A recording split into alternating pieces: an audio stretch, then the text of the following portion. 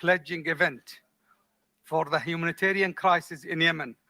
It was important to the Kingdom of Saudi Arabia to ensure that this event took place, whatever the circumstances.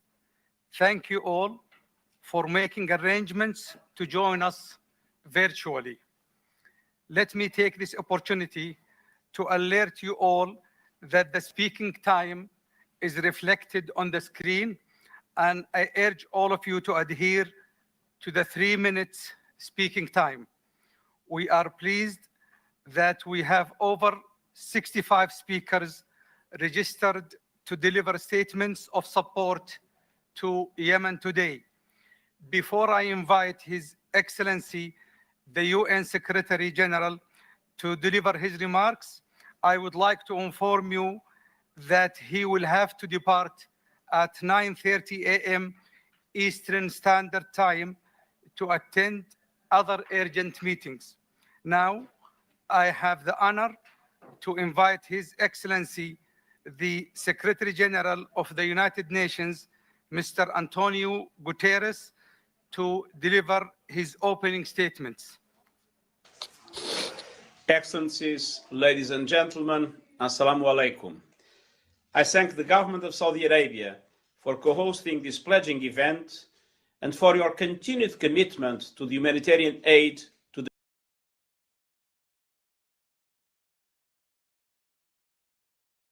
with Yemeni people who had suffered so much and who now face the additional threat of COVID-19. More than 5 years of conflict have left Yemenis hanging on by a thread, their economy in tatters, their institutions facing near collapse. 4 people out of every 5, 24 million people in all, need life-saving aid in what remains the world's largest humanitarian crisis. 2 million Yemeni children are suffering from acute malnutrition, which could stunt their growth and affect them throughout their lives. Since the start of the year, some 80,000 more people were forced from their homes, bringing the total displaced to almost 4 million. Cholera continues to threaten lives, with 110,000 people contracting it so far this year. The recent floods have raised the risk of malaria and dengue fever. On 10 April, the first confirmed case of COVID-19 was reported in Yemen. The pandemic poses a terrifying threat to some of the most vulnerable people in the world, weakened by years of conflict and with a health system that is already on the brink of collapse. Since then, reported cases are in the hundreds and are highly likely to be undercounted, since testing rates are some of the lowest in the world. There is every reason to believe that community transmission is already underway across the country. Excellencies, we are in a race against time. Reports indicate that in Aden, mortality rates from COVID-19 are among the highest in the world. This is just one sign of what lies ahead if we do not act now. Just half of the Yemen's health facilities are operational. There are shortages of testing devices, oxygen, ambulances, and basic protective equipment. Many healthcare workers are among those who have contracted the virus. Even hospitals that are operational and equipped may not have a reliable electricity supply. Public health measures are particularly challenging in a country where trust in the authorities is weak and 50% of the population do not have access to clean water to wash their hands. Tackling COVID-19 on top of the existing humanitarian emergency requires urgent action. The pandemic is making it even more difficult and dangerous for humanitarian workers to reach Yemenis with life-saving aid. We must preserve the major humanitarian aid operation that is already underway, the world's largest, while developing new public health programs to fight the virus and strengthen healthcare systems. We have already made a start, supporting rapid response teams across the country, procuring essential supplies, and working with frontline health workers and communities to get information out to millions of people. But we need to do much more. This requires increased funding. So far this year, that has not been forthcoming. We have never had so little money for aid operations in Yemen this late in the year. Aid agencies estimate that they will need up to $2.41 billion to cover essential aid from June until December, including programs to counter COVID-19. unless we secure significant funding. More than 30 out of 41 major United Nations programs in Yemen will close in the next few weeks. I thank those donors who pledged funding ahead of today's event, and I urge all of you to pledge generously today and to transfer pledged resources quickly. There is no time to lose. Today's pledges will help our United Nations humanitarian agencies and their partners on the ground to continue providing a lifeline to millions of Yemenis. They are also an essential part of any global plan to end the spread of the COVID-19 virus, because it's clear that COVID-19 anywhere poses a threat everywhere. Excellencies, this is the first virtual pledging conference for Yemen, but the fourth year in succession that we have called for urgent funding for this emergency. Ending the war is the only way to address the health, humanitarian and human development crisis in Yemen. Civilian casualties have risen each month this year, and more than 500 people have been killed or injured since January. That is why I issued a specific call for a ceasefire in Yemen in March, as the COVID-19 pandemic began to spread around the world. I repeat my call on all parties to work with my special envoy and agree on the United Nations proposal to achieve a nationwide ceasefire, make progress on economic and humanitarian measures to alleviate suffering and build confidence, and resume an inclusive Yemeni-led political process. Yemenis desperately need peace. Today is a day to demonstrate solidarity with some of the poorest and most vulnerable people in the world. Thank you. Shukran. Thank you, Mr. Secretary General, for your kind remarks. Now I have the pleasure to invite His Highness Prince Faisal bin Farhan Al Saud, Minister of Foreign Affairs of the Kingdom of Saudi Arabia, to deliver the speech of the Kingdom of Saudi Arabia. بسم الله الرحمن الرحيم. In the name of God, معالي الأمين العام للأمم المتحدة السيد أنطونيو غوتريس. Mr. Secretary General, دولة رئيس وزراء الجمهورية Excellencies, اليمنية الدكتور معين عبد الملك سعيد. Dr. Marine Said, معالي وكيل الأمين العام للأمم المتحدة للشؤون الإنسانية ومنسق Excellencies, ladies الإغاثة and في gentlemen, حالة الطوارئ السيد مارك لوكوك. أصحاب المعالي والسعادة، السيدات والسادة، السلام عليكم ورحمة الله وبركاته.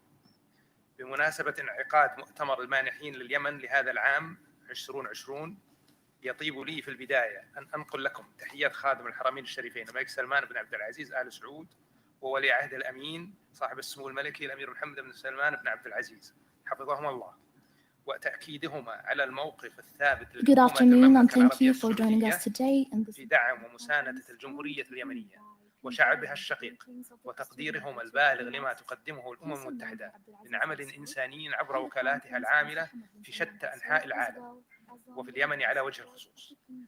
لقد حرصت المملكة العربية السعودية على استضافة هذا المؤتمر الافتراضي رغم الظروف الاستثنائية التي يمر بها العالم أجمع بسبب تفشي جائحة فيروس كورونا.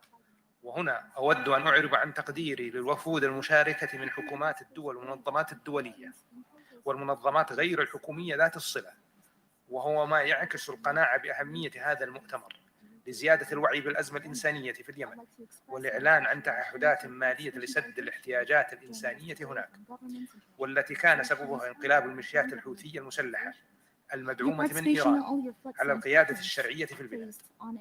معالي الأمين العام، السيدات والسادة، نجتمع اليوم والشعب اليمني يتطلع إلى ما سيسفر عنه هذا المؤتمر من تعهدات يطمح أن يتم تقديمها عاجلا لتعينهم على مواجهة التحديات الإنسانية والعسكرية والاقتصادية والتنموية بسبب الممارسات الغير الإنسانية من الميليشيات الحوثية التي تقوم بالاستحواذ والنهب وفرض الرسوم على المساعدات الإنسانية وإعاقة وصولها إلى كافة الأراضي اليمنية، وذلك استمرارا لتعنتها بعدم قبول الحل السياسي للوقائع على المرجعيات المبادرة الخليجية وآلياتها التنفيذية مخرجات الحوار الوطني واليمني قرار مجلس الأمن 22 والقرارات الدولية ذات الصلة وتنفيذ اتفاق ستوكهولم 2014. وأخيرا عدم قبول وقف إطلاق النار والتهدئة الذي أعلنه التحالف لدعم الشرعية في اليمن ودعوة المبعوث الأممي الخاص لليمن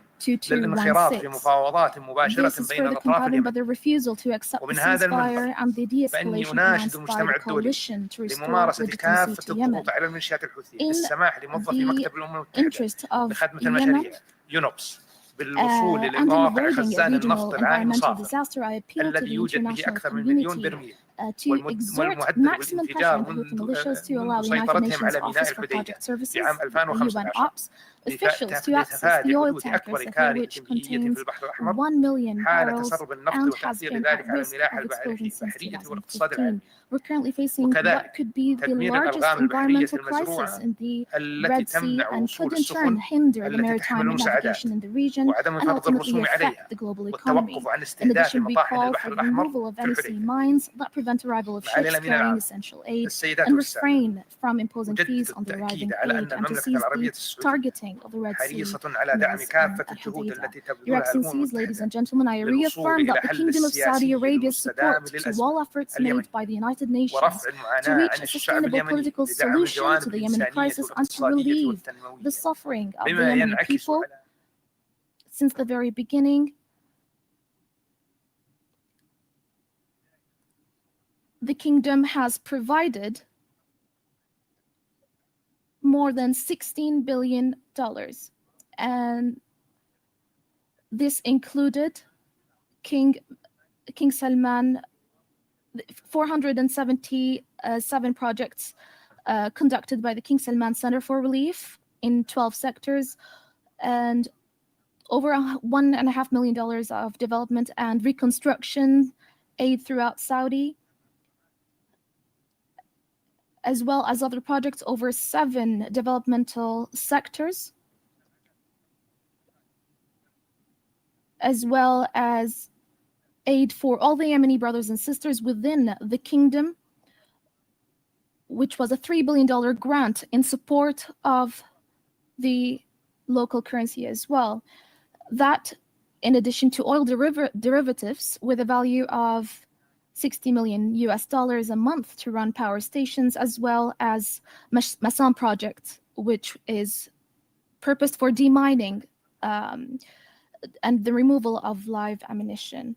Your Excellencies, ladies and gentlemen, based on the importance the Kingdom has placed on the cooperation of efforts in response to the situation in Yemen and to alleviate the suffering of the Yemeni people, we call on all countries and international organizations and non-governmental organizations to deliver on pledges made to Yemen last year, and to support the relief operation, which requires $2.4 billion, and to fund the relief operation. $180 million will be allocated to combat the spread of COVID-19 in Yemen and prevent a humanitarian catastrophe. Finally, the Kingdom reaffirms its support to the efforts of the United Nations Special Envoy to Yemen, Mr. Martin Griffiths, and the proposal for the ceasefire, as well as economic and humanitarian confidence-building measures, and negotiations aimed at reaching a comprehensive political solution, all that to realize security and stability in Yemen. I'd also like to acknowledge and thank those who made this important virtual conference a reality. Thank you very much. Now, I would like to invite the United Nations Under-Secretary for Humanitarian Affairs and Emergency Relief Coordinator, Mr. Mark Lowcock. Excellencies, ladies and gentlemen, thank you all very much for joining us today. The situation in Yemen is catastrophic. COVID-19 is spreading rapidly across the country. Available data suggests a much higher rate of severe illness and death than in many other countries. Health facilities are turning people away because they're already full, or they don't have what they need to treat people with the virus. That is what more than 5 years of war have done to Yemen. The health system is in a state of collapse. COVID-19 comes on top of the many problems already facing Yemen: economic collapse, destroyed infrastructure, hunger, disease, and displacement.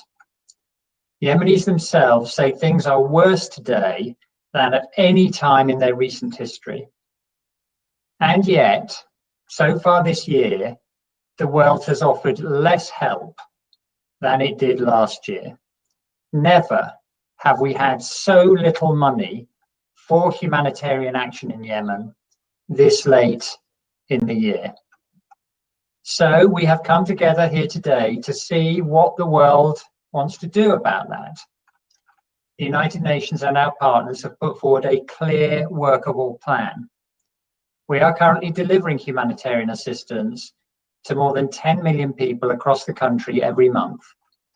That has helped bring Yemen back from the brink of famine, curb the largest recorded cholera outbreak in history, and support families fleeing violence. Aid agencies are also racing to contain COVID-19. We are supporting rapid response teams in every single district, importing essential supplies and providing reliable information to help millions of people protect themselves.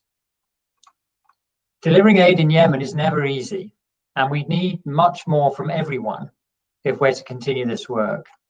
From the authorities, particularly in the north, we need an end to the unacceptable constraints that hinder our programs. We have seen concrete progress on several of these issues recently. This is positive and we want to build on it, but much more is needed. Agencies will keep working with donors and the authorities to ensure this progress continues. Our programs have also been carefully calibrated to keep risks to manageable levels.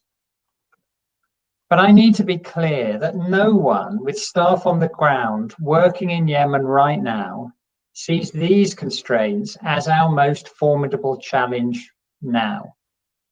Because the biggest challenge now is the money. Of 41 major UN-supported programs in Yemen, more than 30 will close in the next few weeks if we cannot secure additional funds. That means many more people will die. COVID-19 rapid response teams are funded only until the end of June. Next month, we could start winding down treatment for severely malnourished children. Support for cholera facilities will also start to reduce. With your help, Yemen can avoid all this. So I want to thank all of you who've already contributed to the response this year. And we've heard some important pledges. But again, I must be clear, pledges will not save lives unless they are paid. And so far, most of the pledges remain unpaid. Excellencies, Yemen is now on the precipice, right on the cliff edge, below which lies a tragedy of historic proportions. So what we ask of you today is first, generous pledges consistent with what you provided last year. Second, a guarantee to pay promptly. And third, flexible financing to allow the aid agencies to focus where the needs are greatest. I want in particular to warn that cutting funding to one part of the country or another, because you're concerned about the behavior of those in control, is tantamount to the collective punishment of the innocent and the vulnerable, people who have no say on who is in charge in the places they live. And so we will now hear from all of you whether the world is prepared to watch Yemen fall off the cliff, or alternatively, we are going, as we still can, to stop that happening. Thank you. Thank you, Mark. Thank you, Mark, for your remarks. I now would like to invite His Excellency, the UN Under-Secretary General, to open the second segment.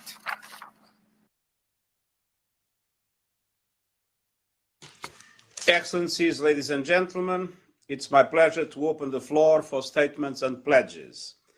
I shall now give the floor to His Excellency Dr. Ma'in Abdul Malik Saeed, Prime Minister of the Republic of Yemen. Prime Minister, you have the floor.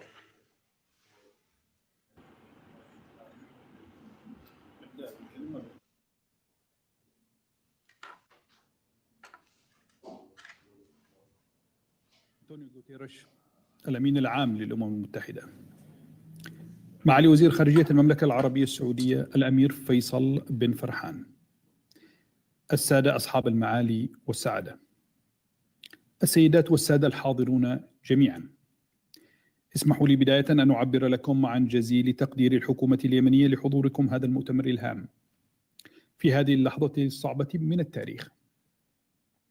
واسمحوا لي أن أتقدم بالشكر لقيادة المملكة العربية السعودية على احتضانها ورعايتها لهذا المؤتمر، وعلى ما بذلته من جهود كبيرة في التحضير له والعمل على ضمان نجاحه، وعلى قيادتها جهود حشد الموارد المالية للمساهمة في مواجهة التحديات الإنسانية التي يواجهها الشعب اليمني والتخفيف من معاناته، وإعلانها الكريم عن تخصيص 500 مليون دولار لدعم الخطة الإنسانية لهذا العام و25 مليون دولار لجهود مكافحة كورونا في اليمن. كما أود أن أشكر مركز الملك سلمان للإغاثة والأعمال الإنسانية لدوره الرائد في اليمن خلال الأعوام الماضية، وكل الدول الشقيقة والصديقة التي أوفت بتعهداتها لتغطية خطة الاستجابة الإنسانية لمساندة اليمن في محنته خلال الأعوام الماضية. سيد الأمين العام، السادة الحضور، ينعقد هذا المؤتمر لدعم الشعب اليمني ولأجل دعم جهود التخفيف من حدة الأزمة الإنسانية التي كانت النتيجة المباشرة للانقلاب والحرب التي فجرتها ميليشيا الانقلاب الحوثية منذ العام 2014. ينعقد في ظرف استثنائي خطير تواجه فيه البشرية خطرا مشتركا يتهدد الإنسان في كل مكان على وجه الأرض، ويضع منجزات الحضارة الإنسانية وقيمها وبناها السياسية والاقتصادية والاجتماعية في مهب أزمة غير مسبوقة. والحقيقة أننا في اليمن نعاني الأوضاع الأصعب على مستوى العالم بفعل الانقلاب والحرب والنزاعات ونهب مقدرات الدولة من قبل الحوثيين في المناطق التي يحتلونها، وفرضهم لجبايات هائلة تثقل كاهل المواطنين وتسخيرها للحرب، وبفعل تزامن جائحة كورونا مع أنواع خطيرة من الأمراض والحميات التي تضرب مدن وقرى اليمن وتهدد شعبنا بالموت والفناء في ظل نظام صحي متهالك، وبفعل الأوضاع الاقتصادية التي تزداد سوءا بسبب الحرب وانخفاض أسعار النفط العالمية التي خلصت المورد الشحيح من التصدير، وبفعل الأوضاع المضطربة في العاصمة المؤقتة عدن. كل ما سبق يهدد ما تحقق خلال السنوات الماضية وما تم عمله طوال العام الماضي منذ مؤتمر الاستجابة في جنيف، والذي حققنا فيه قدرا يسيرا من التعافي باستعادة نشاط مؤسسات الدولة وانتظام حركة الاقتصاد والتجارة ودفع الرواتب والأجور، وإضافة قرابة 120 ألف مستحق جديد بين موظف ومتقاعد في الدولة على المستوى الوطني، وخفض معدلات التضخم وإصلاحات المالية العامة التي بدأت بتحقيق تحسن ملموس في خلال العام المالي 2019. سيد الأمين العام، لقد عملت الحكومة وبتوجيهات مباشرة من فخامة الأخ الرئيس عبد ربه منصور هادي، الذي أنقل لكم وللحاضرين شكره وتقديره لجهودكم. عملت الحكومة على تسخير جل مواردها ومقدراتها للتخفيف من حدة الأزمة الإنسانية في البلاد من خلال دفع الرواتب والتوسع في دفعها تدريجيا في القطاع المدني على مستوى البلاد، ومن خلال دعم أسعار السلع الأساسية وضمان وصولها بأسعار معقولة للمواطنين في كل مناطق اليمن، ومن خلال العمل على إيقاف تدهور سعر العملة وخفض مستوى التضخم وتفعيل منظومة مكافحة الفساد وانتهاج الشفافية والمساءلة، ومن خلال رفع مستوى الإيرادات غير النفطية وتحسين البنية التحتية لرفع مستوى الإيرادات النفطية، ومن خلال التعاون الواسع مع القطاع الخاص وتقديم التسهيلات المطلوبة له.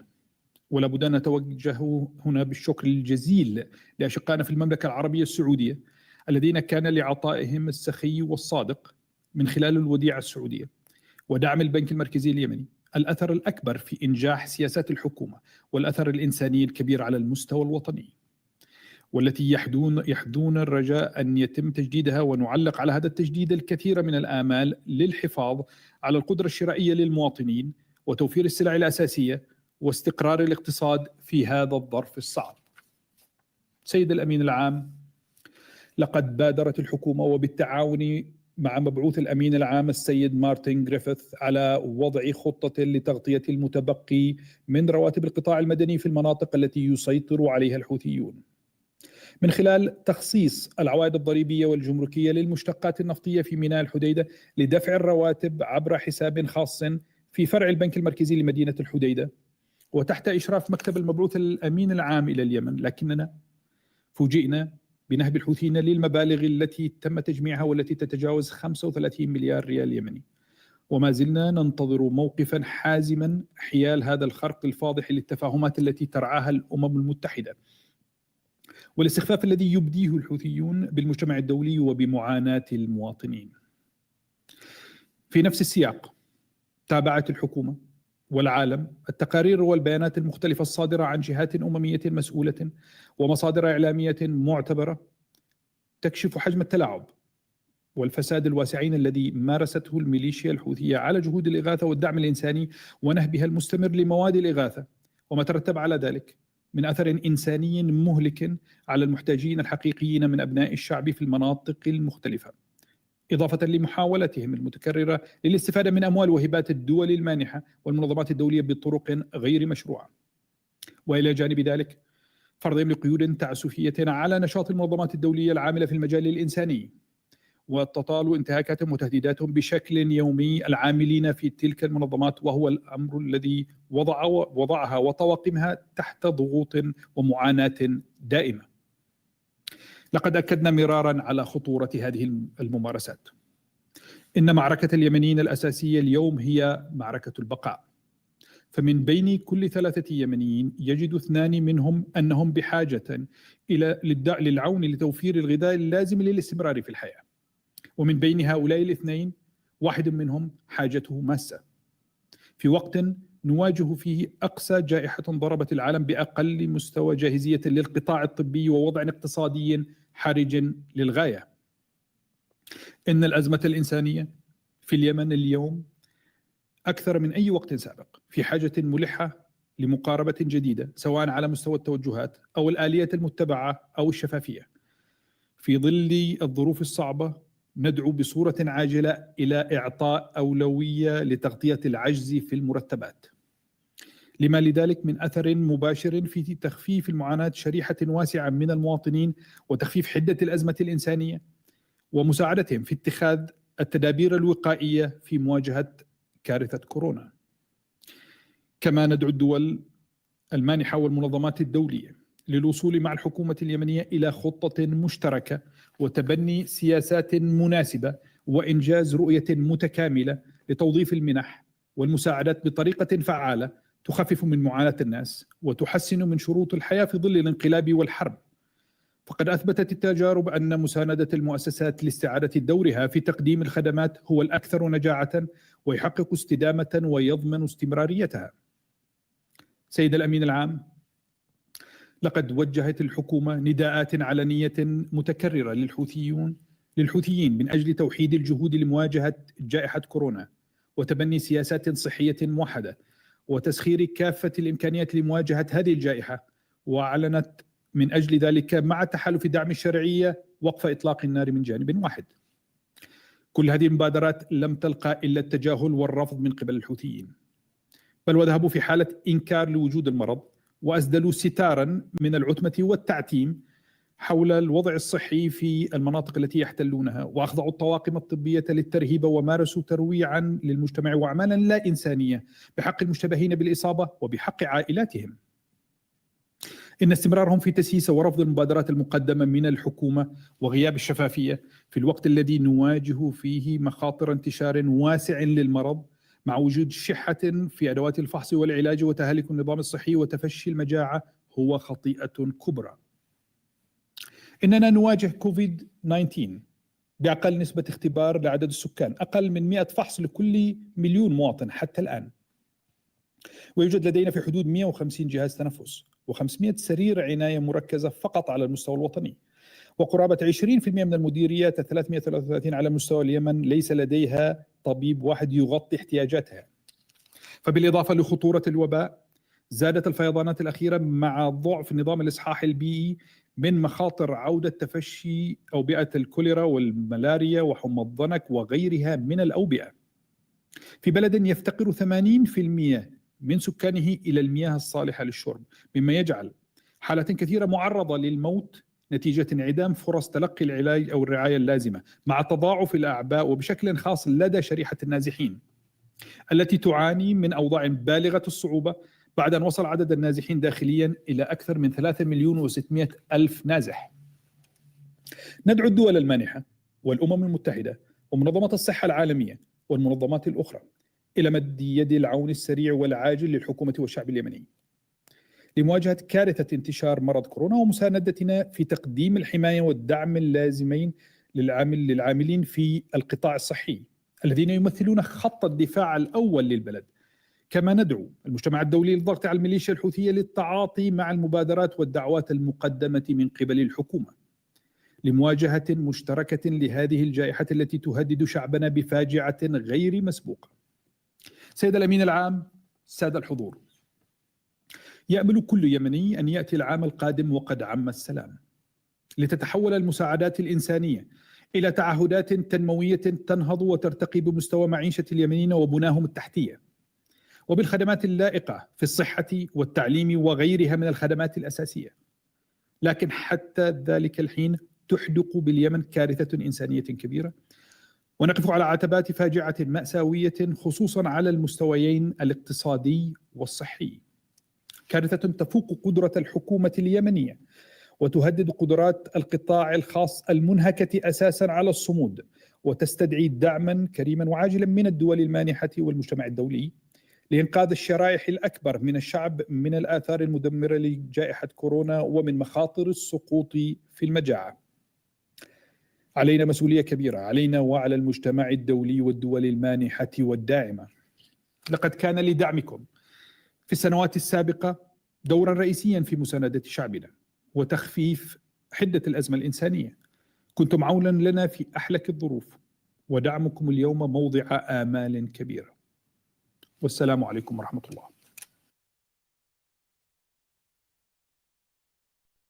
I thank His Excellency the Prime Minister of Yemen for his statement, and I now give the floor to His Excellency Sheikh Dr. Ahmad Nasser Al-Muhammad Al-Ahmed Al-Jaber Al-Sabah, Minister of Foreign Affairs of the State of Kuwait. Minister, you have the floor. Thank you, Your Excellency. Your Excellency, Mr. Mu'in Abdul Malik, Prime Minister of the Republic of Yemen, Your Highness Prince Faisal bin Farhan Al Saud, Minister of Foreign Affairs of the Kingdom of Saudi Arabia, Your Excellency, Mr. Antonio Guterres, UN Secretary General, dear friends and colleagues. Greetings from the leadership and people of the State of Kuwait. Allow me at the outset to commend the unremitting and generous humanitarian efforts undertaken by the Kingdom of Saudi Arabia, led by the custodian of the two holy mosques, King Salman bin Abdulaziz Al Saud, in support of our brethren in Yemen. I would like also to commend the active role played by the UN and His Excellency the Secretary General, Mr. Antonio Guterres, and renew our support for the Secretary General's Special Envoy to Yemen, Mr. Martin Griffith, and his relentless endeavors. We appreciate the initiative to convene this timely meeting during such critical and crucial circumstances where the whole world is experiencing in the face of the COVID-19 pandemic. Undoubtedly, the suffering of our brothers and sisters in Yemen is still going on, as they are still experiencing a severe political crisis, which has been exacerbated while attempting to address this pandemic with regretfully no clear indication of its duration nor its ending. Therefore, this conference is held to reaffirm the utmost importance given by the Kingdom of Saudi Arabia and the international community to this crisis in Yemen, in the aspiration for the return of security and stability to its territories. Your Excellencies, the relentless effort by the Kingdom of Saudi Arabia that resulted in the conclusion of Riyadh Agreement are considered yet another constructive step under the leadership of the Kingdom in an attempt to bridge the gap between all Yemeni parties. It is such a regret that a party breached this significant agreement. Thus, we emphasize the importance of adhering to its outcome in order to achieve the peace and security we aspire for.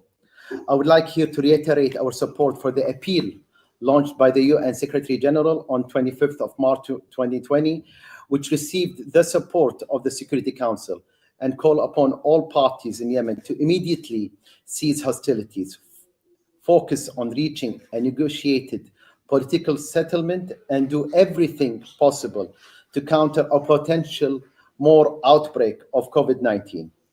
We also appreciate the efforts of the coalition to support legitimacy in Yemen, to bring closer diverging views and to reach a lasting peaceful solution to end the current situation in Yemen in accordance with the three agreed references, the GCC initiative and its executive mechanism, the outcomes of the Comprehensive National Dialogue Conference, and relevant UN Security Council resolutions, including Resolution 2216, so as to overcome the deteriorating human conditions in Yemen. Your Excellencies, throughout the history of the State of Kuwait in providing humanitarian and development aid to our brethren in Yemen, it's a hallmark which has acquired major importance to meet their living, development, health, and educational needs.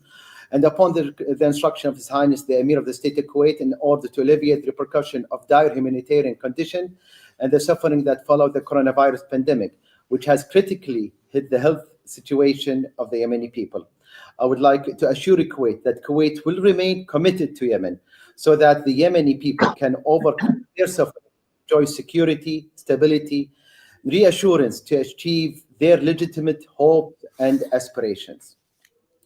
Your Excellencies, the State of Kuwait reaffirms its continued support to the Yemeni people and support for all efforts aiming to reach a peaceful political solution to the crisis that would achieve lasting peace in Yemen. In conclusion, I would like to thank you all once again, wishing this meeting all the success. Thank you, Your Excellencies. Thank you very much, Honorable Minister. As it was mentioned, I unfortunately will have to leave to preside to another meeting, and I would like to hand over the moderation of this segment to my colleague Mark Lowcock to continue the proceedings. Shukran. Thank you very much indeed, Secretary General.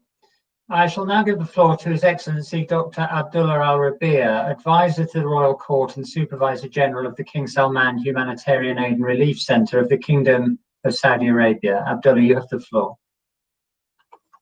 Thank you, Mark. بسم الله الرحمن الرحيم. صاحب السمو الأمير فيصل بن فرحان آل سعود، دولة الدكتور معين عبد الملك سعيد،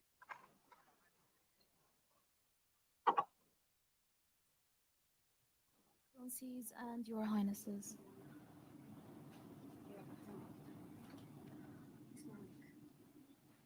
Since the founding of the kingdom by King Abdulaziz Al Saud, the Kingdom of Saudi Arabia has always embraced the principles of peace, harmony, and cooperation between the peoples and countries of the world. The kingdom has provided impartial support and assistance while carrying out its responsibilities to respond to humanitarian crises and limit their effect on people globally.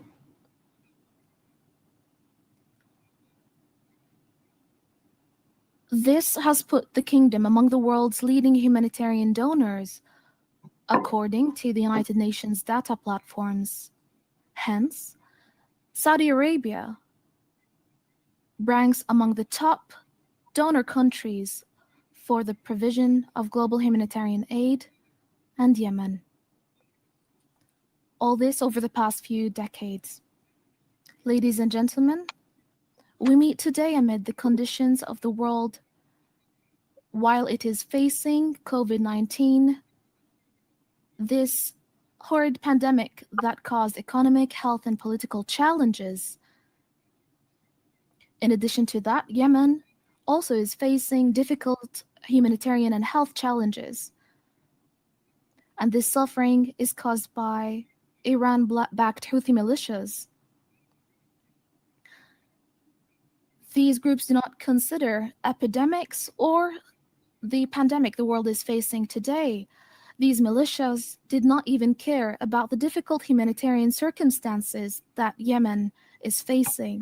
They've threatened, they've deprived, and they've taken away their most basic human rights by looting and stealing. And this has adversely affected the commitment of donor countries and have also placed a greater responsibility on the United Nations to limit these grave abuses. Dear attendees, distinguished guests, in spite of all these difficult challenges and obstacles, the Kingdom of Saudi Arabia has maintained an objective role and a pioneering one, along with an ongoing commitment to Yemen and its noble people. That is because of its keenness to alleviate the suffering of Yemen during these difficult times. I am very pleased to announce that the Kingdom of Saudi Arabia has pledged $500 million to support the Yemen Humanitarian Response Plan 2020 and the COVID-19 response plan in Yemen. $300 million of which shall be allocated to the United Nations agencies and organizations in accordance with chaos relief mechanisms. And in coordination with these agencies and organizations, the remaining $200 million will be allocated to King Salman Humanitarian Aid and Relief Center in accordance with its mechanisms and in coordination with national, international, and local humanitarian organizations. We have also allocated an additional $30 million for the third phase of Massam landmine clearance project, bringing the total amount of all three phases to $100 million. In conclusion, I extend my appreciation and my gratitude to the custodian of the two holy mosques, King Salman bin Abdulaziz, and His Royal Highness, the Crown Prince, and to His Highness, the Minister of Foreign Affairs of Saudi Arabia and the head of the delegation, His Excellency, the Secretary General of the United Nations, Mr. Antonio Guterres, Under Secretary General for Humanitarian Affairs and Emergency Relief Coordinator at the United Nations, as well as His Excellency Sir Mark Lowcock, and the heads and representatives of donors and participating countries, as well as national and international organizations that have supported this conference. I ask God to grant Yemen security and peace that it will achieve stability and sustainable development, and that this conference will be met with success. Thank you very much.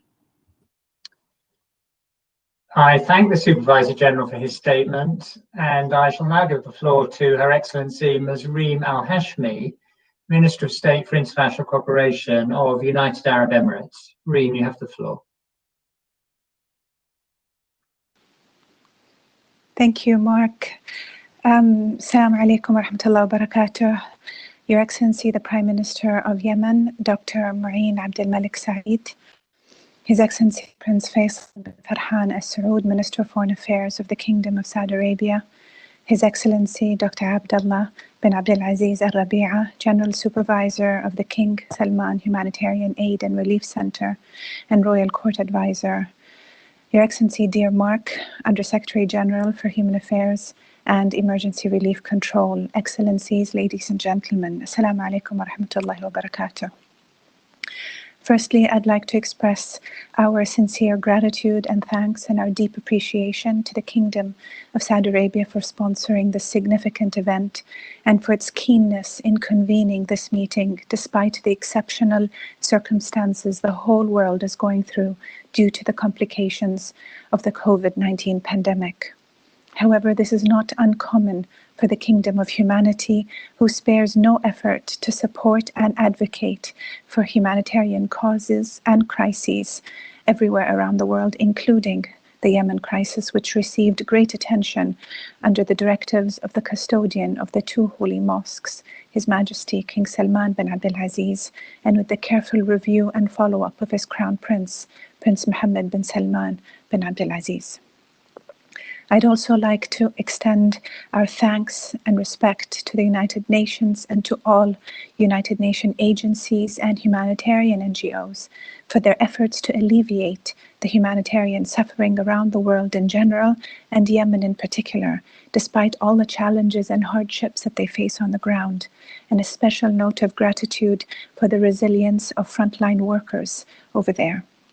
Ladies and gentlemen, No doubt these unprecedented events have had massive implications on humanitarian crises around the world.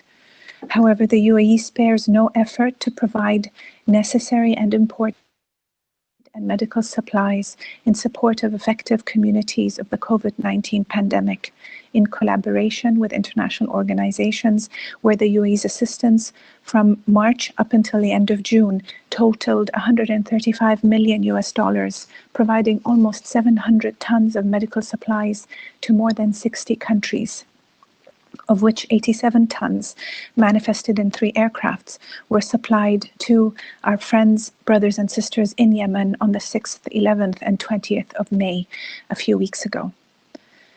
Ladies and gentlemen, our world has changed unequivocally, and therefore the response to it and response within the humanitarian sector inevitably also needs to change as the situation becomes more and more challenged.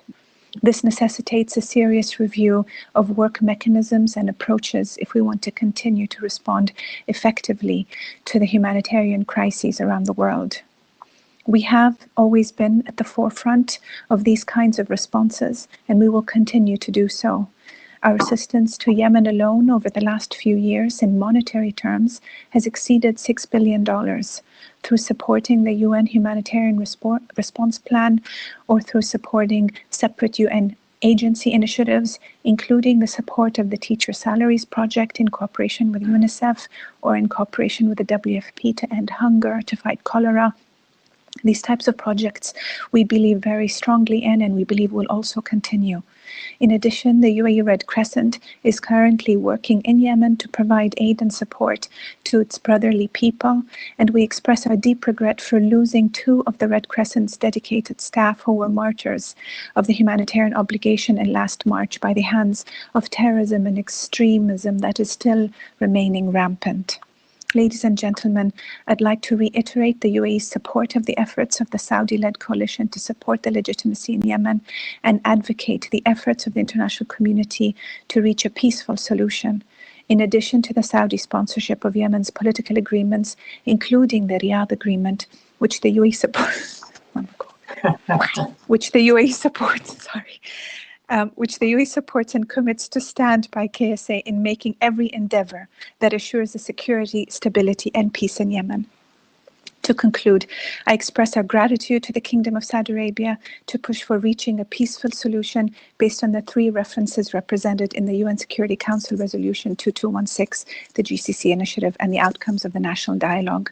Best regards to you all, and may peace be upon you. Assalamu alaikum wa rahmatullahi wa barakatuh. Well, I would like to thank the Minister of State and her lovely team for her statement. And I would like to give the floor now to His Excellency Dr. Abdulatif bin Rashid Al Zayani, the Minister of Foreign Affairs of the Kingdom of Bahrain. Excellency, you have the floor. Thank you, sir. Bismillah ar-Rahman ar-Rahim. سمو الأمير فيصل بن فرحان بن عبد الله آل سعود وزير خارجية المملكة العربية السعودية الشقيقة، معالي الدكتور عبد الله بن عبد العزيز الربيعة المستشار بالديوان الملكي المشرف العام على مركز الملك سلمان للإغاثة والأعمال الإنسانية، دولة الدكتور معين عبد الملك رئيس الوزراء الجمهورية اليمنية، سعادة السيد مارك لوكوك وكيل الأمين العام للشؤون الإنسانية ومنسق الإغاثة في حالات الطوارئ، أصحاب المعالي والسعادة، السلام عليكم ورحمة الله وبركاته. يطيب لي أن أعبر عن جزيل الشكر والتقدير للمملكة العربية السعودية الشقيقة على ما تبذله من جهود جبارة لمساعدة الأشقاء في اليمن على استعادة الدولة اليمنية وسلطتها الشرعية وتحقيق الأمن والاستقرار والسلام في اليمن الشقيق، وما تقوم به من جهود مخلصة لتقديم مختلف أشكال الدعم والمساعدات الإنسانية من خلال مركز الملك سلمان للإغاثة والأعمال الإنسانية. وما هذه المبادرة الكريمة لعقد هذا المؤتمر الدولي المهم إلا دليلا ناصعا على الدعم السعودي المستمر لليمن وشعبه الشقيق. ويسرني أيضا أن أعرب عن تقدير ودعم مملكة البحرين للجهود المتواصلة التي تقوم بها الأمم المتحدة لإحلال الأمن والسلم في اليمن، مشيدين بالدعوة المخلصة التي أطلقها الأمين العام للأمم المتحدة السيد أنطونيو غوتيريش لوقف عالمي فوري لإطلاق النار وتسخير الجهود الدولية لمواجهة فيروس كورونا، والتي لقيت استجابة فورية من تحالف دعم الشرعية في اليمن بإعلانه عن وقف إطلاق نار شامل في اليمن. إلا أن جماعة الحوثي مع الأسف الشديد لم تبدي أي استجابة لهذه الدعوة الكريمة، بل وواصلت اعتداءاتها وانتهاكاتها لوقف إطلاق النار، كما أنها ترفض التعاون والتجاوب مع الجهود الدولية الإنسانية لمواجهة تفشي عدوى فيروس كورونا، برغم خطورة الوضع الصحي وضعف البنية الصحية في اليمن، الأمر الذي يتطلب تدخلا عاجلا من المجتمع الدولي. وتؤكد مملكة البحرين مساندتها لجهود مبعوث الأمين العام إلى اليمن السيد مارتن غريفيث، وعلى أهمية الحل السياسي للأزمة في اليمن وفق المرجعيات الدولية المعتمدة، وعلى القوى الانقلابية ممثلة في جماعة الحوثي أن تدرك أن لا حل للنزاع في اليمن إلا بقبول قرارات الشرعية الدولية وتنفيذ ما عليها من التزامات حتى يعود الأمن والاستقرار والسلام مجددا إلى ربوع اليمن الشقيق.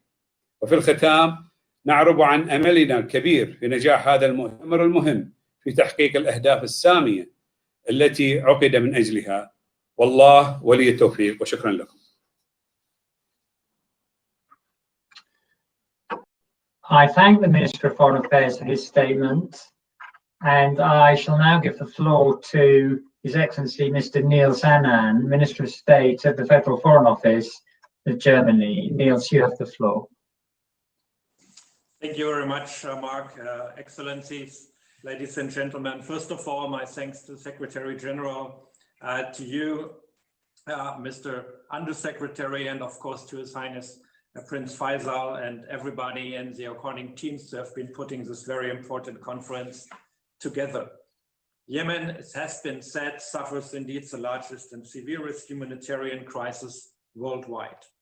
Millions of Yemenis need humanitarian assistance to simply survive.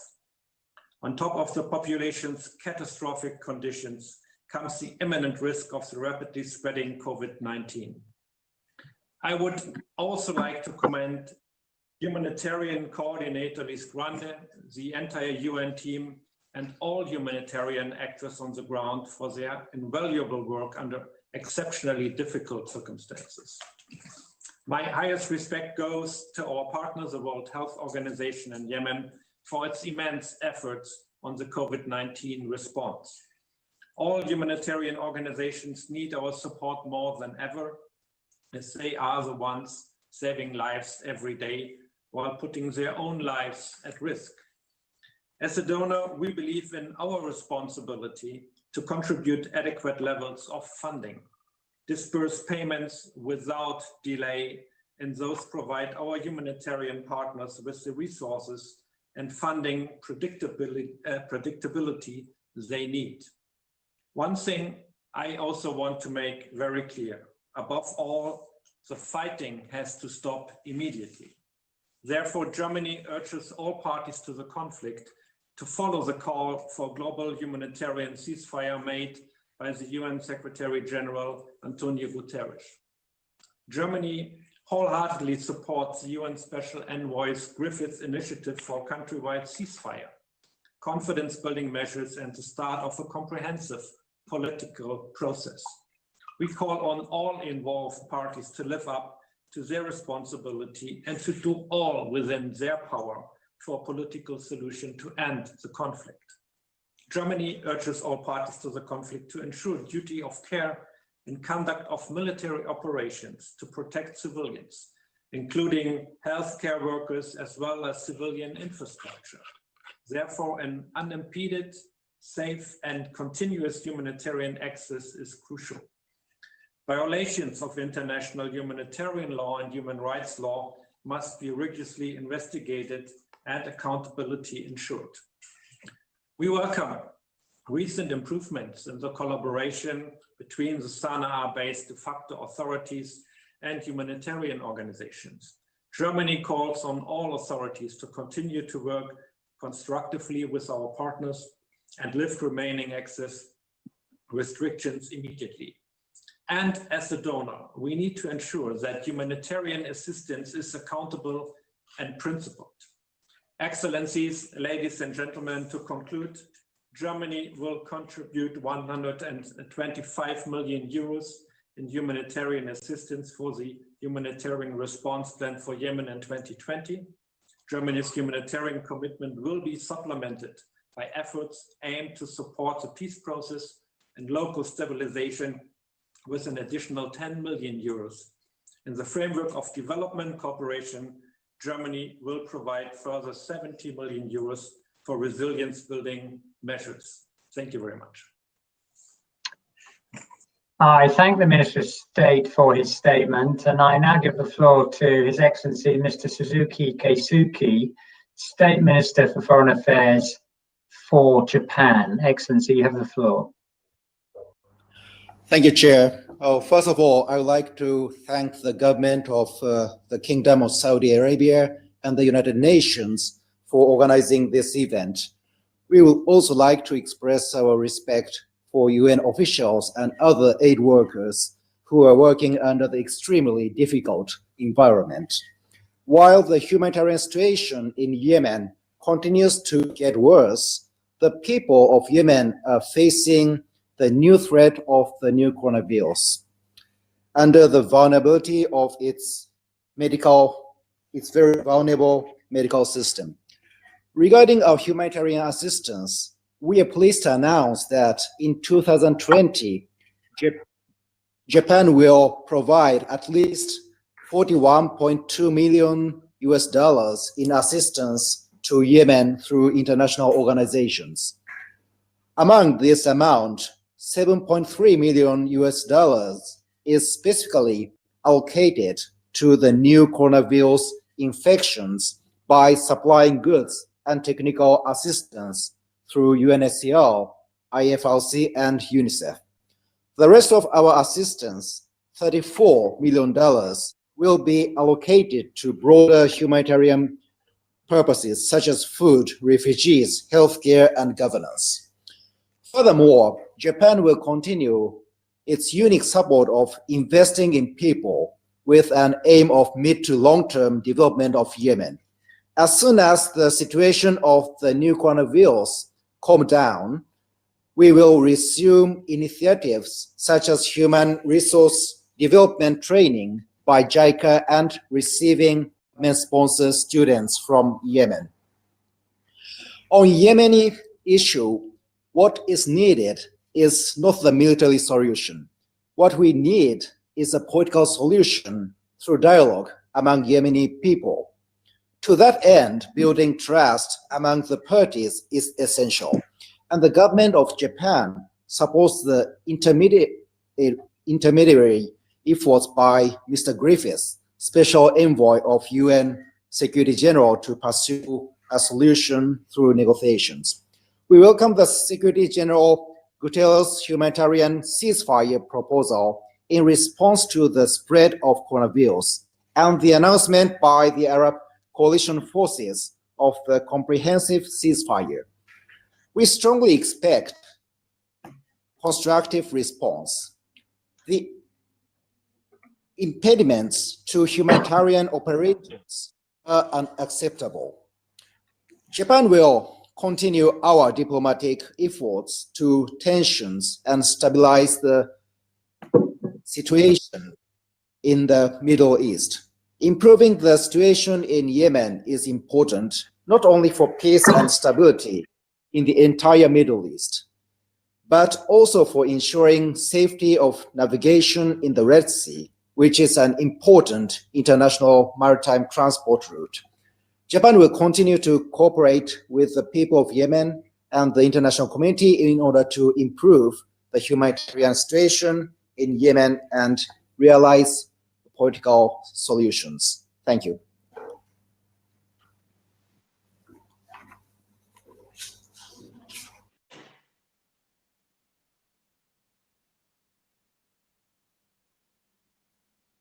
Mike, we didn't hear you, Mark. Mike, please. I thank the Minister of State for his statement, and I now give the floor to Mr. Peter Maurer, the President of the International Committee of the Red Cross. Peter, you have the floor. Thank you very much. Excellencies, distinguished representatives. Yemenis continue to suffer outrageously, with COVID-19 the latest strike in a long list of assaults. The ICRC, Yemeni Red Crescent, partner national societies, and IFRC remain committed to the Yemeni people. Our unique strengths are in combining local and international expertise, professionals and volunteers working closely with communities, responding to a broad spectrum of needs. Right now, we are providing frontline emergency aid, supporting broken health systems, fixing essential civilian infrastructure, scaling up our response to the pandemic, including through the community outreach of national society volunteers, finding answers for families of missing people, upholding the dignity of detainees, supporting the release of conflict-related prisoners. And we are facilitating agreements between belligerents as a neutral intermediary so that a broad humanitarian response is possible. Excellencies, distinguished representatives, people's needs are enormous, yet neutral humanitarian work is routinely blocked or politicized by conditioning it to an intractable political progress. Blackmailing people into misery is not an option. Today, we make 4 calls on you. 1, only a political solution to the conflict will create conditions for a sustainable improvement of the desperate humanitarian situations. But conditioning aid to a political progress is taking the people of Yemen hostage. 2, international humanitarian law and other relevant international laws must be respected by all those parties participating in the fighting to protect civilian life and infrastructure. Thirdly, full humanitarian access must be facilitated in accordance with the law. Access is an obligation, not an option. Authorities must facilitate unhindered access to communities unless imperative security prohibit. The movement of goods and humanitarian staff into Yemen is critical and must be enabled. Every day that passes without this precious aid costs lives. We recognize the recent efforts of authorities to facilitate medical goods into the country. We could save so many more lives if these basic standards were consistently in place. And finally, COVID-19 threatens to overwhelm the attention and resources of many donor countries. To reduce or condition assistance would be catastrophic. We urge all donors to urgently scale up your support in the face of escalating needs. I thank you. I thank the President of the ICRC for his statement, and I now give the floor to His Excellency Mr. Sang-Wook Ham, Deputy Minister for Multilateral Cooperation and Global Affairs of the Republic of Korea. You have the floor. Thank you, Mark. Excellencies, ladies and gentlemen, first of all, I would like to join the other speakers in thanking the United Nations and the Kingdom of Saudi Arabia for co-hosting this heartbreaking event for the humanitarian crisis in Yemen. More than 5 years of conflict has brought about the world's most massive human-made humanitarian crisis in Yemen, resulting in 24 million people, nearly 80% of the population, in need of humanitarian assistance and protection. The COVID-19 pandemic, which is having an unprecedented impact on the global community, is further exacerbating the humanitarian crisis. With the severely degraded health infrastructure and people's exhausted immune systems, COVID-19 is rapidly spreading and will bring deadlier consequences than in many other countries. In order to settle this dire situation, it is critical to immediately cease hostilities, focus on reaching a negotiated political settlement, and do everything possible to counter the further spread of COVID-19, as rightly stated in the recent press statement by the United Nations Security Council. In this regard, the Republic of Korea reiterates its support for the international efforts to end this conflict following Saudi Arabia's announcement of a unilateral ceasefire in Yemen on April 9th. In addition to our political support for the peace-building efforts by the parties and international community, the Republic of Korea will maintain its humanitarian commitment to support the Yemenis and share the burden of the international community's joint humanitarian response. This year, the Korean government will provide humanitarian assistance worth approximately $18.5 million to support the Yemeni people. This amount is comprised of $2 million for the Yemen Humanitarian Fund, $1 million for the Yemen Humanitarian Response Plan, and in-kind contributions such as COVID-19 test kits, masks, and approximately 19,000 tons of rice. At the same time, with the global onset of the pandemic, the Republic of Korea has been actively contributing to international efforts to combat the virus by providing necessary assistance to numerous countries, including Yemen. As President Moon Jae-in pledged at the 73rd session of the World Health Assembly, Korea will provide $100 million of humanitarian assistance to countries and people in urgent need and share its experience of combating COVID-19. Lastly, I would like to take this opportunity to call all conflicting parties to comply with their obligations under international law and allow safe, rapid, and unimpeded humanitarian access into and within Yemen.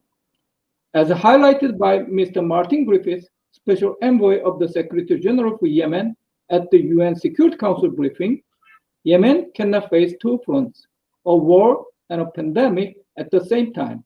I thank you very much. I thank the Deputy Minister for his statement, and I now give the floor to Her Excellency Ms. Karina Gould, Minister of International Development of Canada. Karina, you have the floor. Thank you, Mark. Your Highness, Mark, colleagues, and partners, thank you for bringing us together and for the United Nations leadership in responding to the worst humanitarian crisis in the world today. The UN has played a vital role in standing up for the people of Yemen this year to ensure that emergency relief reaches those in need. Since the beginning of the conflict in 2015, the people of Yemen have suffered through violence, displacement, near famine, flooding, and one of the worst cholera outbreaks in history. Yemen has the fourth highest number of displaced people in the world. And in the first half of 2020, it experienced once-in-a-generation flooding that devastated communities and led to widespread killer diseases such as cholera, dengue, malaria, and diphtheria. Now, as COVID-19 threatens to compound the situation, we as donors and humanitarians must step up our efforts to avert catastrophe. This conference demonstrates our commitment to alleviate the suffering of the most vulnerable communities in Yemen. But to make a real impact, we need efforts on several fronts. Parties to the conflict must respect their obligations under international humanitarian law and ensure the protection of civilians as well as humanitarian and medical personnel. Civilians already face compounding protection challenges due to COVID-19 and subsequent measures. Efforts must continue so that civilians do not experience further hardship. Canada is particularly concerned about women, children, and other vulnerable populations who are not only the most affected, but who are also key to responding to the conflict and to COVID-19. While we must respond to this health crisis, we cannot forget the needs caused by ongoing humanitarian crises. Canada supports the UN Secretary General's appeal for an immediate global ceasefire and his March 25th call for a ceasefire in Yemen. We support the efforts of the Secretary General's Special Envoy and call on all parties to find a permanent end to this conflict and to build inclusive and sustainable peace. Canada is stepping up today to announce $40 million to respond to the humanitarian needs of conflict-affected people in Yemen. This funding to UN agencies, the Red Cross and Red Crescent movement, and NGOs will provide food, healthcare, clean water, and sanitation. We are also helping to address the needs of the most vulnerable by providing them with protection, sexual and reproductive health services, and psychosocial support. However, in order for all of this funding to reach those who need it, humanitarian workers require safe and rapid access to affected communities to provide the essential services that are so crucial to saving lives. Restrictions impeding humanitarian assistance must be removed immediately. We call on relevant authorities to continue constructive dialogue with the humanitarian community and to work together to find a durable solution. The people of Yemen deserve decisive action. Their suffering must end, and their rights and dignity must be protected. We must do everything possible to make this happen. Thank you. I thank the Minister for her statement, and I now give the floor to His Excellency Mr. Michael Kohler, Deputy Director General of the European Commission. Michael, you have the floor.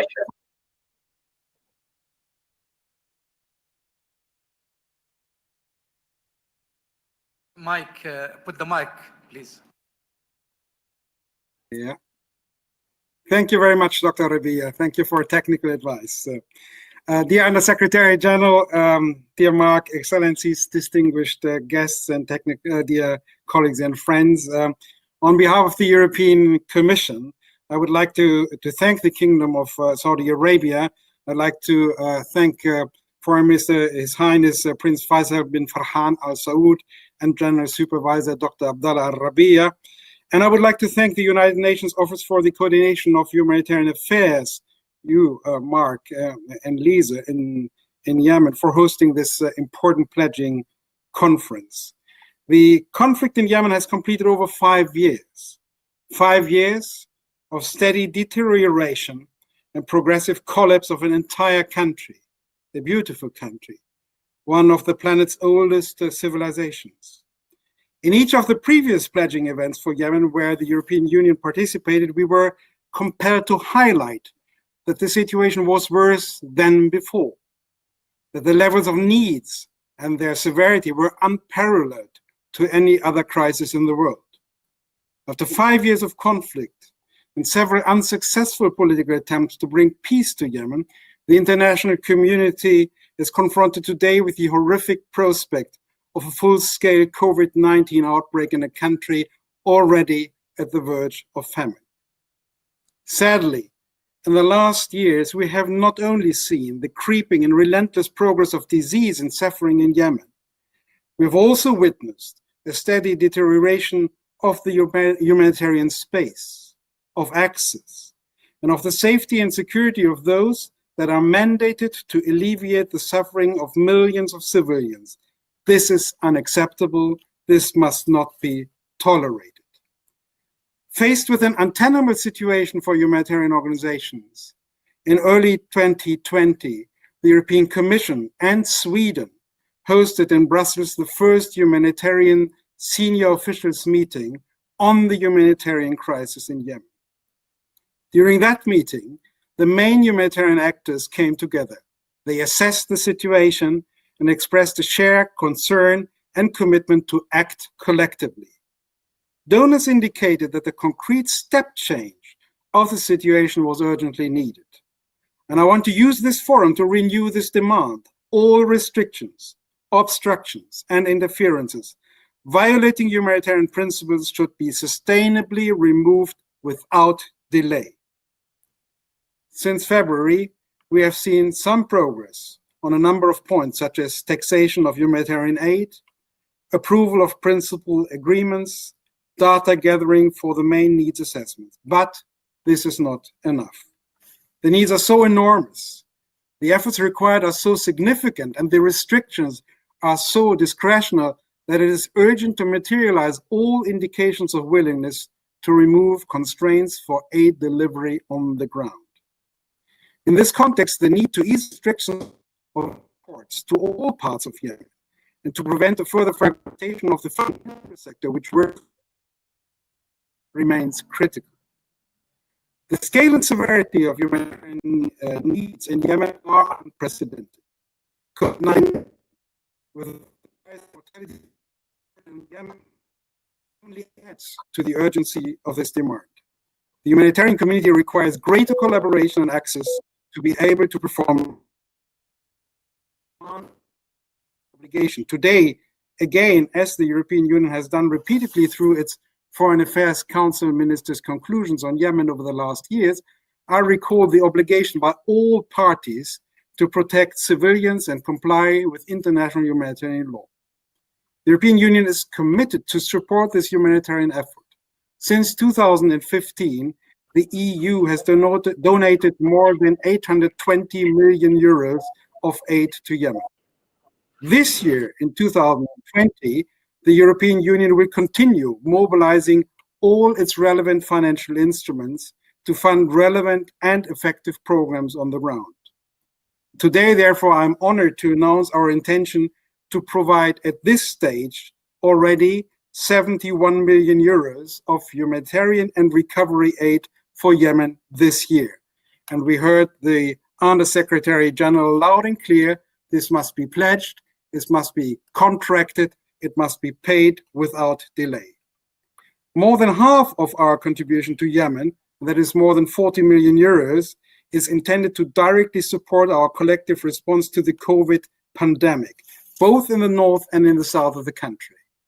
Through our humanitarian development assistance, we are providing critical support to the Yemeni healthcare system.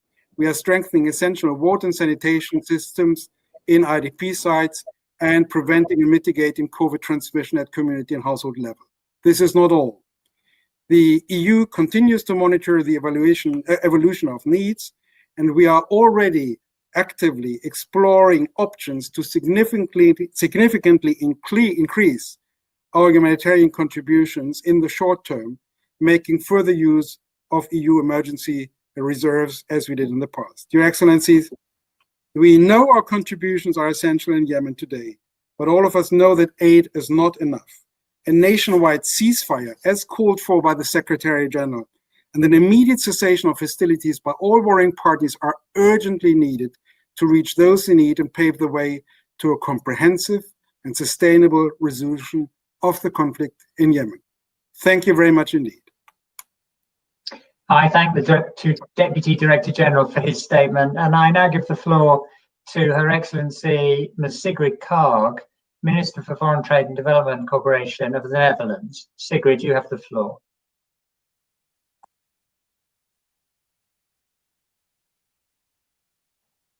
I think you're muted, Sigrid. Okay, let me start again. I'd like to thank, of course, our hosts for organizing this meeting, and Your Royal Highness Prince Faisal bin Farhan Al Saud, and of course yourself, Mark. I have only 6 brief points because I think everything has been said in terms of the tremendously dire humanitarian situation in Yemen, in particularly also now impacted by life-threatening diseases as reflected by COVID-19. We really want to focus our efforts to drive an agenda that can help tackle the agencies and partners tackle the COVID-19 pandemic as it engulfs Yemen. Secondly, we'd like to reiterate our continued full support for the effort, of course, of the UN Special Envoy in the hope to reach an agreement on a nationwide ceasefire and achieve the resumption of an inclusive political process.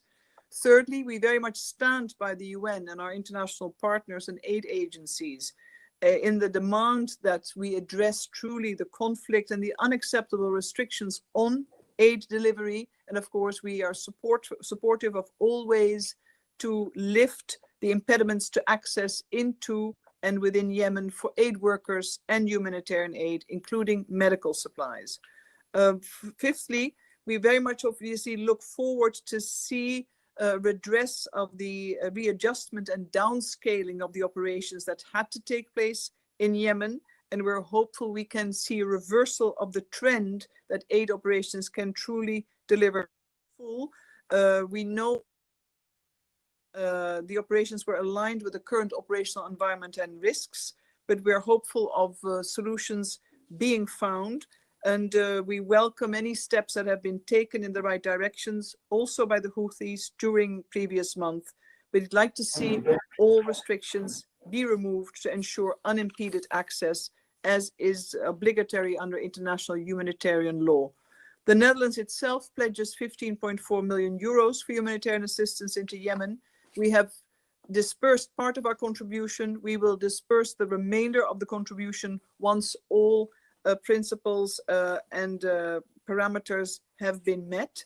And of course, we'd like to reiterate, and I do so also as the eminent person on the ground bargain, that our funding is as flexible as possible so our partners can use it as the situation demands or as is appropriate. And I'm very hopeful that all partners will do the same, as there's no second guessing the operational environment on the ground, and people cannot wait, as you've said before. From pledge to delivery, lives can be saved. Thank you. I thank the Minister for her statement, and I shall now hand over the chairmanship to my co-chair, Dr. Abdullah Al-Rabia. Thank you, Mark. And I just want to warn the speakers of the 3-minute time frame. And also we have technical difficulties with His Excellency Minister of Foreign Affairs of Djibouti. So we will move forward, and I shall now give the floor to Her Excellency Ms. Harrian Hagen, the State Secretary Minister of Foreign Affairs of Norway. The floor is yours. Thank you. Your Highness, Excellencies, ladies and gentlemen.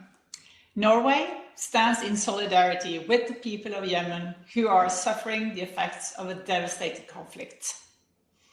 We remain deeply concerned about the humanitarian situation and the lack of protection affecting millions of civilians. Now, the crisis is further exacerbated by the COVID-19 pandemic. I would like to thank the UN and the Kingdom of Saudi Arabia for convening this important event. Widening the economic relationship between Israel and the Palestinian Authority and strengthening cooperation with the region and international. Now I'll just wait for you. Okay. All right, I'll go on. I'll just make 4 points. First, Norway gives high priority to the humanitarian response in Yemen. I am pleased to announce a contribution of 175 million Norwegian kroner for humanitarian assistance in 2020. Further contributions will be considered. In addition, Norway provides substantial core funding to key humanitarian organizations and to the SURF, to which Norway is a top donor. Second, the lack of humanitarian access continues to be an obstacle. We urge all parties to the conflict to comply with their obligations under international humanitarian law.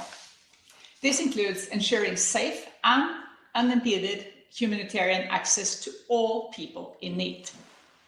Third, protection must be at the center of our humanitarian response. Protecting civilians is not only an urgent necessity, it is a prerequisite for a sustainable solution to the conflict. 1 year ago, at the conference on sexual and gender-based violence in Oslo, we mobilized stronger political and financial commitments to prevent incidents, protect people at risk, ensure better services for survivors, and empower affected populations. More must be done. Lastly, only a political solution can end this crisis. Norway supports the efforts of the UN Special Envoy. Without an end to the violent conflict, the humanitarian crisis will continue to deepen. We urge the parties to engage in a ceasefire and political consultations. Women must be included in all humanitarian and political efforts. We are encouraged by the Yemeni government's action plan on women, peace and security. Finally, let me thank our humanitarian partners for their invaluable efforts on the ground under very difficult circumstances. Thank you. I thank the State Secretary for her statement and also contribution. And I shall now give the floor to His Excellency Mr. Hera Olsen Friedrich, State Secretary to the Minister of International Development Collaboration of Sweden. The floor is yours. Thank you. Excellencies, ladies and gentlemen, greetings from Stockholm. Thank you to the United Nations, to Saudi Arabia for bringing us together today to support the Yemeni people. The Yemeni have already gone through too much hardship and the suffering continues as we speak. Sweden stands fully behind the Secretary General's call for an immediate ceasefire and the tireless efforts of UN Special Envoy Martin Griffiths. And we're happy to hear so many speakers today express the same. The parties now must engage constructively and seriously for a national ceasefire, joint humanitarian efforts, and a resumption of the political process. It is deeply disappointing that so far hostilities have instead continued and that we have witnessed renewed tensions in the south of Yemen. The coalition's unilateral declaration of a ceasefire in response to the UN plea was an important positive step. While waiting for far too long for the war to stop, everyone inside and outside the country must work together to alleviate the suffering of Yemeni people to prevent catastrophic consequences of a full-scale COVID-19 outbreak in Yemen. Women and girls are particularly vulnerable. It is key to include efforts preventing gender-based violence in the humanitarian response and to constantly work to enhance a gender-sensitive perspective and the inclusion of Yemeni women in the political efforts. And we, as donors, have a responsibility, as demonstrated at today's event. Despite the lack of a much-needed ceasefire and a political process, despite increasing humanitarian needs around the world, and despite increasing needs in our home countries, we are still here because we have an obligation. And I thank fellow donors for your pledges, and I urge everyone to disperse the funds as soon as possible. An even greater responsibility rests with the parties of the conflict to comply with international law, including international humanitarian law and international human rights law. They have an obligation to protect civilians. Protecting schools and hospitals and other medical facilities from attacks is essential. And the parties must do their utmost to make sure that the humanitarian assistance that we fund here today together reaches the people in need. Sweden welcomes recent steps in the right direction by de facto authorities in Sana'a, but more must be done. A constructive dialogue between de facto authorities and the humanitarian community must be consolidated, and we look forward to further progress, allowing the UN and other humanitarian actors to actually operate. Humanitarian assistance can only continue if vulnerable people can be reached in line with humanitarian principles and with full accountability. All restrictions to life-saving humanitarian assistance to and within the country should immediately and sustainably be removed. Now, Sweden is deeply committed to supporting Yemen and its people. We actively support the political process. Our foreign minister's visit to Yemen in February this year reflects Sweden's deep engagement. Our development cooperation involves projects to promote human rights, gender equality, demining, peace building. But last but not least, our humanitarian engagement is greater than ever. As you already heard from Michael Koller of the EU, we have together with the European Commission we've taken the lead to coordinate donor efforts in support of the UN and other humanitarian actors on the ground. In terms of funding, Sweden provides unearmarked core funding in line with the principles of good humanitarian donorship to humanitarian agencies, many of them present in Yemen. We're a proud partner of the SURF. We're happy that we last week were able to decide on additional funding to the SURF. And along the same lines, we've been able to provide a flexible funding to the global humanitarian response plan, also handling the COVID-19 pandemic. Now, that said, we're also funding specific humanitarian programs and projects in Yemen. And Sweden is today pledging approximately $30 million to the Yemen humanitarian response plan extension. A large share of this we've already been able to disperse. Finally, Excellencies, Mark and colleagues, a sincere recognition to all humanitarians on the ground in Yemen, international and national staff doing their utmost to deal with a very challenging and complex situation. Colleagues, we have now entered the decade of action and delivery, and let's make sure that this is also the case and happens in Yemen. Thank you. I thank the State Secretary for his statement and also contribution. And I shall now give the floor to the Right Honorable James Cleverly, Minister of State for Middle East and North of Africa of the United Kingdom. The floor is yours. Thank you. The Yemen conflict is now in its 6th year. Millions of Yemenis remain in desperate need, and the rapid spread of COVID-19 has only made the situation worse. We have a global responsibility to ease the suffering of the Yemeni people, and I would like to thank the United Nations and the Kingdom of Saudi Arabia for hosting this conference. To all those generously pledging funding today, your contributions will make a profound difference to the lives of many people. Before the outbreak of COVID-19, Yemen was already the world's largest humanitarian crisis. 80% of the population were in need of humanitarian assistance. Nearly 2 million children were acutely malnourished. Just half of Yemen's health facilities are functional, and a staggering 20 million people lack any access to health facilities at all. Yemen's existing vulnerabilities will compound the effect of COVID-19 with a severe and lasting impact on its fragile economy and human development. COVID-19 outbreak makes a nationwide ceasefire and a political settlement even more urgent. The UK fully supports the efforts of UN Special Envoy Martin Griffiths. I urge all sides to continue to constructively engage with the UN, to now accept the UN's peace proposal and seize this opportunity for peace. Only a permanent ceasefire will prevent the humanitarian crisis from becoming a catastrophe.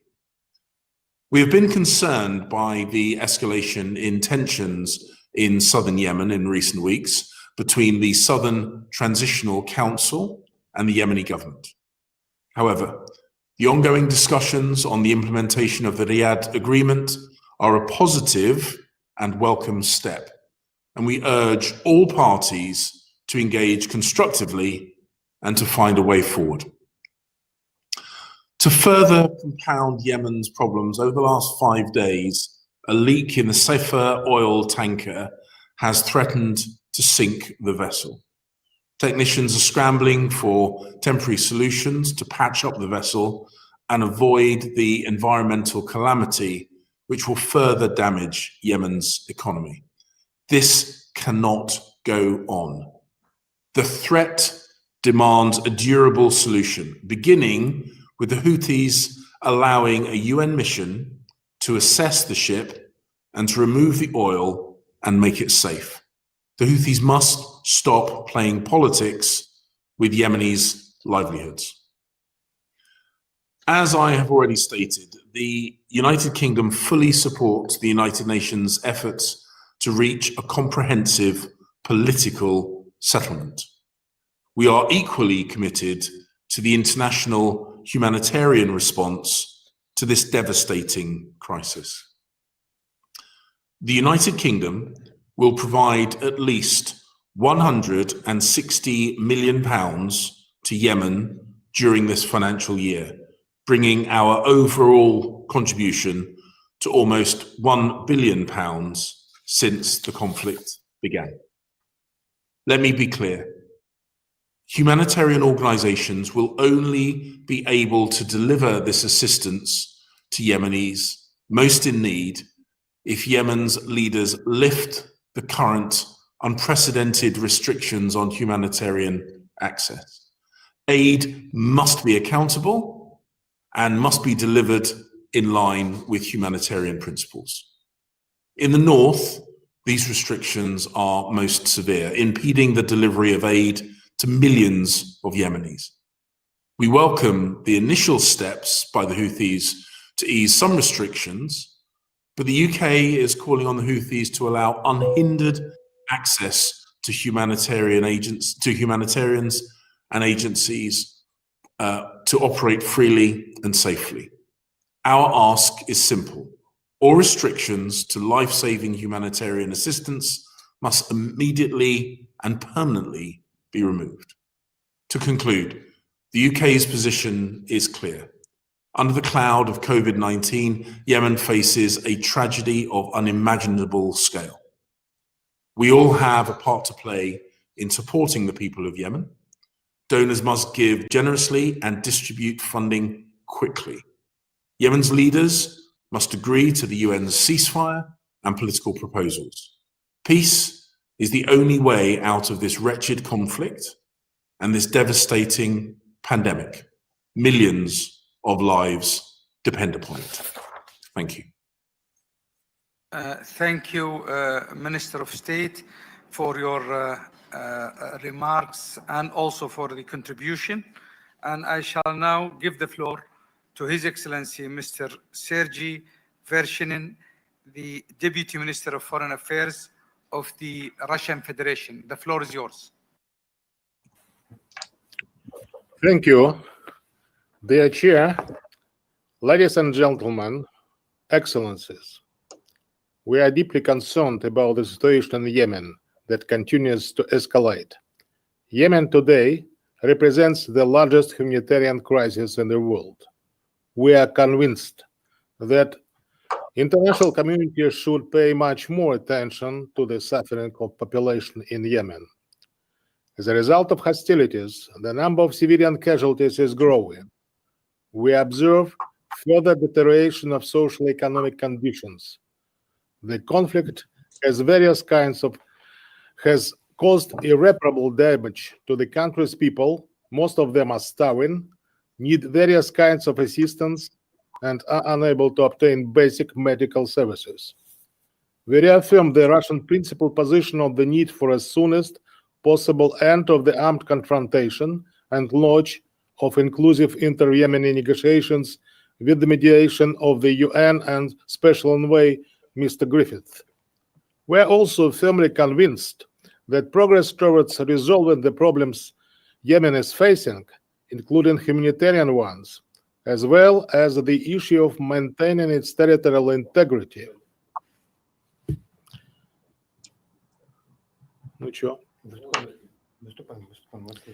is possibly on through dialogue and taking into account the interests of all leading political forces in the country. In this regard, we have supported the recent statements of the UN Security Council and the appeal of the UN Secretary General Antonio Guterres to cease the hostilities and take necessary steps to combat the spread of coronavirus infection in the country. In context with President Hadi, the government, the Ministry of Foreign Affairs of the Republic of Yemen, as well as with the leadership of the Ansar Allah movement, we urge the parties to abandon the use of force and confrontational approaches in favor of compromise and maintaining the country's unity. The future of Yemeni Republic should be determined by the Yemenis themselves. The international community should continue to encourage Yemeni sides to abandon violence and to come to the negotiating table. It is important to continue the urgent humanitarian assistance to Yemenis, especially in the current circumstances of COVID-19 pandemic. Russia maintains traditionally friendly relations with the Republic of Yemen. The 90th anniversary of the establishment was celebrated on November the 1st, 2018. Since 2012, the Russian Ministry of Emergencies delivered more than 150 tons of humanitarian aid. At the same time, we are helping Yemen through the UN agencies, in particular, the World Food Programme. In 2018-2019, through the program, we allocated $4 million to help this country. In 2020, we will allocate another $4 million. We highly appreciate the activities of the UN humanitarian structures in the field. However, we would like to express our great concern about partial cuts in the UN humanitarian activities in the country. We assume that humanitarian aid coming into Yemen from abroad should be provided to the entire population, regardless of who controls a particular territory. The UN humanitarian agencies, along with the resources mobilization, should keep up with patient and consistent work to ensure humanitarian access and distribution of the assistance in accordance with the UN guiding and humanitarian principles. We call again on all Yemeni parties to abandon mutual accusations in the name of the future of their state and start negotiations on a comprehensive settlement in Yemen under the auspices of the United Nations, which would create favorable conditions for effective humanitarian assistance as well as post-conflict reconstruction. Thank you. I thank the Deputy Minister of Foreign Affairs for his statement and also contribution.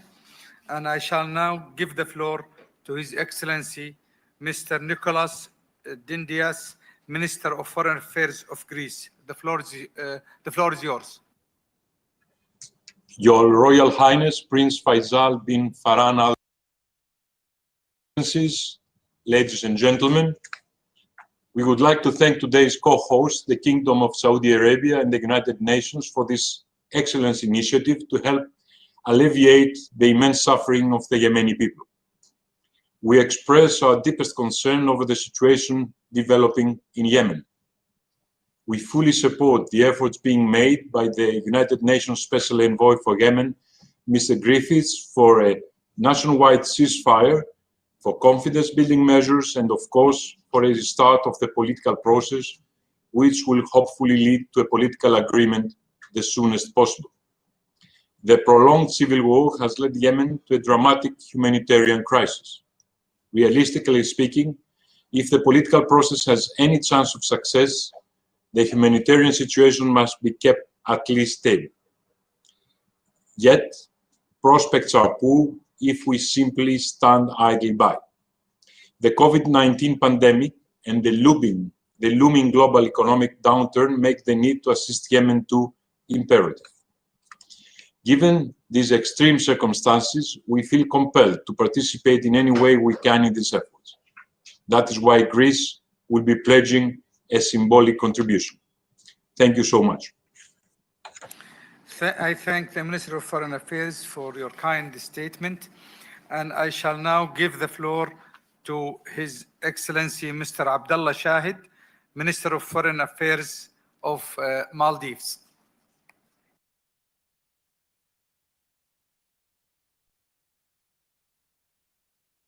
Can you put the mic on, please? Mic.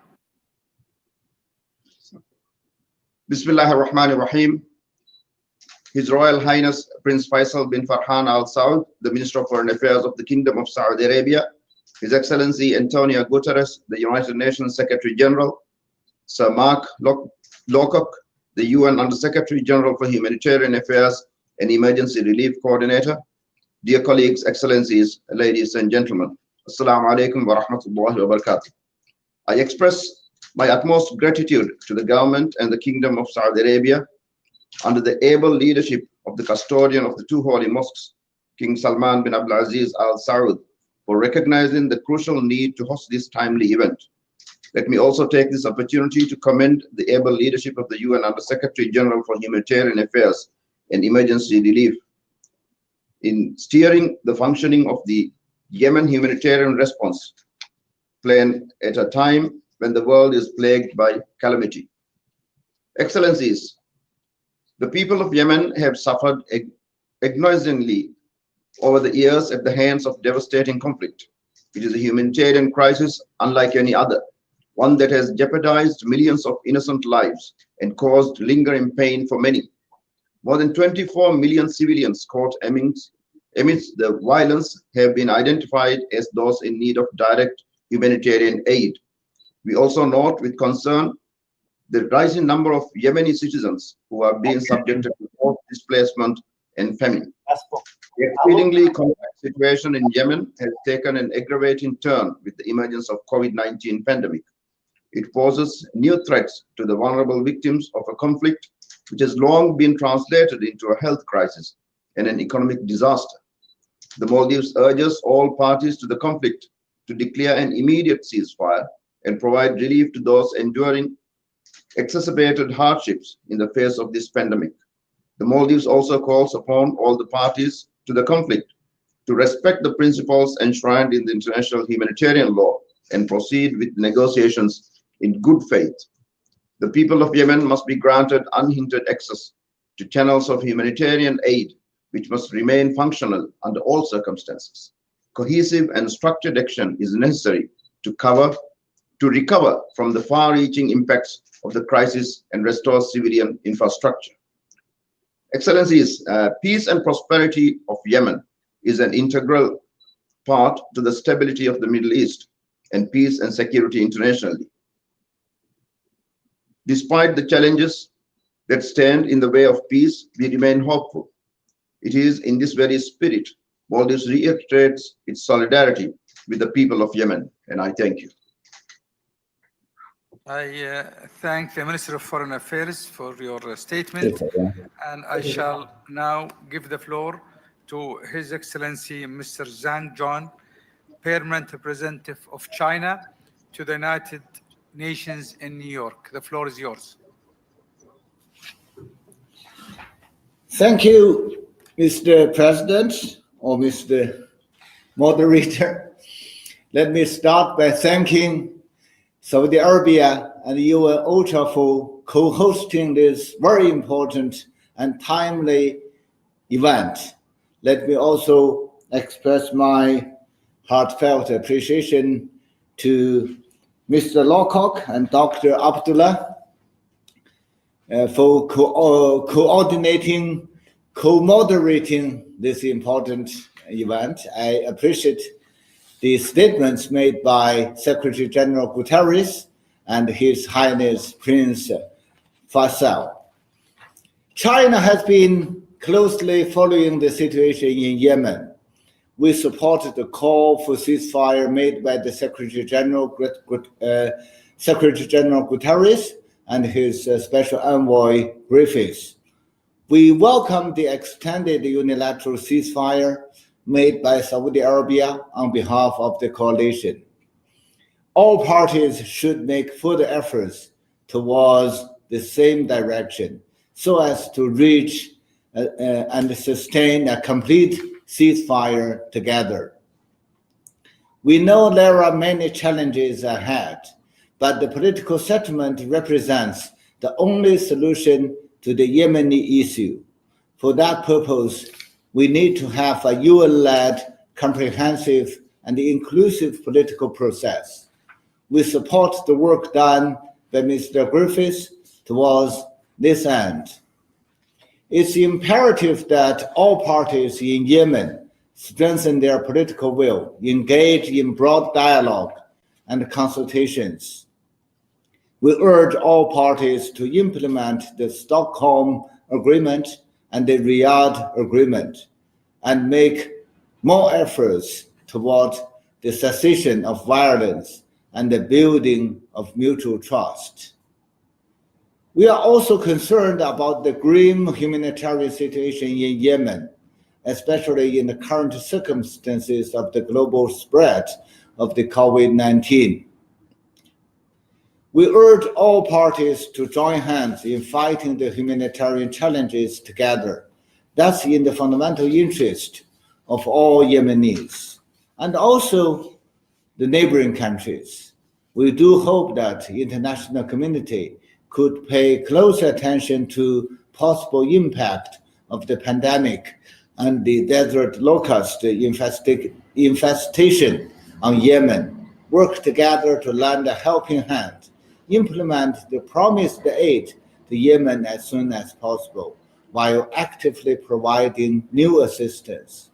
We also hope that parties concerned could provide safe and unhindered access for humanitarian aid that's extremely critical at this moment. China has been providing Yemen with food, medical supplies, and other assistance, and is committed to reducing the suffering of Yemeni people. To support Yemen in combating the COVID-19 pandemic, China has recently provided a batch of medical supplies, including testing reagents, medical protective gowns, masks, goggles, and gloves. And we will continue to do whatever we can to help the Yemenis people.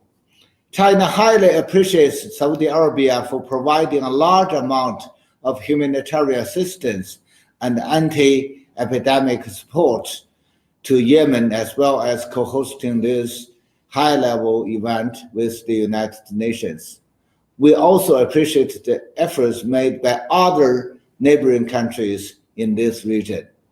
China will continue to work with the international community, make all efforts towards political settlement, and alleviate the humanitarian crisis in Yemen. I thank you, Mr. Moderator. I thank the Parliament representatives for your kind statements, and I shall now give the floor to Her Excellency Ms. Patricia Danzi, Director General for the Swiss Agency for Development and Cooperation of Switzerland. The floor is yours. Thank you, Ministers, Excellencies, ladies and gentlemen. We're gathering today to mobilize support for the most serious humanitarian crisis in the world. Yemeni women and girls, men and boys cope with so much hardship every day. Continuing fighting in parts of the country, instability and insecurity, seasonal infectious diseases and high inflation affecting the price of food, medicine and basic goods. COVID-19 is one more serious worry for people who are already very, very vulnerable. This year, Switzerland will dedicate 12 million Swiss francs to the people suffering from the humanitarian crisis in Yemen. Our engagement represents a long-term commitment. Switzerland's 5-year cooperation strategy amounts to a dispersed total of 56 million Swiss francs in its 4th year. Switzerland's contribution concentrates on areas where it has a particular expertise. In Yemen, we focus on the water sector and on the protection of the civilian population. In line with our humanitarian tradition and our neutrality, we call on all parties to end the conflict, and until then, to respect international humanitarian law. All parties need to immediately, 1, lift restrictions and end interference with vital humanitarian operations. 2, facilitate the movement of humanitarian workers and goods and ensure immediate access to populations in need. 3, facilitate the import of vital items such as food, medicines, and medical devices. And 4, end all actions and policies that prevent or restrict essential commercial imports into Yemen. This is necessary to maintain the humanitarian response for the millions of Yemenis who need aid to survive and to support Yemenis' economic livelihood. Yemeni civil society should also be supported for their essential role in responding to the crisis. We may mitigate the conflict in Yemen with a joint political will on all sides, but neither money nor humanitarian aid can end the conflict. Only a comprehensive political solution, and not a military one, can resolve this huge humanitarian crisis and put an end to the conflict. Switzerland fully supports the UN peace process As the host state for UN peace talks on Yemen in the past, Switzerland stands ready to offer its good offices also in the future. Let me conclude by paying tribute to the work of all our partners who are operating under such extreme conditions on the ground and despite considerable access and security challenges, bring hope and prospects to millions of people in Yemen every day. Shukran. I thank the Director General for her kind statements. And at this moment, I would like to hand over to the chairmanship to my co-chair, Mr. Mark Lowcock. The floor is yours, Mark. Abdullah, thank you very much. I shall now give the floor to Her Excellency Ms. Emanuela Del Rey, Vice Minister of Foreign Affairs of Italy. Emanuela, you have the floor. Thank you, Mark.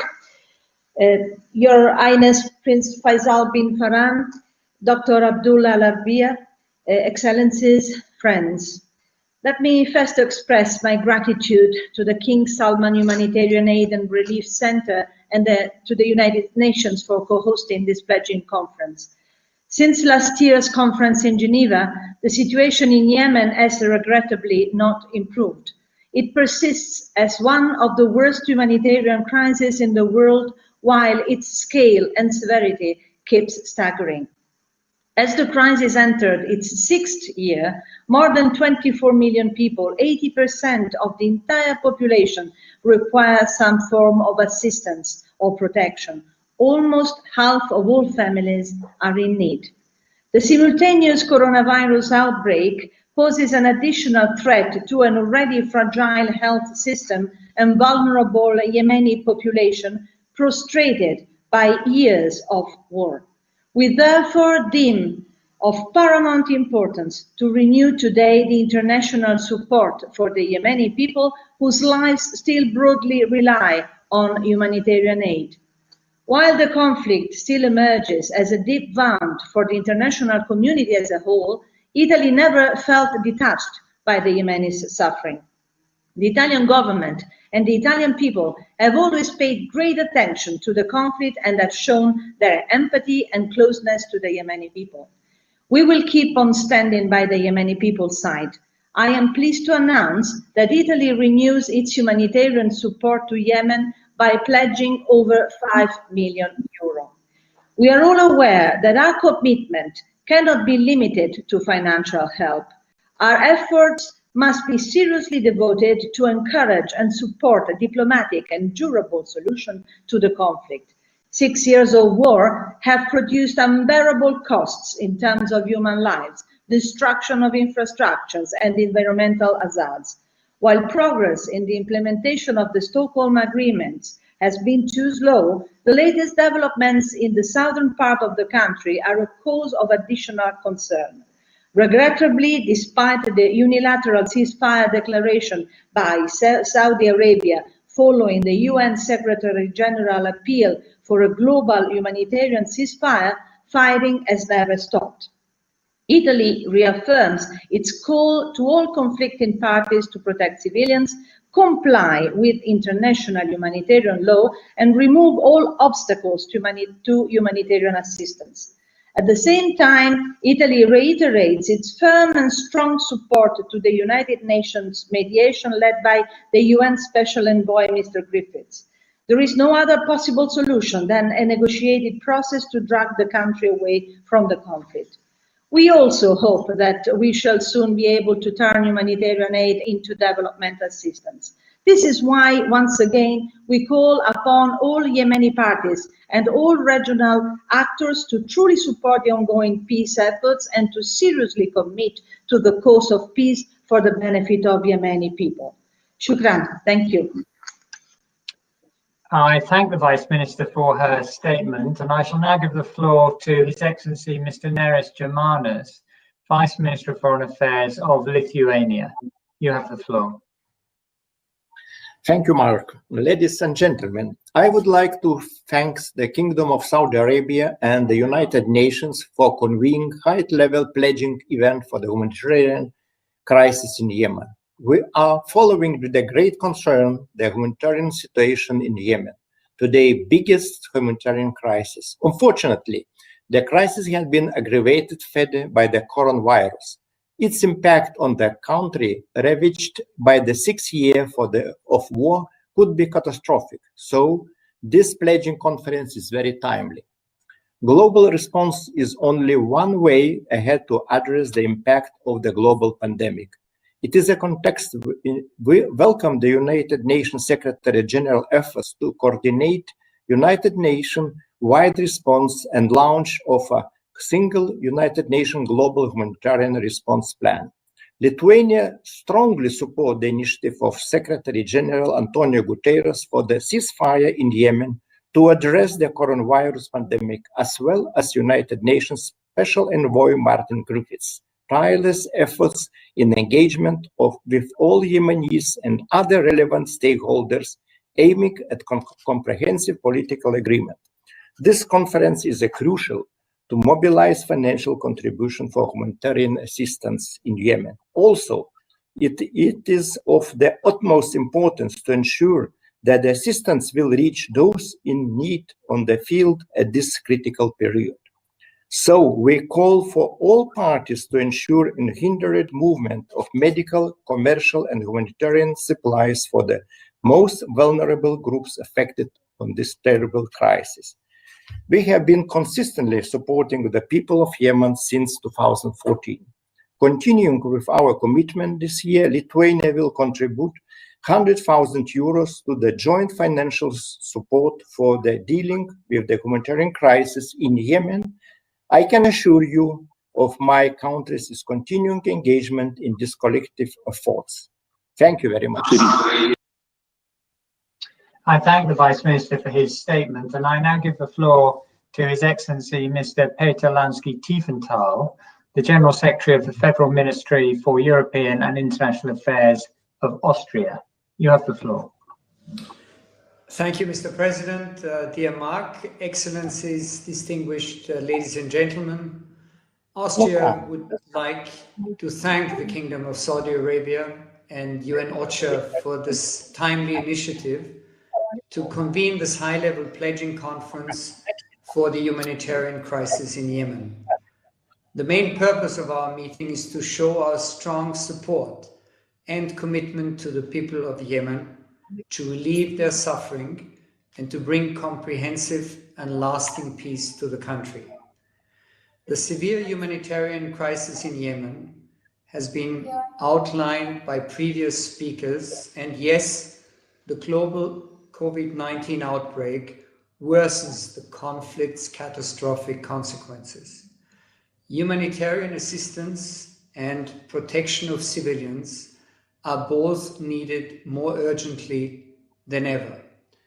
It is of utmost importance that humanitarian workers and organizations are able to help those in need in accordance with humanitarian principles. It is even more important to cease all hostilities and seek a peaceful solution to the conflict. We call on all parties to immediately engage constructively in the UN-led process. In this context, we greatly appreciate the Secretary General's efforts and those of his Special Envoy, Mr. Martin Griffiths, in this regard. Austria remains convinced that there can only be a political solution to this conflict. Austria will therefore continue to support international efforts to alleviate the suffering of the people of Yemen.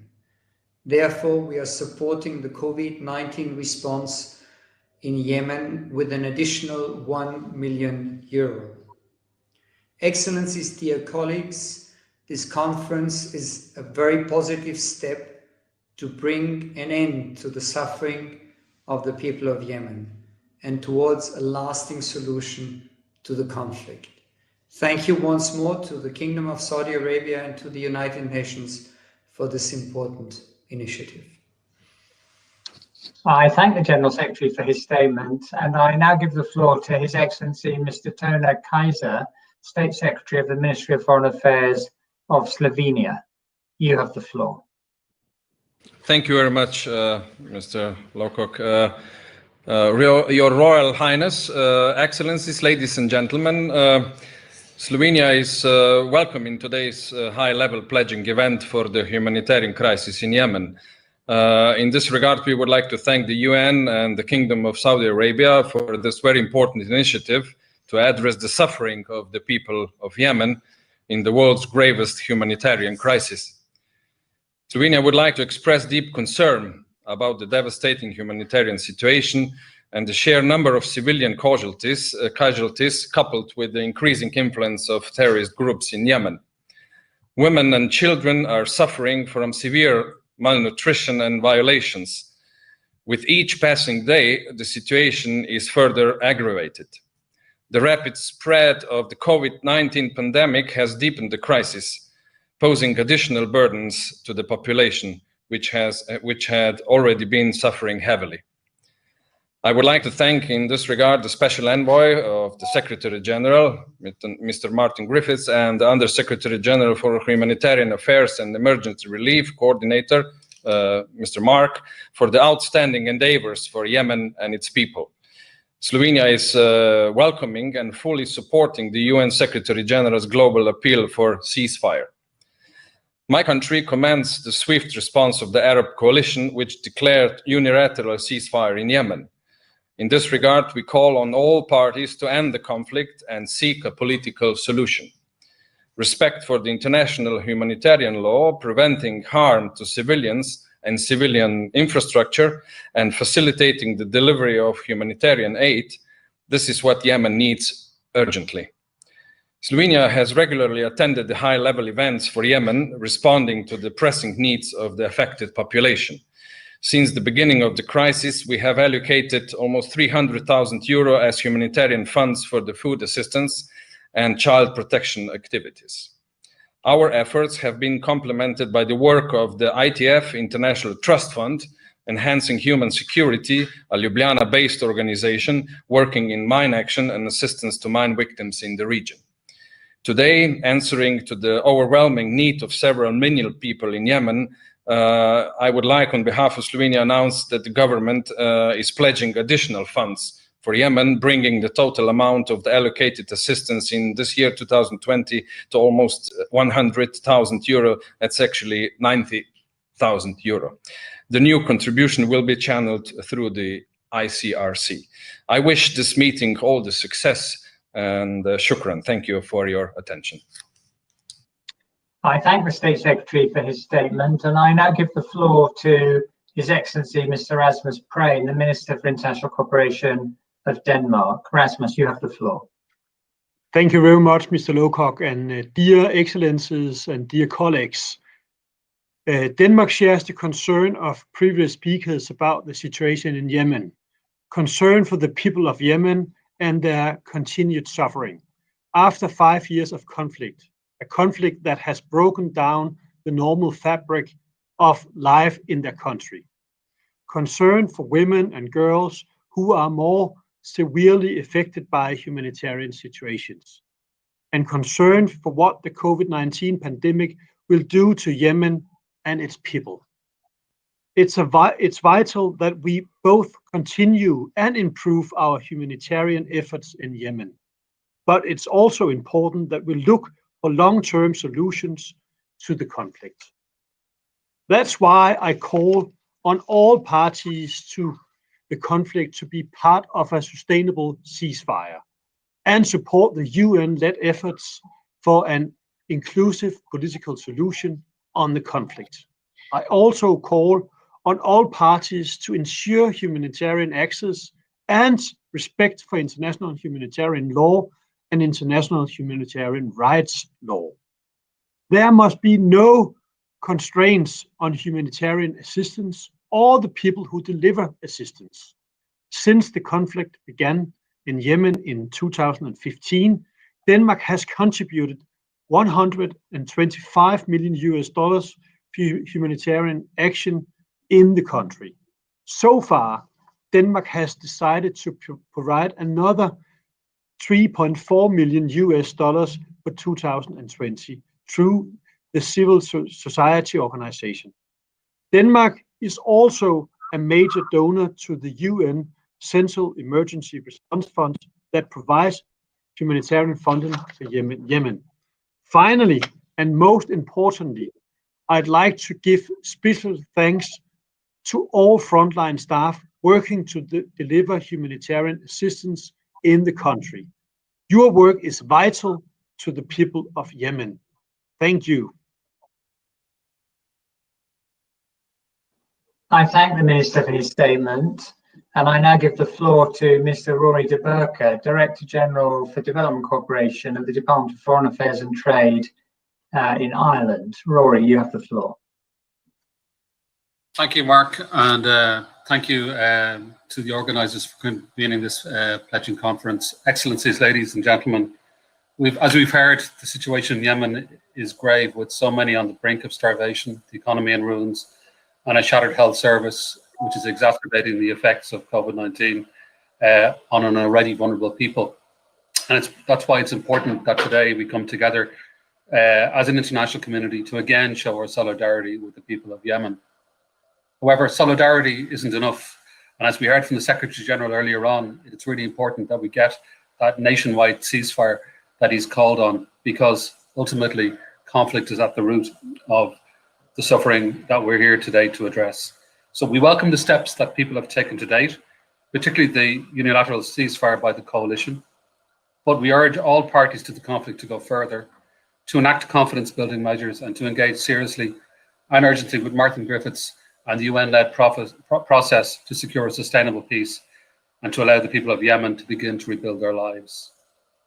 I'm conscious of the heroic work of many people working on the front line in some of the most difficult conditions imaginable, and remember those who have lost their lives delivering humanitarian access in Yemen, and those who have been injured or are sick and ill as well. And it's a reminder to us that we need to break down the barriers to humanitarian access in Yemen, and we need to get full, unfettered and safe access, not just for workers, but also for assistance as well. Ireland will continue to stand in solidarity with Yemen and the people of Yemen.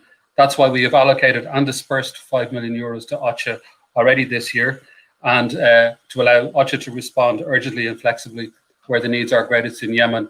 And this is in addition to our contribution to SURF and to other pooled funds as well. People of Yemen have suffered for far too long. It's time now to work towards saving lives, ensuring humanitarian assistance reaches all those in need, and to end this devastating conflict. Thank you. Shukran. I thank the Director General for his statement, and I now give the floor to His Excellency Mr. David Schenker, Assistant Secretary of the Bureau of Near East Affairs at the State Department for the United States of America. David, you have the floor. Thank you. Secretary General Guterres, Undersecretary General Lowcock, and Your Highness, Foreign Minister Faisal bin Farhan Al Saud, for hosting this event and for your leadership on this humanitarian response. Your work to bring attention to the suffering of the Yemeni people is critical. The welfare of the Yemeni people is first and foremost in our hearts and our minds. Like 5-year-old Dima, one of the many chronically undernourished Yemeni children who receives food fortified with vitamins and nutrients each month from our partner, the World Food Program. And Sahar, the young woman who now has access to healthcare at a clinic in Aden that our partner, the International Organization for Migration, got back up and running after it closed down in the midst of the conflict. This high-level pledging event is a clear demonstration of donors' continued commitment to Dina, Sahar, and all Yemeni people at a time of increasing humanitarian needs around the world. We urge the Houthis to demonstrate the same level of care for their fellow Yemenis and cooperate with donors to get assistance to the most vulnerable. Humanitarian assistance must be principled and unfettered to assure it can be provided to those who need it the most. Thank you to everyone here for the attention to the crisis affecting the people of Yemen, where more people need humanitarian assistance than anywhere else in the world. The United States gratefully appreciates the other donors who have stepped forward with funding and support for this important cause. We hope for the swift disbursement of pledges from this event as the needs are urgent. The U.S. has been and continues to be one of the largest donors to the humanitarian response in Yemen. And just recently, on May 6th, we announced $225 million and emergency food assistance to support the United Nations World Food Program, which is operating across the country, but at reduced levels in the north due to Houthi obstruction. In addition to obstructing the delivery of life-saving assistance to the Yemeni people, the Houthis have elevated the risk of an environmental and humanitarian disaster in the Red Sea by continuing to deny international experts access to the safer oil storage tanker. We are reminded of the Safer's deteriorating condition in recent days when technicians on board had to work to prevent a leak from further damaging the vessel. This development underscores the urgency of reaching a durable solution to the threat posed by the Safer problem. We urge other governments to join us in publicly calling on the Houthis to stop obstructing international efforts to assess and remediate the Safer before it's too late. In total, the United States has provided more than $2.8 billion in humanitarian aid since October 2014, including nearly $400 million thus far this fiscal year to provide basic critical food, water, health, shelter, protection, and more to the Yemenis affected by years of conflict. This assistance is also supporting COVID-19 response efforts for vulnerable populations. While we're not announcing new funding today, we are working to provide additional funding in the coming weeks. As COVID-19 continues to spread and Yemen's healthcare system is increasingly stressed, the virus is having a dire impact on the Yemeni people. Across the country, the response to this crisis needs immediate attention. As we've seen in country after country, there is no use denying the pandemic and trying to wish it away. Now is the time for all parties to cease obstruction in aid operations and come together with the international community to focus on saving lives and alleviating additional suffering. The funding announced today and any future funding must be provided according to globally accepted humanitarian principles. We're concerned that the Houthis have still not met the minimum conditions set by the donor community. Much more work is needed in order for our partners, heroically working on the front lines and putting their own lives at risk, to be able to safely and responsibly provide assistance to those in need. Many humanitarian workers have died since the conflict started, including most recently a WFP staff member who died of COVID-19. We send our condolences to his family and the broader World Food Program family for your loss. No amount of humanitarian assistance will end this conflict. While the United States and our global partners here today remain committed to helping the Yemeni people, ultimately, a political solution must be found in order to end this crisis. There is no military solution. Shukran. Thank you. I thank the Assistant Secretary for his statement, and I now give the floor to His Excellency Ambassador Korkut Gungun, Director General for Multilateral and Political Affairs at the Ministry of Foreign Affairs in Turkey. Korkut, you have the floor. Thank you very much. I would first of all like to extend our appreciation to His Excellency Faisal bin Farhan, Minister of Foreign Affairs of the Kingdom of Saudi Arabia, and of course you, Mr. Mark Lowcock, Under Secretary General for Humanitarian Affairs and Emergency Relief Coordinator of the United Nations, as co-hosts. This meeting will undoubtedly be instrumental in drawing more attention to the critical situation in Yemen. I will keep my remarks as short as possible given constraints, and I will share with you a few points that we think is important to emphasize. We are very concerned about the deepening humanitarian crisis in Yemen. It is unfortunately aggravated by the ongoing clashes between different factions. We are absolutely committed to the political unity, sovereignty, and territorial integrity of Yemen, and we will continue to support the UN-led negotiations to reach a lasting political settlement. In the previous 5 years, we have seen that there can be no military solution to the civil war in Yemen. The unilateral ceasefire announced by Saudi Arabia on behalf of the coalition was a positive step. However, we regret that the Houthis and other armed groups did not reciprocate. Taking this opportunity, we call for a nationwide ceasefire in Yemen. Yemeni people has been suffering from hunger, poverty, and diseases for a long time. Now, faced with COVID-19, the task has become even more overwhelming.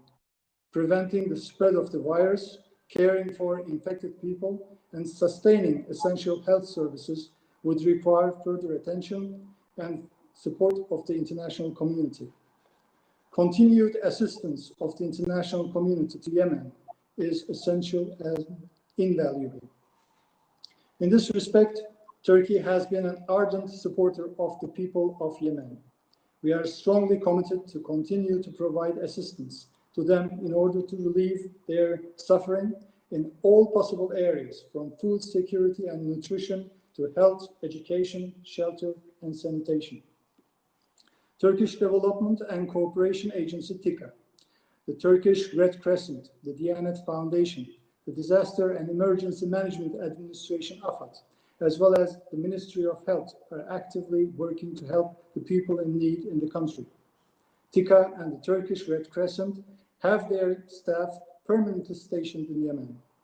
Furthermore, Turkish NGOs and municipalities are also taking part in this humanitarian effort through various cooperation schemes, including with local NGOs. We will always stand ready to support the brotherly people of Yemen. At any rate, as a concluding remark, I'm obliged to remind that the best humanitarian assistance that can be lent to Yemen, first and foremost, would be to end the conflict. Thank you. I thank the Director General for his statement, and I now give the floor to Mr. Jose Maria Queimavera, the Executive Director of Oxfam. You have the floor. Thank you, Mark, and thank you for this meeting.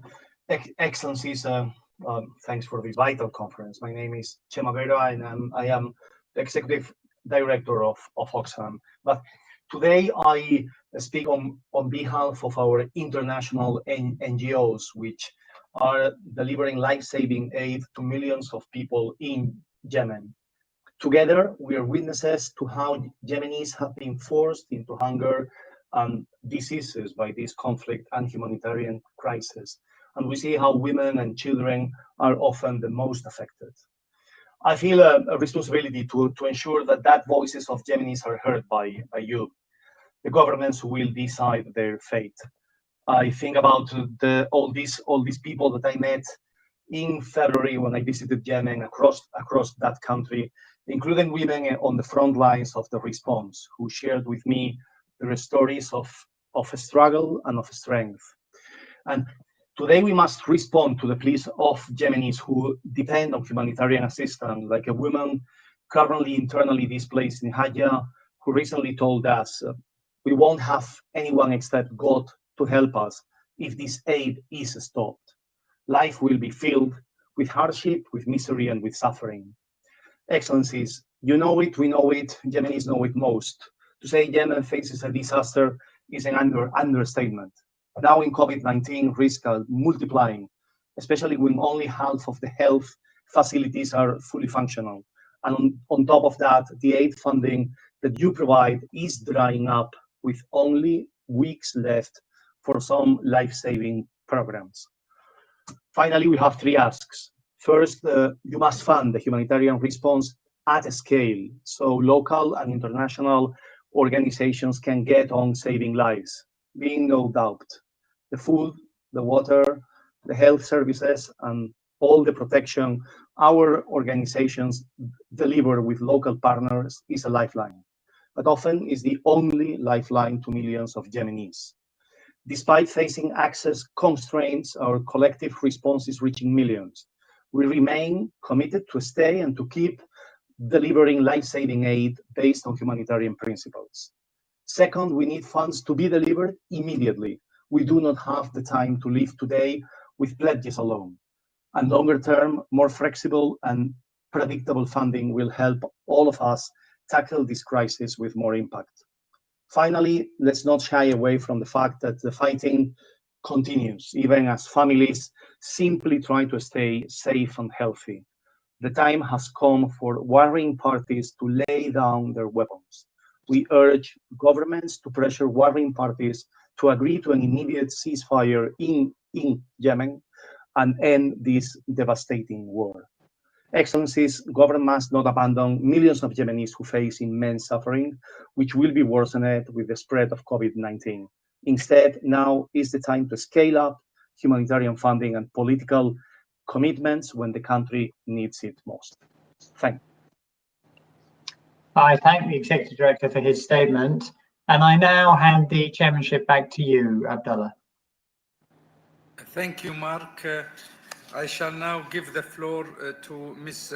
Audrey Crawford, Country Director of Yemen of the Danish Refugee Council. The floor is yours. Excellencies, colleagues, I am delivering this statement on behalf of 30 international non-governmental organizations working alongside civil society organizations on the ground in Yemen. Our organizations are on the front line, tirelessly delivering life-saving assistance. Yemen is an immensely difficult place to work because of war, access, funding, and security challenges. But despite all of this, we are still here. We are reaching millions of people with food, protection, water, shelter, and health services.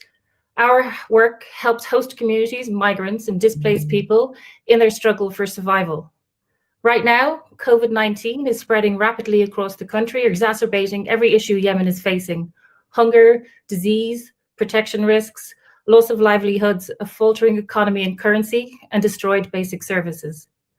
This is all happening while humanitarian aid, the lifeline for so many Yemenis, hangs by a thread. At a time when we should be doubling our efforts, our work is under threat. Yemen's health system was already on its knees, but now, due to funding shortages, we are having to slash incentive payments to health workers, stop providing clean water, scale down sanitation services, and more, all in the midst of a deadly pandemic. Many families we've spoken to tell us that as terrifying as COVID is, hunger is equally frightening. COVID knows no borders. We are all in this fight together, but we also know that countries like Yemen are disproportionately affected. In these extraordinary times, donors must continue to stand in solidarity with Yemen. Failure to do so will cost innocent lives. We, as NGOs, are committed to staying and delivering. To do this, we urgently need the following. We need you to maintain dialogue with respective authorities, to enable a principled humanitarian response. Now, more than ever, organizations must be given safe and unimpeded access across the country. We need a fully funded humanitarian response that reaches the most vulnerable. We must maintain funding for life-saving aid, as well as provide immediate additional funding to scale up responses to COVID. We need to protect those made most vulnerable by the conflict, who are also at risk from COVID. The millions of displaced peoples, among them women and girls, the elderly, refugees and migrants who face stigmatization and already struggle to access aid and health services. We must ensure their rights are upheld and that they are included in national responses. As the world grapples with the devastation caused by coronavirus, Yemen must not be forgotten. Yemen is on the verge of a precipice. Without urgent action, it will be the world's biggest catastrophe. But my message to you is that we can and we must do something about it. We are here, we are responding, but we can do more. With more resources and a conducive environment, we can stand with the Yemeni people in their greatest need. Shukran. I thank the country director for her statement, and I shall now give the floor to Ms. Iman Ismail, ICVA representatives to the MENA region. Good morning, good afternoon, Assalamu alaikum. The International Council of Voluntary Agencies, ICFA, would like to thank the co-hosts for all their efforts in organizing this conference and ensuring participation of the NGO community. ICFA is a global consortium of national and international NGOs and NGO networks.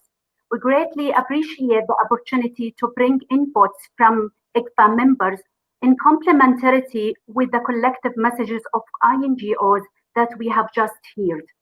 Importantly, the statement highlights key messages from local NGOs and NGO networks in Yemen who were not able to speak here today. Together, international, national, and local NGOs have been providing vital humanitarian assistance, reaching millions of affected people in Yemen throughout the ongoing crisis. Together, they are now adapting to the changing situation due to the impacts of COVID-19. Despite the very challenging environment, restricted access, limited funding, safety and security risks, and ever-increasing needs. We call on the international donor community to ensure much-needed support and resources quickly reaches frontline NGOs so they can provide principled, impartial, neutral, and independent humanitarian assistance. Donors and their partners must work together to address challenges in unlocking and dispersing funds to NGOs, particularly in the COVID response. The message from NGOs to donors is clear.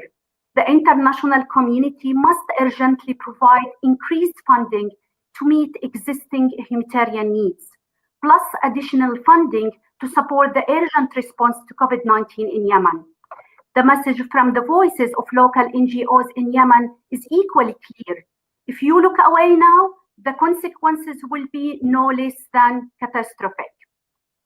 Even in this complex environment, NGOs call on donors to uphold their grand bargain commitments, particularly in providing flexible funding and risk sharing that will better support partnership and localization efforts.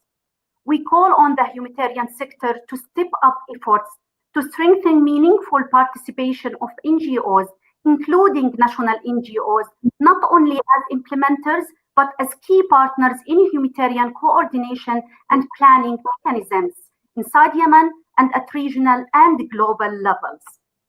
Yemen cannot breathe. As this crisis enters its sixth year, we keep hearing terrible statistics, but let's be reminded that behind each number is a human being story. And these statistics detailing how people suffer every day. We call on the international community to step up efforts to address the root causes of conflict, including to continue stressing the critical need for a ceasefire in line with the UN Secretary General's call. Finally, I'd like to take this moment to pay tribute to all the humanitarian workers and to the people in Yemen who are still resilient. I salute you. Thank you so much. Shukran jazilan. I thank the ICFA representatives for her statements. And now I shall give the floor to His Excellency, my friend, Dr. Bandar Hajjar, the President of Islamic Development Bank. The floor is yours. Thank you. Excellencies, distinguished delegates, Assalamu alaikum wa rahmatullahi wa barakatuh. The Islamic Development Bank is very pleased to be invited to this high-level pledging event for humanitarian crisis in Yemen. ISDB is also very confident that under the joint leadership of the government of the Kingdom of Saudi Arabia and the United Nations, this event will conclude in a strong humanitarian support for the Republic of Yemen. I commend the United Nations Secretary General and Saudi Minister of Foreign Affairs for having gathered all of us to discuss how best to protect the life and livelihoods of the people in Yemen. The Islamic Development Bank is committed to support the social and economic development of Yemen, which is a founding member of the bank. And since inception, the Islamic Development Bank Group provided more than $1 billion in financing to Yemen. The active portfolio is currently composed of 17 operations amounting to $214 million, which are under active implementation despite the difficult condition on the ground. I would like to emphasize the commitment of the ISDB Group to continue supporting the Republic of Yemen to overcome the humanitarian, social, and economic difficulties that are threatening poverty alleviation efforts and disease control. This is manifested by the approval of the ISDB Board of Executive Directors to exceptionally lift the operational suspension on Yemen for the past 4 years to enable the bank continue its disbursement on its active portfolio. The bank stands ready to join hands and cooperate with the United Nations agencies to support the Republic of Yemen. Excellencies, distinguished delegates, I am pleased to announce that the ISDP Group Development Assistance to Yemen for the amount of $100 million over the next 4 years, 2020-2023. And this amount, including $36.6 million, already under discussion to support the government's effort to fight the COVID-19 pandemic. Currently, our team in the bank are actively engaged with the officials of the government of Yemen to finalize the urgent support in health, agriculture, and fishery sectors identified by the government as requiring urgent support. I would like to conclude by reiterating the ISDP Group commitment to support the socio-economic development efforts in Yemen. Thank you so much. I thank His Excellency the President for his statement and also for the contribution. And I shall now give the floor to my friend, Mr. Antonio Vitorino, the Director General of IOM. The floor is yours, my friend. Thank you so much, my friend, and thank you for the opportunity to take the floor. The picture is clear for us, IOM. The response needs to prioritize the widespread famine, the cholera outbreak, and the displacement due to the natural disaster and, of course, to the conflict. IOM, in last year alone, was able to assist over 4 million people in Yemen with critical health care, water, sanitation, and hygiene services, shelter provision, protection support, and community recovery activities. However, as it has already been said, with the ongoing COVID-19 outbreak and its potential to further devastate Yemen's fragile social system, we are concerned for the welfare of the most vulnerable population, including women, children, the internally displaced, and migrants. Indeed, we feel that there is a growing sentiment anti-migrant in Yemen, which further marginalize an already vulnerable group. IOM in Yemen is focused on expanding the presence, especially in the health sector, and scaling up the response to COVID-19. And for that, we need first access to hard-to-reach locations, lifting of the restrictions, and then, of course, financial resources. We hope that this conference is a fresh new start to support the efforts of the humanitarian community. And we reiterate our gratitude to the Kingdom of Saudi Arabia for its generous contribution and for organizing this event. And we join our voice to all of them who have claimed for a political solution under the umbrella of the special invite of the Secretary General. Thank you so much, Abdullah. Thank you, my friend, the Director General, for your kind statement. And I shall give the floor to Mr. Dong Yu, Director General of FAO. The floor is yours. Okay, thank you. Thank you, Mr. Chairman and Mark, and dear colleagues. The picture is very clear, but I just want to highlight several things related to food security. You know, for the last 2 years, the country already has been the worst food crisis. And 60 million people suffer of the crisis, the worst level of acute food insecurity. And also millions of people are unable to meet their basic needs.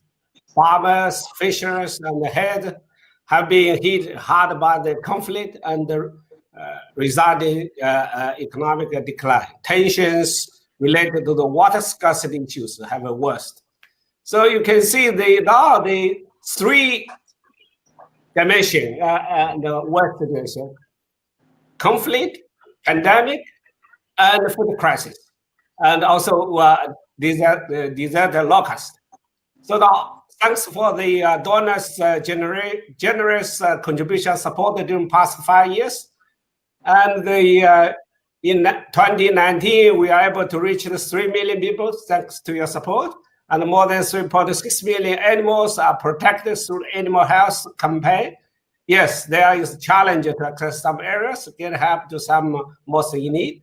But over decades, FAO has built a close collaboration with local organizations and country groups and RBS, especially with WFP. So, and all the international humanitarian agencies, we work together as a one joint force. Humanitarian food assistance remains critical to the survival of millions of Yemenis. And we must keep expanding our effort to help Yemenis farmers, herders, and fishers produce food for themselves and their family, their community, and their country. Because saving livelihood saves life today and tomorrow. Agriculture provides a livelihood more than 70% of country population. So much needed to be done, and we are ready to cooperate with all the relevant organizations and institutions. Today, we are urgent to ask for more than 100 million for the rest of the 2020. That's needed to reach the 6 million people with their most urgent need, and 500,000 people will receive the emergency livelihood assistance to help them to keep the produce. We will distribute the crop, seeds, tools, and the cash. Another 840,000 will be able to continue livelihood, livestock, rearing, thanks to the animal feed and the restoring. And also almost 170,000 fishers receive the nets and the cool box and the lively jackets. Vaccination, treatment for livestock, and surveillance and control the plant pests, and included the desert locust will benefit the 4.2 million people. So we must act now, and we need your support to do so. And we are on the same boat for the international humanitarian aid and make the peaceful area for the Yemenis to live. There are no time to wait. Thank you. Over to you.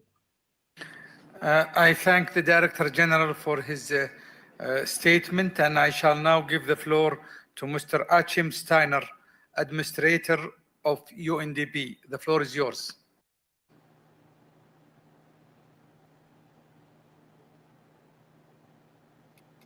The mic. Can you put the mic on? Thank you, Excellency. I hope you can hear me. Dr. Abdullah, thank you very much for inviting me to join you for this conference today, and also to my colleague, Mark Lowcock. And I want to, as UNDP, the United Nations Development Programme, also to thank the Kingdom of Saudi Arabia and OCHA for bringing us together on what truly is one of those moments where the international community is called upon to act, despite all the differences and despite all the challenges we face right now in the world. I do not wish to repeat the many descriptions of the tragic situation in Yemen today. Many of the preceding speakers have spoken about the magnitude and the dramatic nature of that crisis. But I think it is also important to remind ourselves that in the context of a humanitarian response, Yemen now finds itself in multiple crises.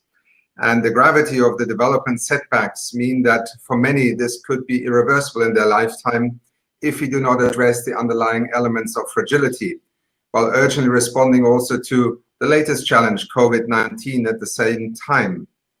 COVID-19 increases the risks of driving further obstacles to the well-being of people in Yemen, to its development, aggravating human suffering while undermining social cohesion and the ability to respond.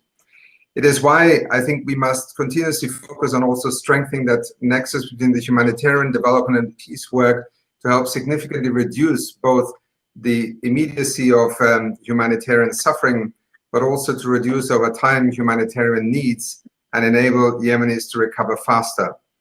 Indeed, a traditional approach where humanitarian response at one moment and a development response later were a traditional way of responding to crisis, clearly in many parts of the world is no longer working, and we have been working together as an international community of countries, of the UN family, but also of NGOs on the ground, very much to address this. And I believe that in there lies perhaps one of the aspects of hope for the future.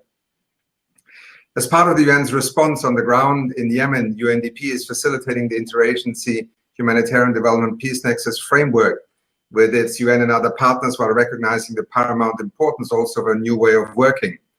In the context of COVID-19, we are also, in the context of the overall response, helping the UN family align itself at country level through the UN's framework for immediate socioeconomic response to COVID-19.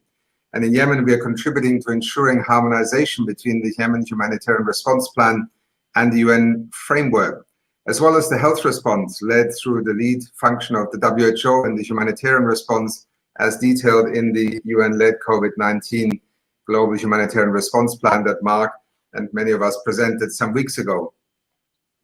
This UN socioeconomic response is projected to shield millions of people worldwide from the adverse impact of COVID-19. It compounds the situation in Yemen, but also indeed in many of the longer-term efforts we are undertaking. Without it, suffering will continue, and in Yemen, lives and livelihoods will be threatened for generations. Despite COVID-19 wreaking havoc in Yemen, UNDP continues to deliver at capacity when it comes to the socioeconomic programs, including cash for work, public work programs, and support to small and medium enterprises alongside our sister agencies and NGOs. We have already supported thousands of people by distributing hand washing stations, educating communities, enabling businesses to produce personal protective goods. Our work across Yemen builds community resilience. It allows Yemenis to regain their dignity. It also helps them to gain independence over time from humanitarian support so that they can realize their full potential and return to a normal development pathway. In more detail, thanks to donors and together with our sister agencies and in particular the World Bank, we can implement resilience programming to bridge the humanitarian response and spur local economic stabilization and stimulus. We can address drivers of food insecurity by creating jobs in efforts which rehabilitate the infrastructure and protect agricultural land at the same time. And our work supports the Stockholm Agreement and uses an integrated approach to address highly politicized issues. Our Mine Action work enables humanitarians to undertake crucial work and hopefully at much less risk to them as much as to local communities. Indeed, we keenly recognize the key role of local authorities in ending the war, responding to Yemen's humanitarian crisis, and leading the COVID-19 response. In closing, Excellency, we call upon the international community to wholly commit to fully operationalize Yemen's humanitarian development peace nexus. The fact is that we must continue to focus on recovery out of a crisis. Development is a way forward even during the deepest crisis. We must preserve livelihoods and institutions now, and I commend the many humanitarian organizations and workers who have stayed on the ground and continue to work, as we have heard, not only to slow the slide, but also to prepare the conditions for a lasting recovery. UNDP has a proud history of being a partner to Yemen for over 50 years. And let me be very clear, we will not leave Yemen and its people behind. Development cannot wait. It is part of the way forward. Yemenis cannot wait. And together with my colleagues, I appeal to the international community. This is not a moment to step back, but to step forward. Thank you so much. I thank the administrator for your kind statement, and I shall now give the floor to my friend Mr. Filippo Grandi, the High Commissioner for Refugees of UNHCR. Filippo, the floor is yours. Thank you very much, Abdallah, and thanks to Mark as well. I concur with previous analysis and join Mark, Lowcock, and others in calling for urgent, substantial, and flexible financial support, or else we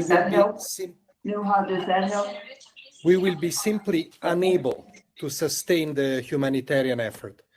Since general points have already been made, I'll focus on a few issues that are more specific to the work of UNHCR.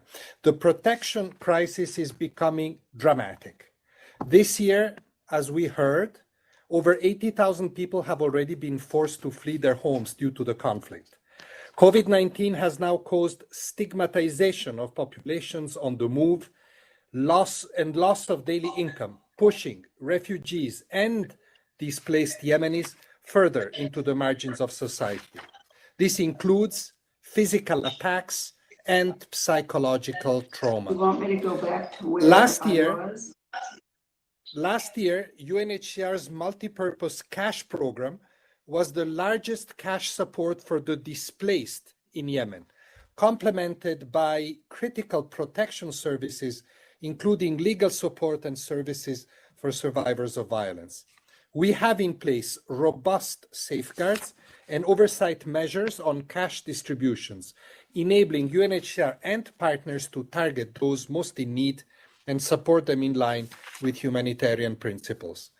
And as the lead agency for the protection, shelter, and camp management clusters, we continue to provide emergency shelter and basic household kits to families who are internally displaced.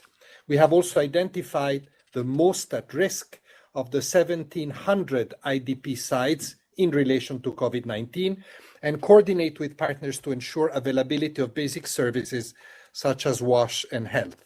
We've done our utmost to ensure that we assist the most vulnerable. However, we cannot go further without more support. Despite a number of generous contributions, UNHCR still requires $148 million in 2020 to secure life-saving protection and assistance to IDPs, refugees, and asylum seekers and their hosting communities. In addition, over $40 million are still urgently needed for the COVID-19 emergency response in the country. Without funding, people in need will not have the means to get food, medicine, or find shelter. As of this month, for example, we have started to reduce our regular cash interventions because of limited funds, immediately affecting 25,000 IDP and 6,000 refugee families. In conclusion, we remain committed to stay and deliver. And besides funding, I wish to join other speakers, and in particular the Secretary General, in reminding all of the other conditions to be effective, to have safe and unimpeded access for humanitarian partners, bearing in mind, of course, that only a peaceful resolution of the conflict can halt further suffering for millions of people. Thank you very much, Abdullah. Thank you, Filippo, for your kind remarks. And I shall now give the floor to my friend, Ms. Henrietta Fore, the Executive Director of UNICEF. Henrietta, the floor is yours. Thank you very much. Thank you very much, Dr. Abdullah Al-Rabia, and thank you for hosting this conference. I also want to thank Mark Lowcock, my colleague, too, also for his leadership here. It's a very important moment for Yemen, and if I may build on a comment that you made earlier. The situation Henrietta, in can you Yemen, put the camera on, please? Well, we've been trying, and carry on, then. I'm not sure that it's coming on, but your technology team is trying, Abdullah. So I'm hoping I will soon appear before you. Carry on, then. Shall I proceed?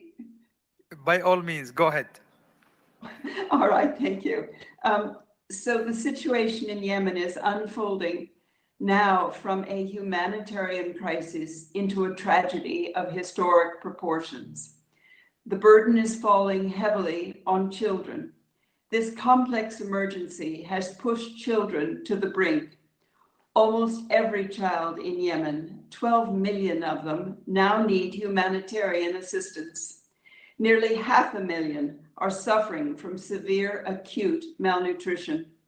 Millions could die from cholera and diarrhea because their families do not have the water, sanitation, and hygiene that they need. Schools, hospitals, water, nutrition, all of the systems that children need are collapsing. Just half of the health facilities are functioning. And we must never forget the psychological strain of what it is like to wake up every day to another day that is filled with uncertainty, hunger, fear, violence, and danger of war. Now these children are facing a new threat, COVID-19, and the disease that's already ravaging Yemen. It's hard to imagine the risk to children in a country where the healthcare system hangs by a thread, where their schools, homes, and neighborhoods are not anymore the places of safety that they should be. I recently received a letter from a group of children in Yemen, and they wrote, "It is our right to live in peace and to have all the rights to achieve our dreams. Some of us want to become doctors to treat patients and children. Others want to learn music and become musicians, while some of us want just to go to school every day and complete our education. These are the aspirations of children of Yemen, dreams that may never come true because year after year, we continue to let these children down. As a global community, we continue to ignore their pleas for peace. They want what every child wants, a childhood, a future, a chance to achieve their dreams. And that is why, against all odds and despite immense challenges, UNICEF is staying and delivering for the children of Yemen. We've been in Yemen for decades, and we aren't going anywhere. Over the last 5 years, we've expanded our operations there. Yemen now represents one of our largest humanitarian operations anywhere. We're treating severe acute malnutrition, providing safe drinking water, sanitation, and hygiene. We're keeping hospitals and health facilities, including primary health centers, up and running. Thanks to donors and partners like the World Bank, we're reaching more people with direct cash transfers than anywhere else in the world. And we're responding to COVID-19. In the past 8 weeks alone, we've reached 16 million people with information on how to stay safe using television, radio, and social media, and our network of 19,000 volunteers. We're working to urgently bring essential supplies, including personal protective equipment, to help keep health and nutrition workers safe. Just 3 days ago, we managed to bring in by road and air the essential PPE items like aprons, boots, masks, and gloves. This will help at least 1,600 health workers in primary health centers, hospitals, and isolation units across Yemen to provide vital health and nutrition services for 3 months. But as we stay and deliver against all odds, we are also facing a significant funding shortfall. We are appealing for $581 million to continue our response in Yemen. The needs are urgent. If we do not get this funding, we simply cannot continue at the current scale for the rest of the year. All of our programming will be affected, from health and WASH to our work with communities to provide life-saving information to our infection and prevention and control efforts. We must not let these needs go unaddressed. Yemen cannot afford it, and the children of Yemen cannot afford it. We enormously appreciate all of the donors who have been standing with the children of Yemen, especially over the last 5 years. They need your help once again and urgently.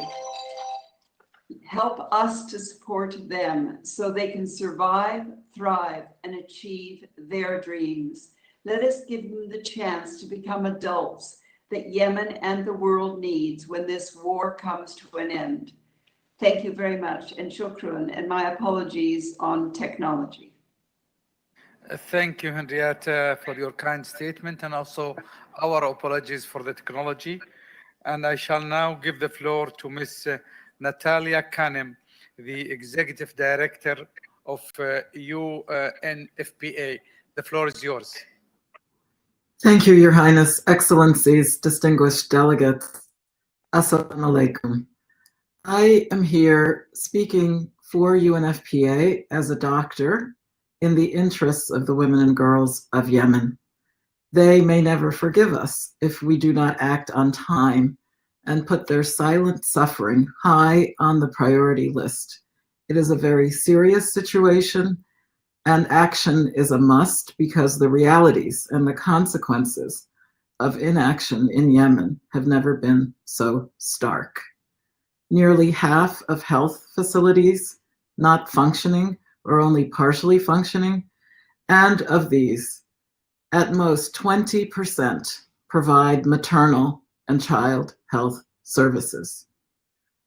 Last year, during 2019, through the generous support of donors, UNFPA was the sole provider of reproductive health supplies in Yemen. we reached more than 2 million women and girls with reproductive health and protection services, and another 1.2 million people who were newly displaced. They received life-saving emergency relief through the rapid response mechanism that UNFPA heads. Now, lacking such crucial funding, we've already been forced to stop life-saving reproductive health services across 140 health facilities. I pray that those facilities in Yemen can reopen. If not, an estimated 320,000 pregnant women will be cut off from reproductive health care, and more than 48,000 women could die from complications of pregnancy and childbirth. And I'm talking about women like Zainab, whose daughter, Safiya, was recently born at home without any help. The hospital closest to her had lost its gynecologist due to the funding shortage. And Zainab bled to death after the birth. Mariam, a war widow who left 4 children behind when she died from hemorrhage after her local health center stopped providing maternal health care. By next month, in July, UNFPA will be forced to scale back our gender-based violence services, including psychosocial support, thereby leaving 500,000 women without access to these services. To save lives, quite literally, UNFPA calls for urgent funding of $59 million to provide reproductive health care and women's protection throughout the end of 2020. And a separate $24 million is needed to deliver the COVID-19 response to protect midwives and other health workers and women and girls who are seeking care.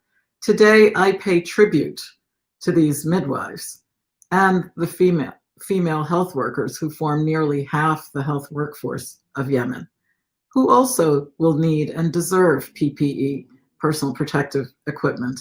I thank them and all who are serving on the humanitarian front for their strength, determination, and leadership in the face of unbearable human suffering and injustice, and join the United Nations Secretary General in calling for a global ceasefire and a political solution.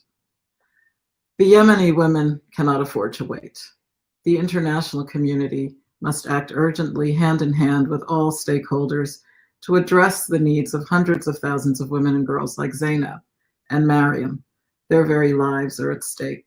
Our plea is for all to uphold the rights, health, and dignity of the women and girls of Yemen, based upon our common values of global solidarity, peace, justice, and human dignity. Shukran jazila. Thank you. I thank the Executive Director for her statement, and I think it's time for me to hand over to the chairmanship to my co-chair, Mark. The floor is yours. It's about time. Thank you, Abdullah. Thank you very much. So I now give the floor to Mr. David Beasley, the Executive Director of the World Food Programme. David. Mark, thank you. Can you hear me, everybody? Good. I know we've been sitting here for several hours and everybody's been given all these numbers, and quite frankly, it's very disheartening. It's very compelling. When I joined, Mark, you remember 3 years ago, we were facing famine conditions in 4 countries, and we were very concerned about Yemen. But the good news, even with all the bad things that were happening inside Yemen, the donors stepped up. We applied a lot of pressure to make sure we got the access. We worked through a lot of complex issues. And because of everyone coming together, we averted famine. We saved millions of lives in Yemen. But now, because of years of war and conflict and degradation of almost every potential service that's there, compounded now by COVID-19, we are again facing unprecedented catastrophe, and we cannot do what we need to do without your money and the access that's necessary to move those monies and supplies in the necessary areas. And so I thank you for all the work that we've been able to achieve so far, but we are literally, as Mark said, at the precipice. Natalie and and all of you. I mean, Henrietta, I just can't say it any harder and any more passionate than what you've said. We are in trouble. And quite frankly, we shouldn't penalize the innocent children of Yemen because of politics and man-made war. We owe it to these children to have a future. We owe it to them to do what we can. Last year, we received about $1.6 billion to reach 13 million Yemenis who otherwise would have been in famine, otherwise who very well may have died, but for you. But this year, it's worse. We aren't getting the monies we need. We need $1 billion to achieve what we can even closely do what we did last year. We're reaching 13 million people right now, but it's now with half rations. Imagine the nutrition, the immunity system that's taking, literally hitting on every child, who's going to make them more vulnerable to COVID, because these children, men and women, aren't getting the nutrition they need to have healthy systems. So my friends, just like a few years ago, we're facing a very difficult and bleak situation, and we need your help. If we get your help, we can deliver. I have no doubt about it. Because of you so far, we've been able to bring in medevac operations. We can bring in supplies.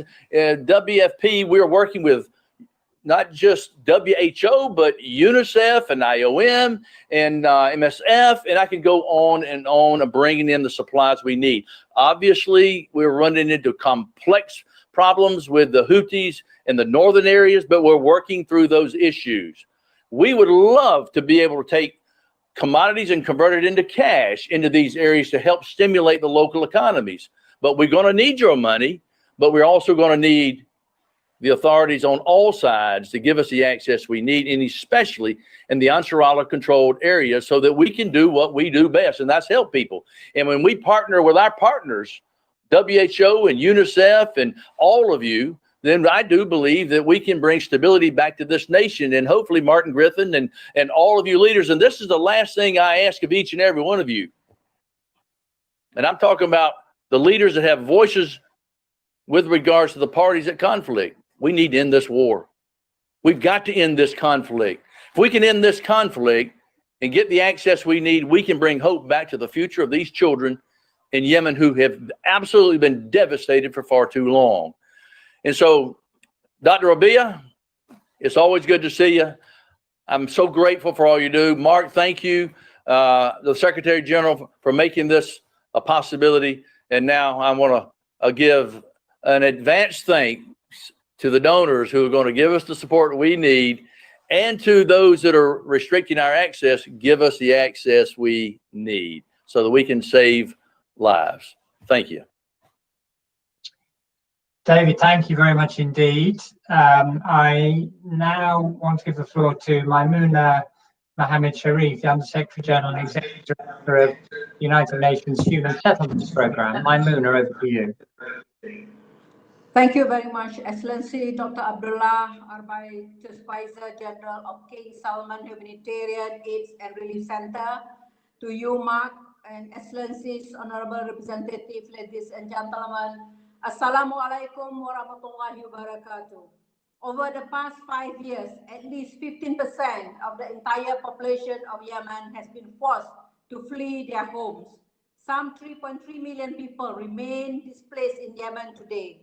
Yet, they continue to welcome internally displaced persons in their communities at the heavy cost to host families and communities. Against this stark background, the COVID-19 pandemic is now spreading at a fast pace in the Yemeni cities. 354 cases with 84 deaths, with the fatality rate at around 24% compared to the global rate of 6%. Yemen's health system may be faced with its greatest challenge yet. The need for international support to Yemen is more vital than ever, and ever more urgent. Internal displaced persons cannot shelter in place, and communities cannot protect themselves through basic hygiene and social distancing during this pandemic. We need to provide adequate housing and access to basic services for all. Excellencies, ladies and gentlemen, I would like to propose three key actions. The first, We need to do integrated planning so that communities here can begin rebuilding towns and cities that are safer, more inclusive, resilient, and sustainable. Second, we need to scale up our work on adequate shelter and housing, improve access to water and sanitation, protecting housing, land and property rights, and developing urban recovery plan. The third, UN Habitat fully recognizes that community must act now. We have integrated a people-centered approach to rebuild capacity, to foster recovery, stabilization, and peace building with all partners. We wish to gratefully acknowledge the financial support for our work provided by the European Union, the government of Japan, the Saudi Development Reconstruction Program for Yemen, and Al-Walid Philanthropies.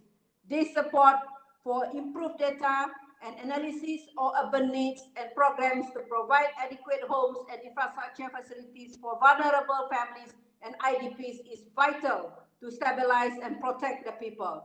Now is the time to focus on Yemen, and we join our voice to those speaking today. Together with local governments, stakeholders, and the entire international community, UN Habitat continues to stand ready to help people live with dignity, protect infrastructure for basic needs, build back Yemeni cities and communities, and support a better quality of life for all people of Yemen. Thank you very much to all of you. Assalamu alaikum warahmatullahi wabarakatuh. Shukran jazila. Over to you, Mark. Thank you very much, Maimuna. I shall now give the floor to Dr. Mike Ryan, Executive Director for the WHO Health Emergencies Programme. Mike, thanks for joining us. Over to you. Thanks, Mark, and shukran, Dr. Arabia. I'm speaking today on behalf of the WHO DG, Dr. Tedros, and Dr. Ahmed Al-Mandari, the WHO Regional Director for the Eastern Mediterranean region. Excellencies, distinguished delegates, ladies and gentlemen, salam alaikum. As we all know, Yemen is the most complex humanitarian operation in the world. Indeed, when Dr. Al-Mandari, who's participating in this event, by the way, visited Yemen last year, he saw parents who were desperate to find help for their sick children, an elderly man who died before his very eyes as doctors tried to save him, and he met the son of one doctor who died of cholera while treating patients with the disease. The situation has since become much worse, but in spite of it all, for the past 5 years, WHO and our partners have stood with the people of Yemen. When the world's largest cholera outbreak hit, we together reversed the cycle of disease, protecting more than 10 million people. When measles threatened, we together vaccinated over 12 million children. When severe acute malnutrition spread, WHO and our partner Medcom supported 80% of all therapeutic feeding centres, saving 91% of all children suffering from medical complications.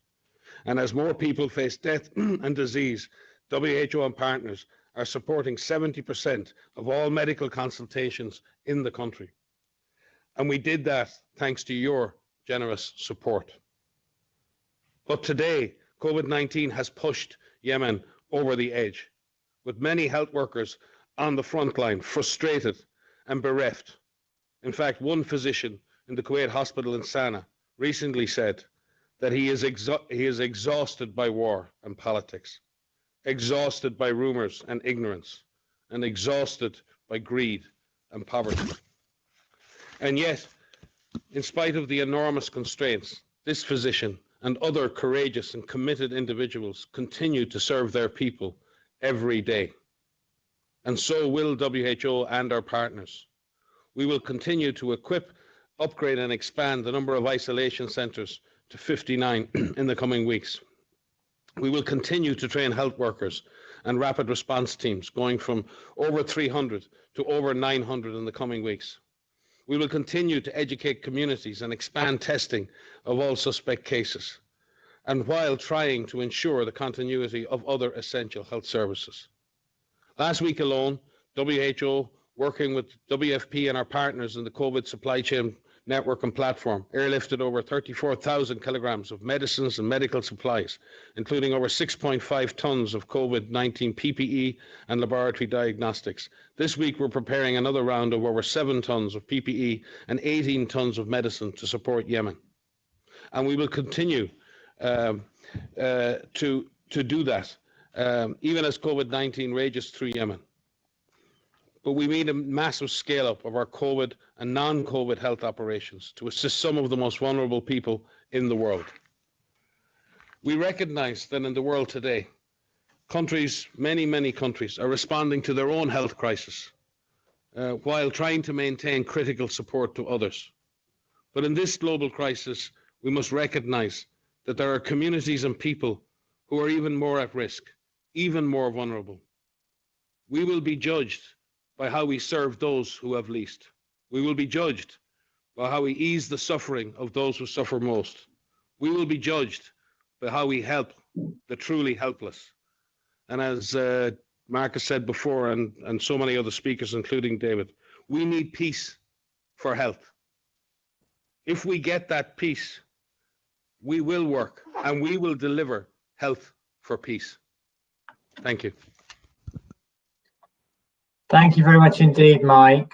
I now shall give the floor to His Excellency Mr. Ridwan Jadwat, the Australian Ambassador to Saudi Arabia, Bahrain, Oman and Yemen. Sir, you have the floor. I think you're muted.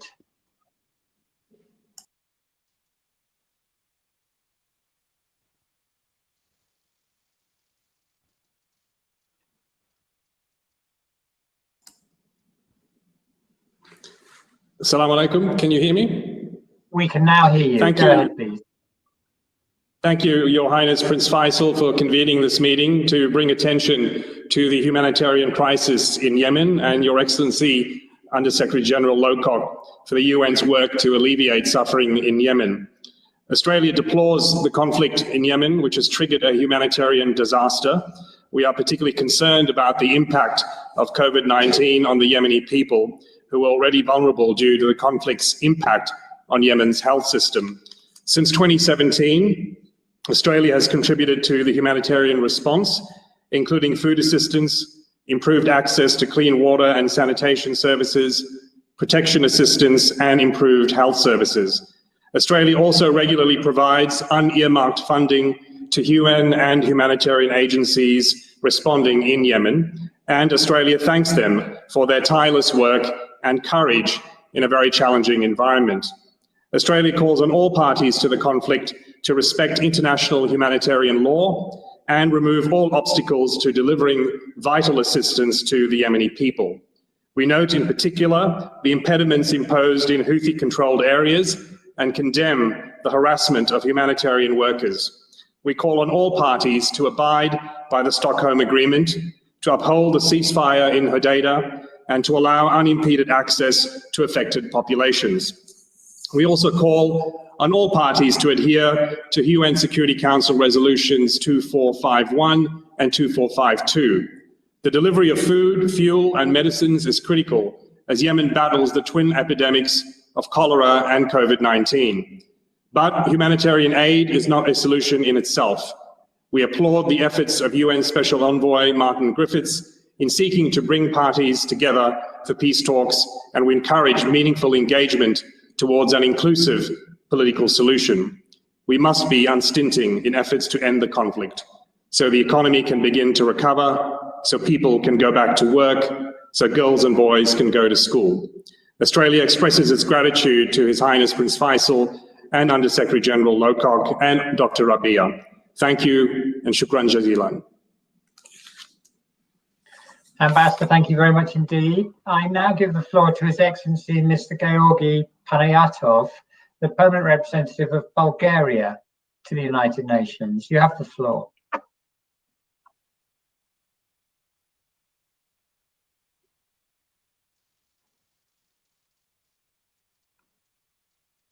Would Ambassador Panayotov of Bulgaria like to take the floor, please?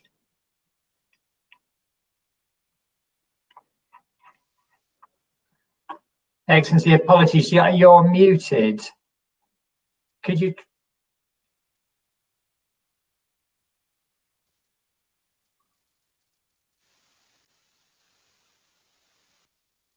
Can you open the Now we can hear you. Please go ahead. Oh, now we can't hear you again.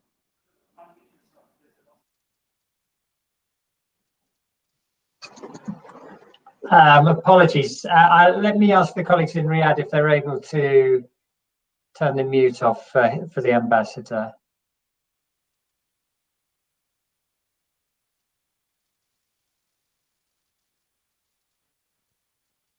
So let me apologize, Ambassador. We will try and fix the problem and we'll come back to you in just a moment after the next speaker. I do apologize. So let me now give the floor to His Excellency Mr. Juraj Kondelka, the Ambassador of the Czech Republic to Saudi Arabia.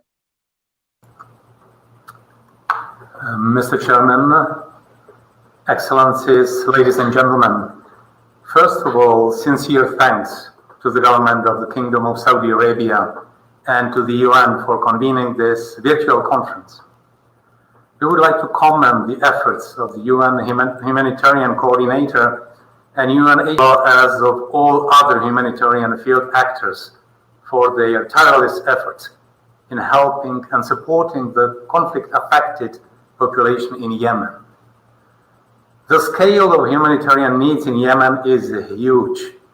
We are deeply concerned by the overall devastation of the country and by the number of affected people. Lack of access to food, safe water, and especially these days to healthcare is of particular concern.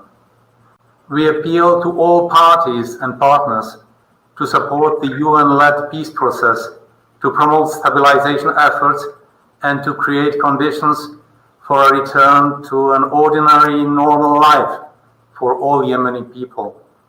And in the meantime, ensure a safe and unhindered humanitarian access for all relevant humanitarian actors.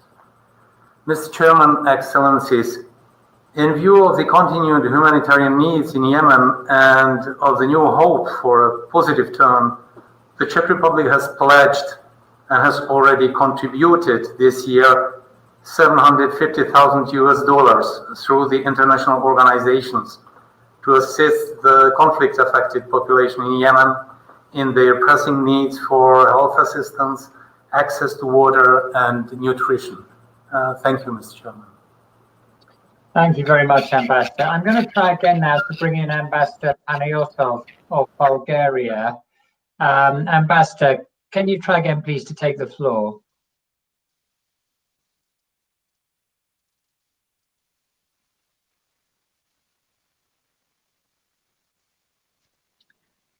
No, apologies, Ambassador. I'm afraid we're not hearing you, so we'll move on. If we can come back to you later, we will do that. So let me now give the floor to His Excellency Mr. Sameh Shukri, the Minister of Foreign Affairs of Egypt.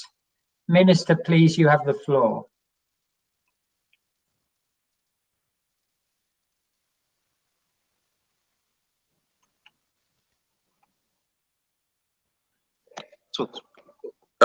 Excellencies, I am the deputy of the minister. He has been taken by a phone call. Can we take the next intervention and have him speak afterwards? Yes, Excellency, we'll do that. We'll come back to you in a few minutes. Thank you. Thank you very much. So let me try again now for Ambassador Panayotov of Bulgaria. I can now see you on my screen, Ambassador. So would you like again to try to take the floor now?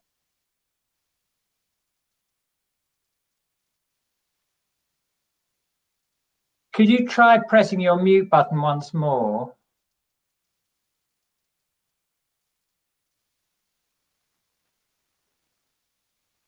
No, I'm really sorry, Ambassador. Unfortunately, we're not able to hear you. So I know the colleagues in Riyadh will contact you directly and see if we can fix the problem. But I'm sorry, we can't hear you. So we'll have to move on and come back to you. So I would like now to give the floor to His Excellency Mr. Christian Testo, the Ambassador of France to Yemen.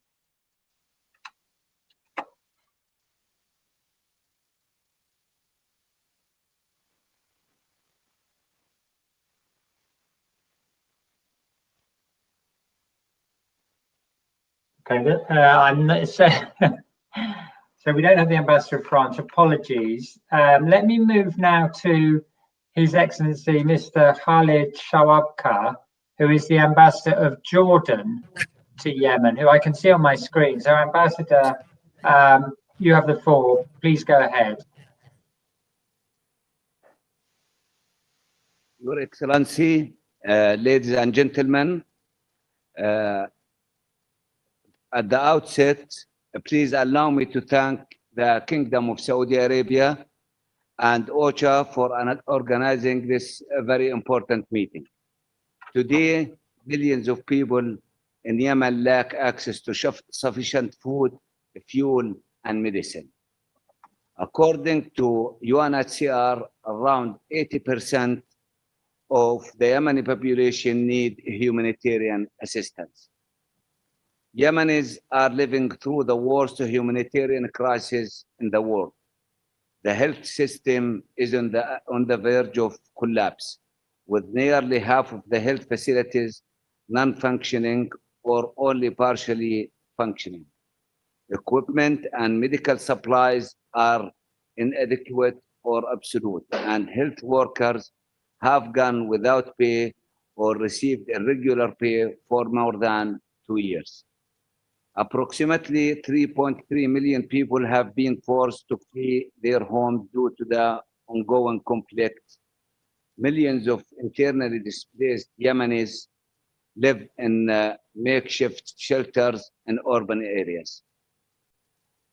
Your Excellencies, in 2020, UNFPA appealed for 100.5 million for its irregular humanitarian operations in Yemen. To date, only 41% of that has been mobilized, leaving a gap of 58.8 million. An additional 24 million is needed for the COVID-19 response, including protecting health workers and shoring up access to reproductive health care. Under the pandemic, attention has understandably been diverted away from the devastation in Yemen. And if the coronavirus spreads in Yemen, it will be a humanitarian disaster beyond imagination. There are needs to improve the humanitarian conditions of the Yemeni people, whose suffering has to end through a political solution that guarantees the unity of the country and maintains its legitimacy.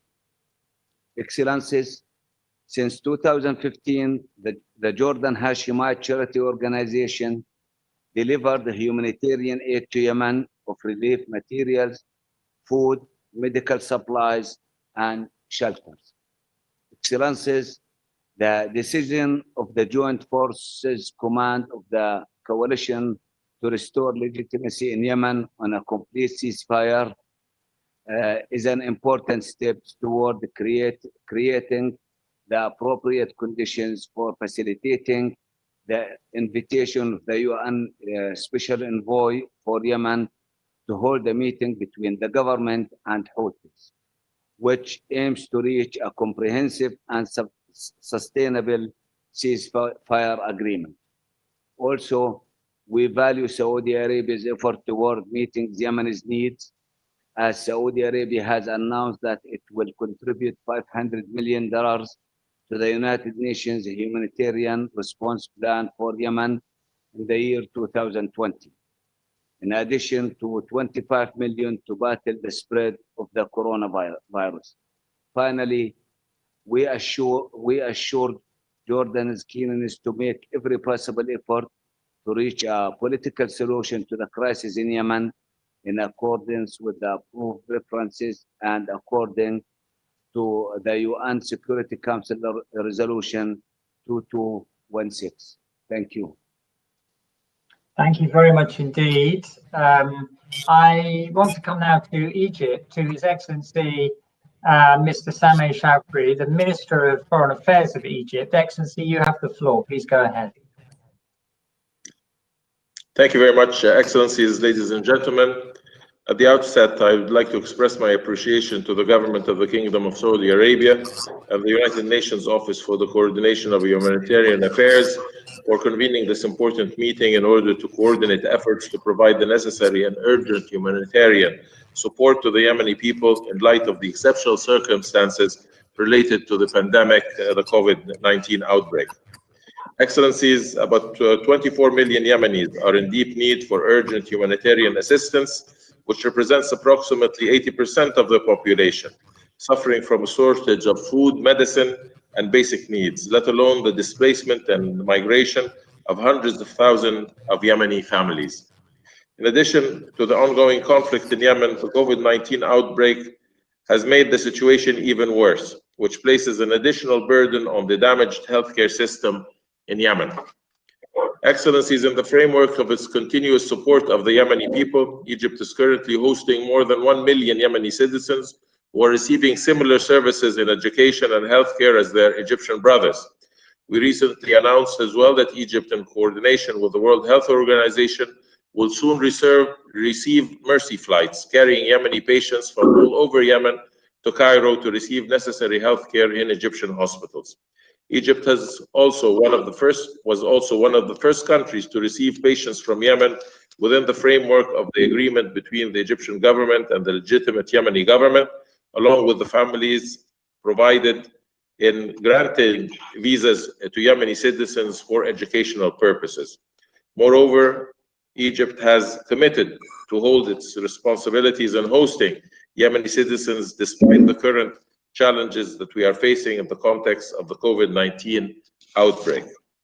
Excellencies, I would like to seize this opportunity today to reaffirm Egypt's stance towards the Yemeni crisis, which is based on the belief that the solution in Yemen is a political one that should preserve the unity, sovereignty, and territorial integrity of the Yemen. Moreover, Egypt strictly and categorically rejects any attempts to use Yemeni territories as a platform to threaten the security of the Kingdom of Saudi Arabia, hence Arab national security as a whole. Egypt also condemns any attempt to obstruct the freedom and the security of navigation in the Strait of Bab el-Mandab, which affects regional and international security and stability. I would like to conclude by expressing my hope that this meeting will bring about tangible results addressing the dire needs of the Yemeni people in face of all the hardships that they have endured. Thank you very much. I thank the Minister for his statement, and I turn now to France. His Excellency Monsieur Christian Testo, the Ambassador of France to Yemen. You have the floor.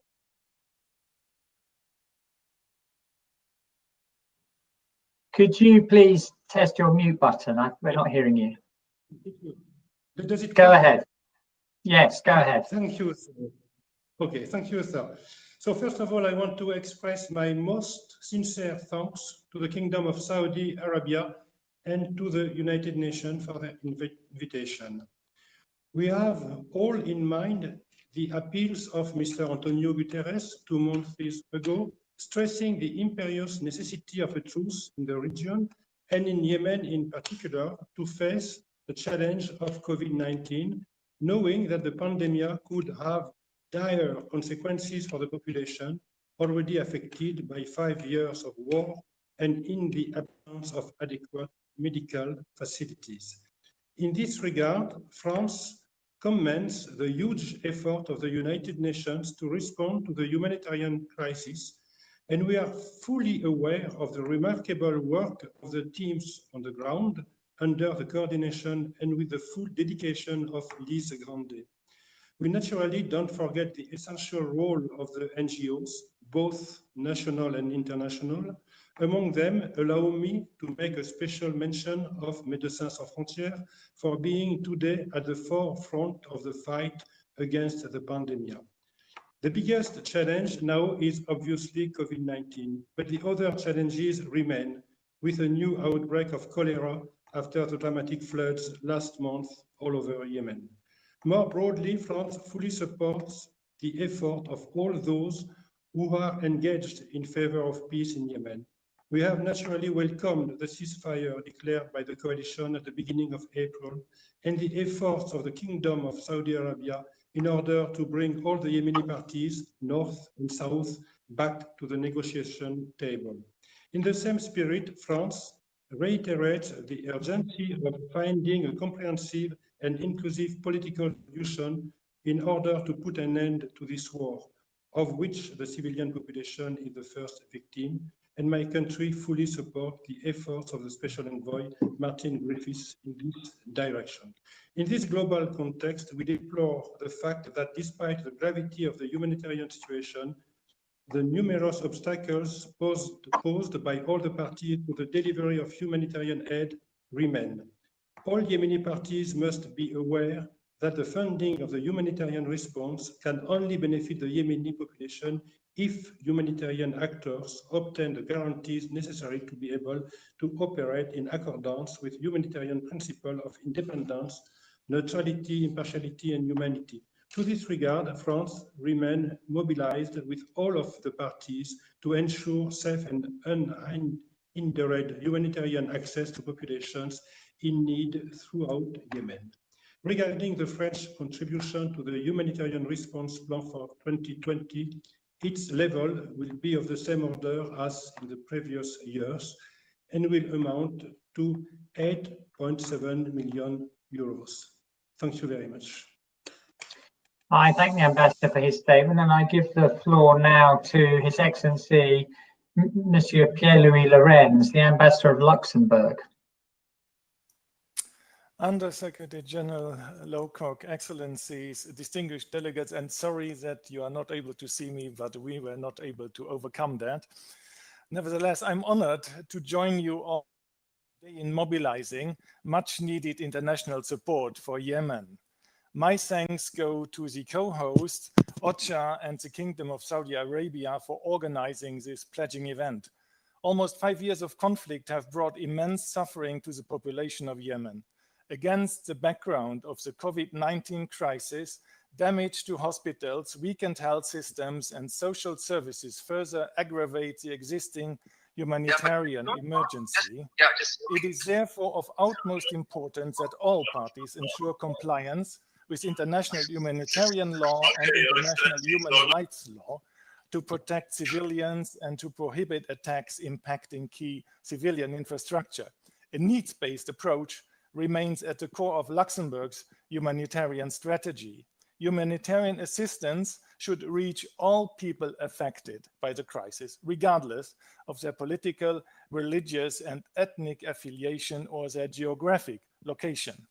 Luxembourg will therefore allocate a total amount of at least 1.850 million euros in support of the World Food Programme and ICRC's humanitarian operations in Yemen, as well as to UN Humanitarian Fund. Moreover, Luxembourg maintains also in 2020 a solid level of commitment to the UN Central Emergency Response.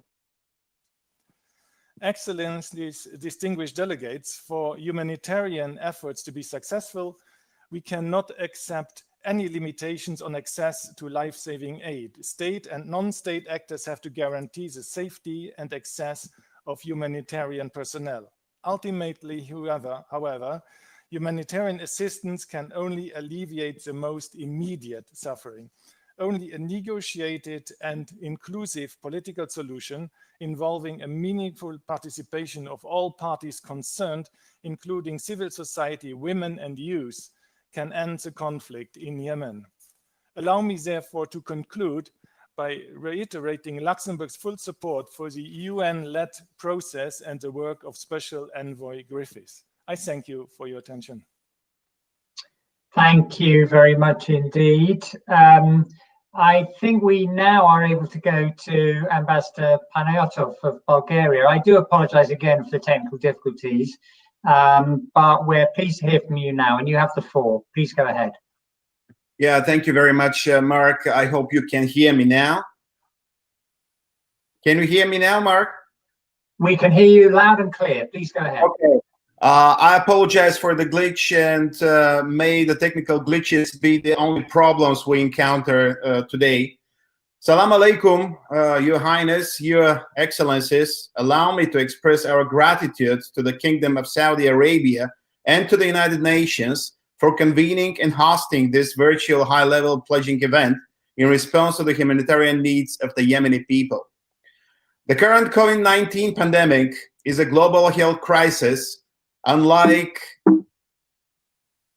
any other, and probably the greatest test we have faced since World War II, one that has presented a challenge of unprecedented magnitude to the whole world by spreading human suffering, overturning people's lives, and attacking societies at their core. The arrival of COVID-19 pandemic to Yemen threatens to bring greater and more widespread suffering to the people. 5 years of war in Yemen have greatly limited the capacity of communities and government to prepare and respond to the global COVID-19 pandemic. An additional COVID-19 outbreak presents an imminent danger that further threatens the people of Yemen. It is important to stress that more than half of Yemen's health facilities are closed or partially functioning.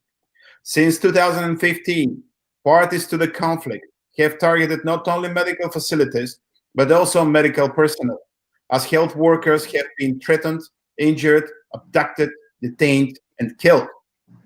Consequently, many medical professionals have fled Yemen, further damaging the ability of the healthcare system to respond to a pandemic.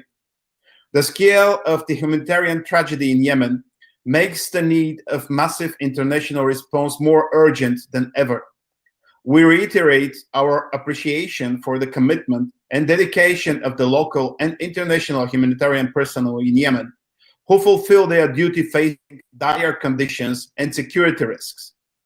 It will be impossible to respond to COVID-19 in the face of fighting and armed groups continuing to block access to humanitarian aid.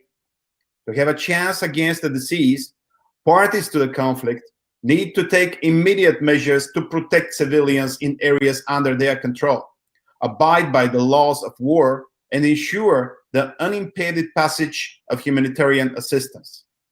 We underline that all state and non-state actors must ensure safe, rapid, and unhindered access of relief workers and free passage of humanitarian aid to the population in need. We also urge all the parties to ensure the protection of civilians, particularly children, and fully respect international humanitarian law and international human rights law. Bulgaria is participating in the coordinated EU efforts to respond in an effective and efficient manner to the challenges of the global COVID-19 pandemic. We are part of the Team Europe coordinated approach for a comprehensive response that will address the needs in the public health sector as well as the socio-economic challenges. For this year, Bulgaria is relocating 50,000 euros to the Yemen Humanitarian Fund implemented by the UN OCHA for activities related to restricting COVID-19. In conclusion, we remain convinced that only an end of the hostilities, violence, and insecurity will make it possible to overcome the catastrophic humanitarian situation in Yemen. A lasting solution to this deep, complex, and prolonged conflict cannot be reached by military means. We call on the Yemeni parties to engage constructively amongst each other and with the UN Secretary General Special Envoy for Yemen in discussions about moving forward with a nationwide, public, and accountable de-escalation mechanism, and advancing tangible economic and humanitarian measures to alleviate the suffering of the Yemeni people and build confidence between the parties. Shukran. Thank you for your attention. I thank the Ambassador very much indeed for his statement, and I now give the floor to His Excellency Dr. Ahmad Faisal Mohammed, the Ambassador of Malaysia. You have the floor.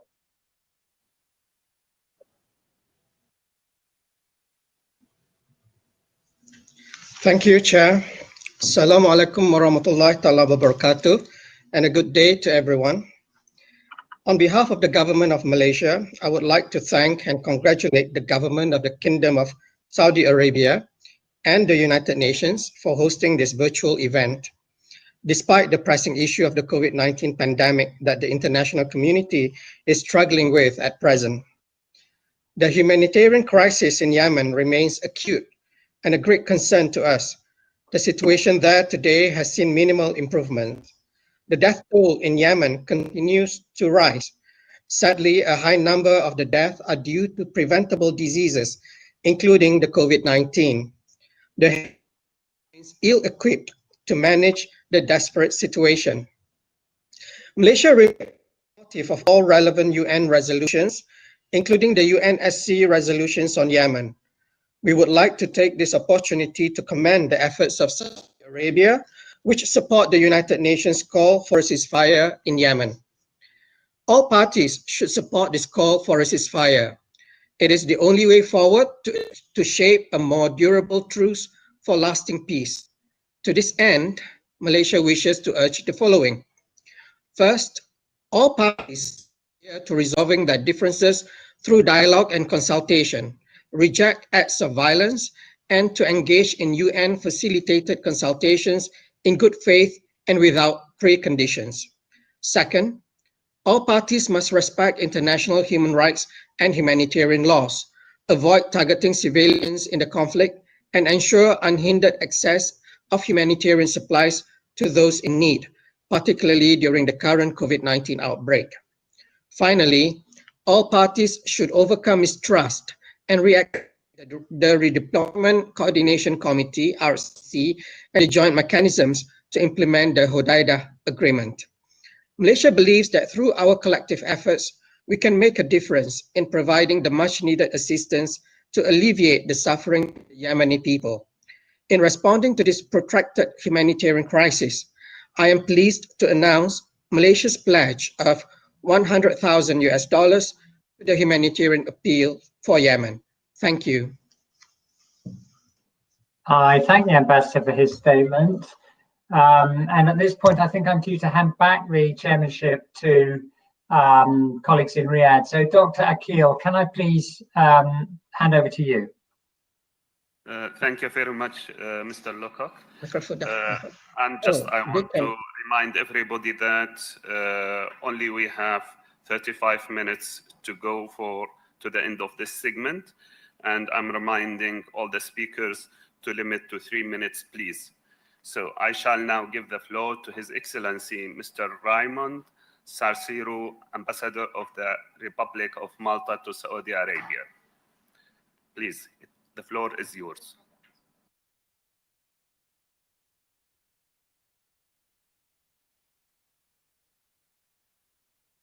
Please, unmute yourself, please. Can you hear me now? Can you hear me? Hello? Can you hear me? Yes, yes. Okay, thank you very much. Excellencies, ladies and gentlemen, on behalf of the government of Malta, I would like to thank the organizers for holding the conference, encouraging us to come together to curtail further deterioration of the humanitarian situation in Yemen. Malta is fully supportive of the role and presence of the UN agencies and other humanitarian organizations in all parts of the country that ensure that the vital humanitarian assistance reaches the intended destination. Malta also wishes to pay tribute to all the humanitarian actors in the relentless effort to deliver life-saving support to all those in need in very challenging circumstances. In this context, Malta joins other countries in encouraging all parties to the conflict to allow unhindered immediate delivery of life-saving assistance to intended beneficiaries, while respecting the international humanitarian law. Even though this humanitarian crisis can mainly be solved through a political solution, a scale-up of the humanitarian effort to respond to immediate needs on the ground is unarguably critical at this juncture. To this end, I am pleased to announce that the government of Malta is once again dedicating part of its yearly humanitarian budget in aid of the people of Yemen to assist in mitigating their challenges. Thank you. I thank the ambassador for his statement. I shall go now give the floor to Ms. Angar Ashing, Chief Executive Officer, Save the Children. The floor is yours, please.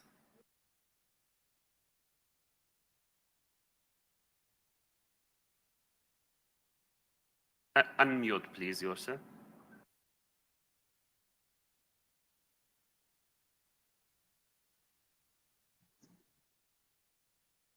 Can you please unmute yourself?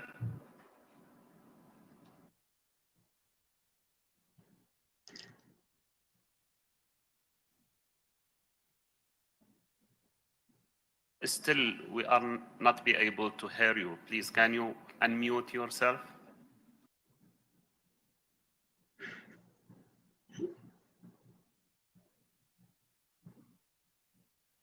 So I think just we will go back to you.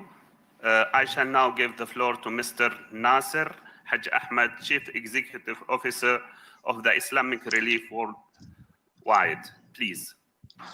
Thank you, Chairman. Bismillahir Rahmanir Rahim. Your Excellencies, ladies and gentlemen, Assalamu alaikum wa rahmatullahi wa barakatuh. Many of you have highlighted the grim statistics of human suffering in Yemen in your speeches today. Last year, when I traveled to Yemen and visited some of the 155 nutrition centers and health facilities supported by Islamic Relief, I met the people behind these numbers. Children too weak from hunger to cry, and mothers so malnourished they could not produce enough milk to breastfeed. I'm still haunted by their faces, but I take comfort in knowing that our staff, standing alongside colleagues from other NGOs, are working around the clock to provide exceptional humanitarian relief to millions of Yemenis across the north and south. Working with WFP, Islamic Relief has been providing food, vouchers, and cash for work programs to over 2 million Yemenis on a monthly basis. To support the crippled economy and people who have no social safety net to fall back on, we are also still running livelihood programs in Sana'a, Hodeidah in the north, and Damar in the south. This is clear evidence that essential humanitarian relief is still reaching the most vulnerable, despite the staggering need. However, funding cuts, as was mentioned by David Beasley, are severely threatening these key lifelines being provided by international aid organizations and local civic society groups. As food prices soar, our funding support has been slashed significantly. This means that one food package designed to last one family 1 month will now have to last them around 2. With 15 million people already on the brink of starvation, there can only be one result of this decrease. Many may lose their lives. In 2020, we are again stepping up and committing to spend at least $5 million of our own funds to boost the response on the ground. But this is only a fraction of what is needed, with international donors the only ones capable of filling the gap. COVID-19 is only making things worse. Millions of Yemenis, especially those displaced, rely on work which will vanish under stricter lockdown measures. Remittances are drying up, plunging families into absolute poverty. In the wake of the pandemic, this could create just as much, if not more, suffering than COVID-19 itself. While the virus is deadly, it must not be used as an excuse to further cripple the existing humanitarian response. COVID-19 support should be in addition to, not in place of, existing funding, and priority must be given to critical life-saving activities. To meet this growing threat, I can only reiterate the urgent message from INGOs and local civic society actors. The international community must provide increasing funding for humanitarian programming in Yemen. Until we redouble our efforts to bring an end to this conflict and secure a long-lasting and sustainable peace, we must support the humanitarian needs of the Yemeni people. The only bailout package they may get is you. Please do not let them down. Thank you very much. Thank you very much. I thank the Chief Executive Officer for his statement. I shall now give the floor to Mr. Hisham Khadraoui, Director of Operations of Geneva Call. Please. Hi.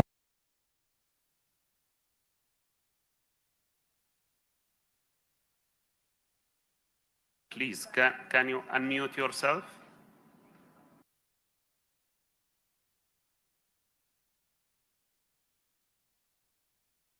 Still, please, can you unmute yourself?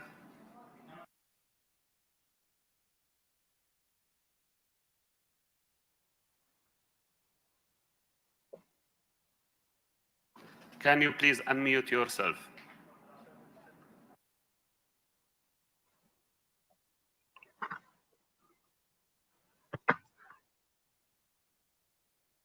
I think I'll go back to Ms. Anger Ashing, Chief Executive Officer, Save the Children. Please. Thank you. Can you hear me now? Yes, you can hear me? Great, thank you. Your Excellencies, 5 years of war has left more than 12 million children in need of humanitarian aid, including at least 2 million who are out of school and another 2 million under age of 5 who are acutely malnourished. Tragically, this situation will become even worse if the risk from the COVID-19 pandemic are not urgently mitigated. In this pivotal moment, we urgently need significant new resources, donor flexibility, and political support to meet the needs of children caught in the world's worst humanitarian crisis. The healthcare system has been decimated by conflict. Only half of Yemen's health facilities are operational, with shortage in supplies, medicines, and fuel. Remaining systems are strained by immense needs and an overall lack of funding. Further reductions in health services during the COVID-19 pandemic and spike in infectious diseases such as dengue fever and cholera could prove catastrophic. Life-saving health activities, and in particular the COVID-19 response, must be rapidly funded and exempted from recalibration measures. Health workers must have sufficient protective equipment and urgently need to be paid. Authorities must ensure humanitarian workers can reach the most vulnerable, including by facilitation the rotation of essential international staff into country. Other critical sectors must be prioritized and funded. Lack of funding and COVID-related school closures are leaving countless children with few alternatives for learning. Existing child protection risks such as abuse in the home, child marriage, and harmful child labor are exacerbated by secondary effects of the pandemic. Our recent research on children's mental health demonstrates that children are experiencing sustained high level of anxiety after 5 years of protracted conflict. Compounding these fears in the additional anxiety of the COVID-19, donors and authorities must ensure that vital education and protection programming, including mental health and psychosocial support, can continue. This is a critical juncture for the Yemeni people. Humanitarian organizations are struggling to maintain critical life-saving programs, whilst at the same time scaling up activities to prevent, mitigate, and contain the dangers of COVID-19. We urge you to provide funds for existing humanitarian programming, especially programming targeting children, as well as for the COVID-19 response, and work with us to ensure principled and need-based humanitarian response. Thank you. I would like to thank the Chief Executive Officer for her statement. Mark, I'm not sure whether Mr. Hashim Khadraoui is with us or not. I was told he's not with us yet. Or they are working. I think there is a technical issue with them. So I think that's the last statement we have today. So what do you recommend, Mark? Should we go to the closing remarks and then come back if he's okay? So I will turn, I think, mic to you, Mark, or I'll want me to start. Well, I'm happy to start if you'd like me to start. According to schedule, I'm supposed to start. So if you want me to start, I'm ready. Please do, please do. Well, I would like at this moment to appreciate and actually acknowledge both the Kingdom of Saudi Arabia and the UN for hosting this important event to support the humanitarian response plan for Yemen 2020, especially at this time where there is significant challenges meeting the international community in terms of the effect of COVID-19. We have been limited because of movement. We have been limited by many problems and challenges and difficulties. But the determination by both Saudi Arabia and the UN, and for us to bring this meeting to action, means that the international community cares about Yemen, and we care about lifting the escalating challenges in Yemen.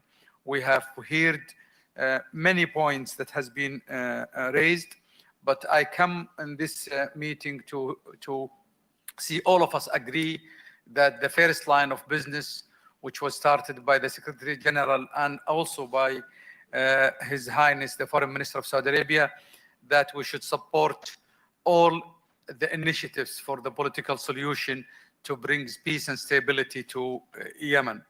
And we should work as UN, as donor communities, as international communities to invest in that regard.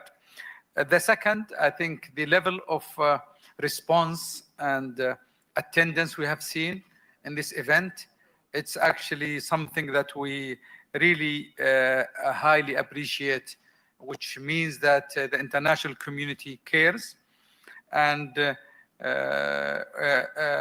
irrespective of the challenges, we managed to bring attention to Yemen. This conference is not the end of our care to Yemen. I think we will continue to seek the political solution, to seek the donations, and to get the support from countries that are known as donors for Yemen. And also, we will continue to put whatever pressure is needed to limit the violations against humanitarian actors and also humanitarian supplies.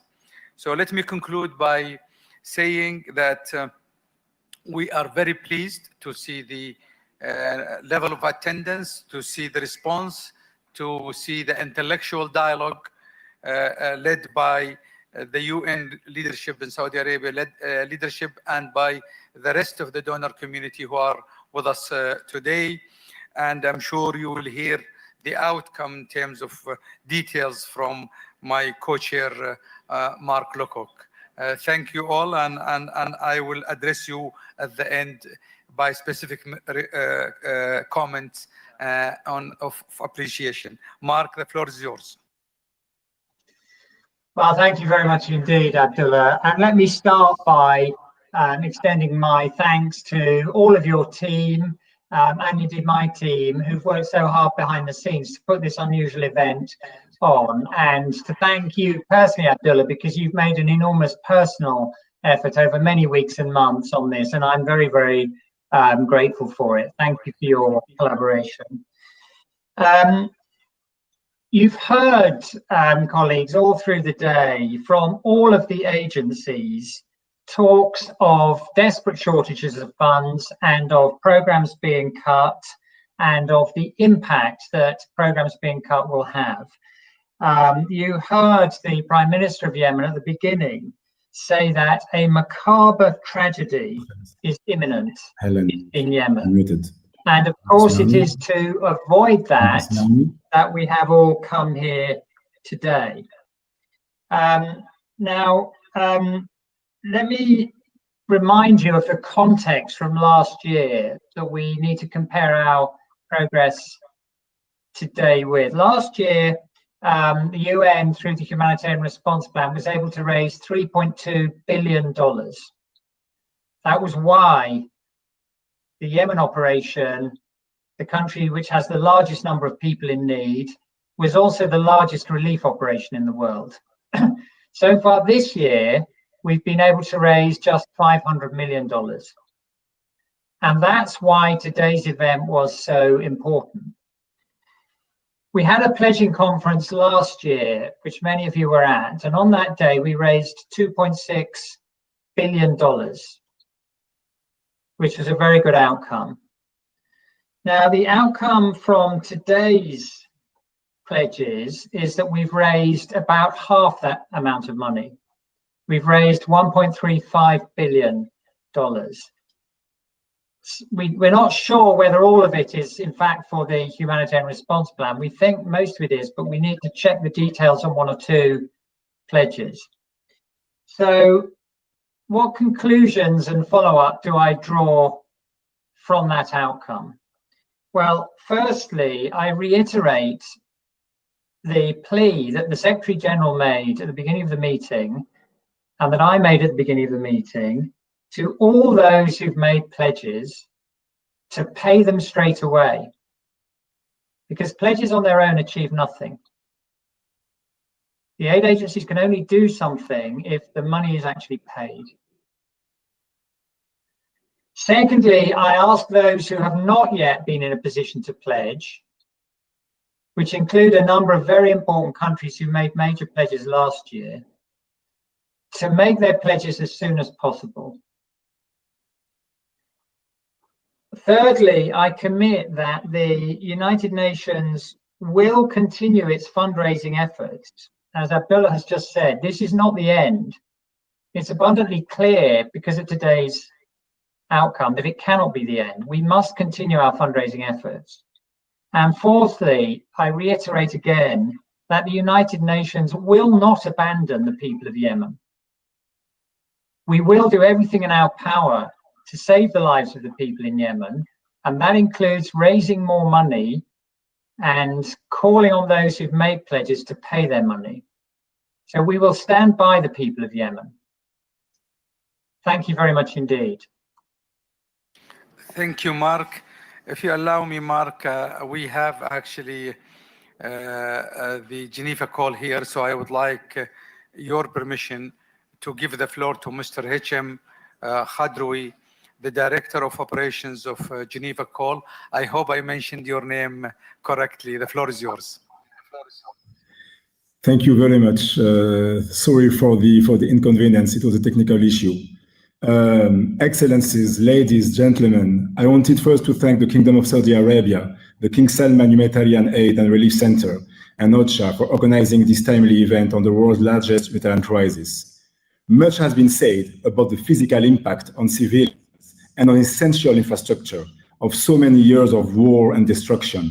All of us in this room have been reading about, and some of us witnessing directly, the horrors of the conflict and widespread violence, displacement, destroyed hospitals, shortage of food, water, and basic services. We know about the recruitment of children, the maiming of them, the use of anti-personnel landmines, attacks on women and girls, and destruction of cultural properties. All these violations have a common denominator: the lack of understanding and respect of international humanitarian law and human rights by parties of the conflict. Our commitment to ensuring respect for the norms that safeguard humanity. We all have a critical and complementary role to play to this end.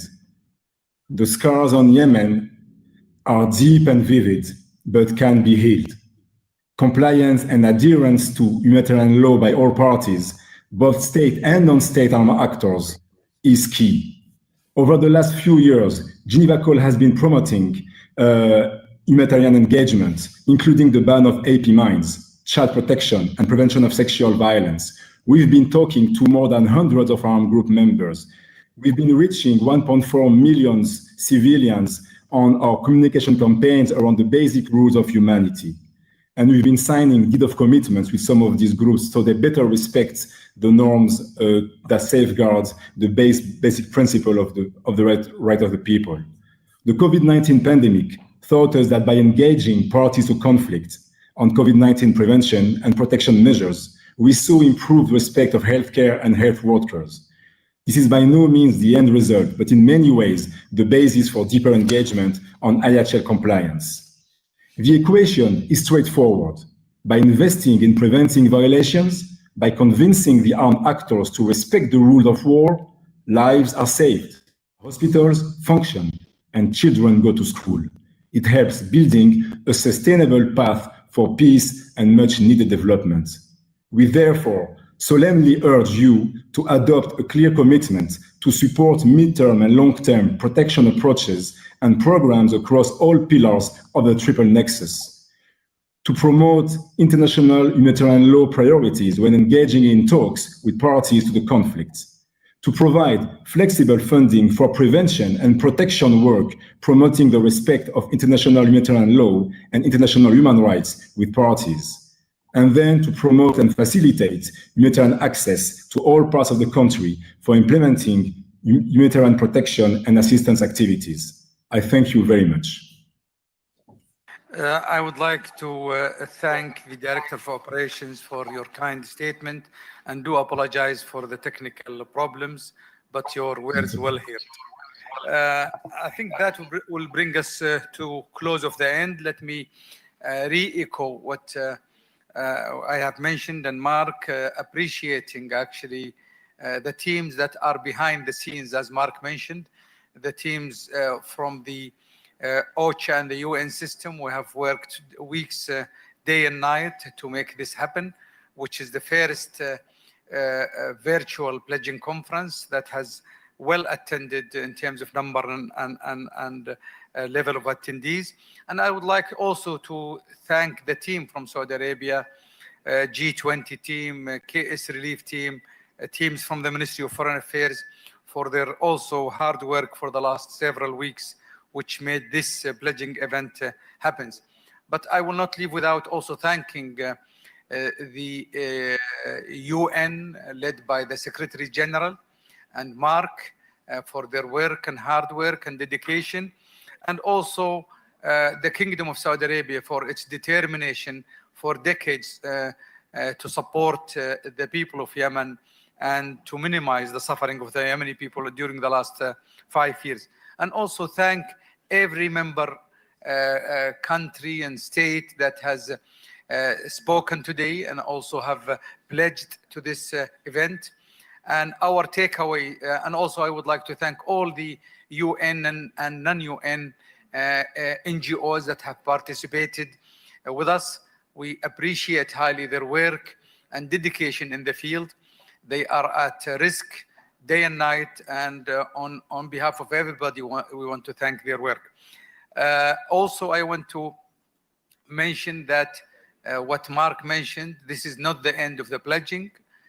Pledging will continue, and we will work, all of us, and I can assure you the UN and Saudi Arabia will continue to encourage donor countries to continue and support the pledge. And also, we should also work hard to reach what has been actually raised by the Secretary General and also the Minister of Foreign Affairs of Saudi Arabia to reach a long-lasting political solution. I would like to thank every member with us today and all the participants, all those who have actually brought to us valuable remarks. And also I want to mention to you that all of you are welcome to stay on the virtual platform to view the press conference taking place immediately after the closing. And also I want to officially declare the pledging event to be closed. Thanks for my co-chair, Mark, for his well-planned and dedicated work. Thank you, Mark. So I think we will leave to, the floor will go to the press conference, Mark. Yes, I think, Melissa, thank you very much, Abdul. I think, Melissa, we're over to you.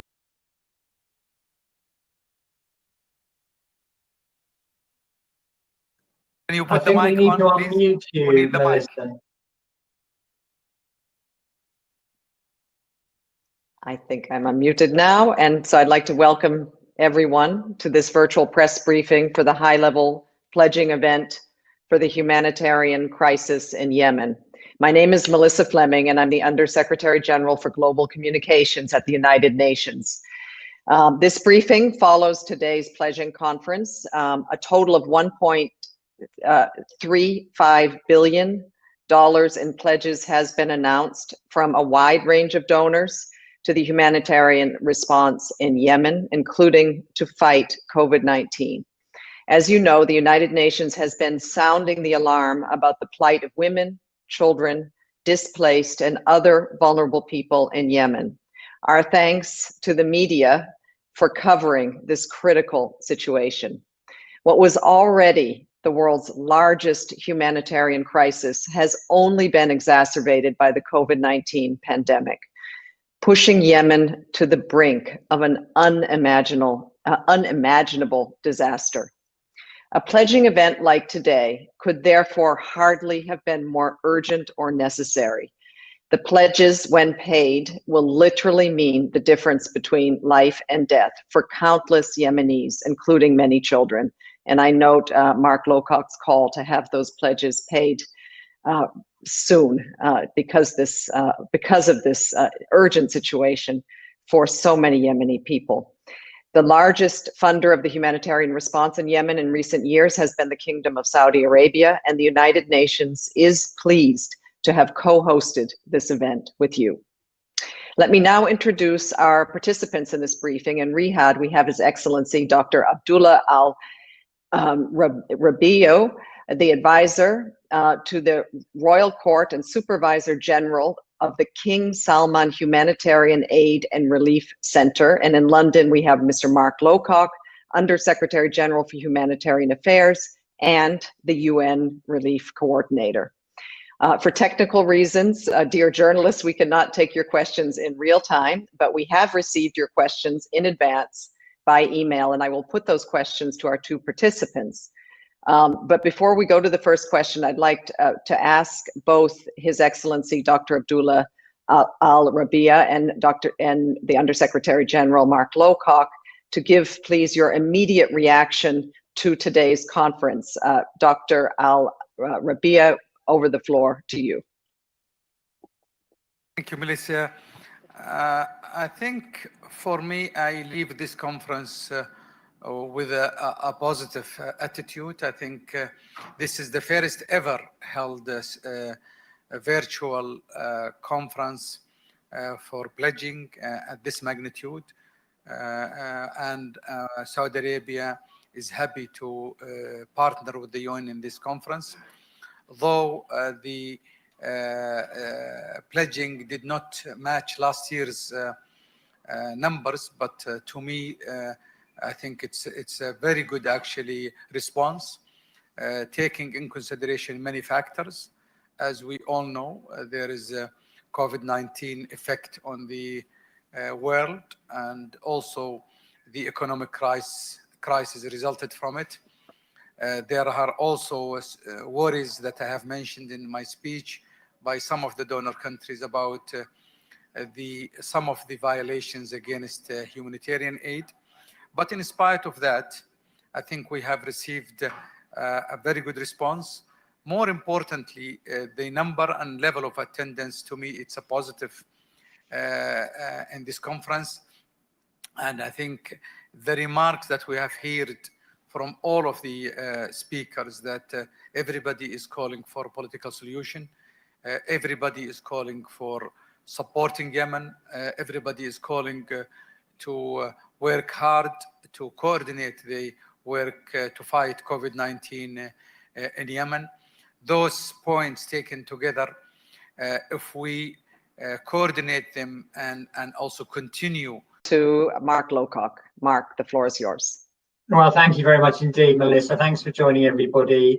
I'd like to start by expressing my deep personal thanks to my friend, Dr. Abdullah, for the collaboration we've had with the Kingdom of Saudi Arabia, and him and his team in particular, in putting on what is an unusual event. These pledging conferences, of course, happen a lot, but to do it virtually in this way is a new challenge, a challenge we've been required to rise to because of the realities of the COVID-19 pandemic.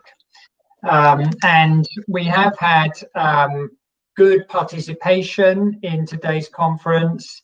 And we have had a wide discussion of all the issues which are generating the humanitarian crisis in Yemen, the ongoing conflict, the particular impact of COVID-19, and of course all the restrictions that have been put in place by too many of the parties inside Yemen, which have made the work of humanitarian agencies much harder than it needs to be.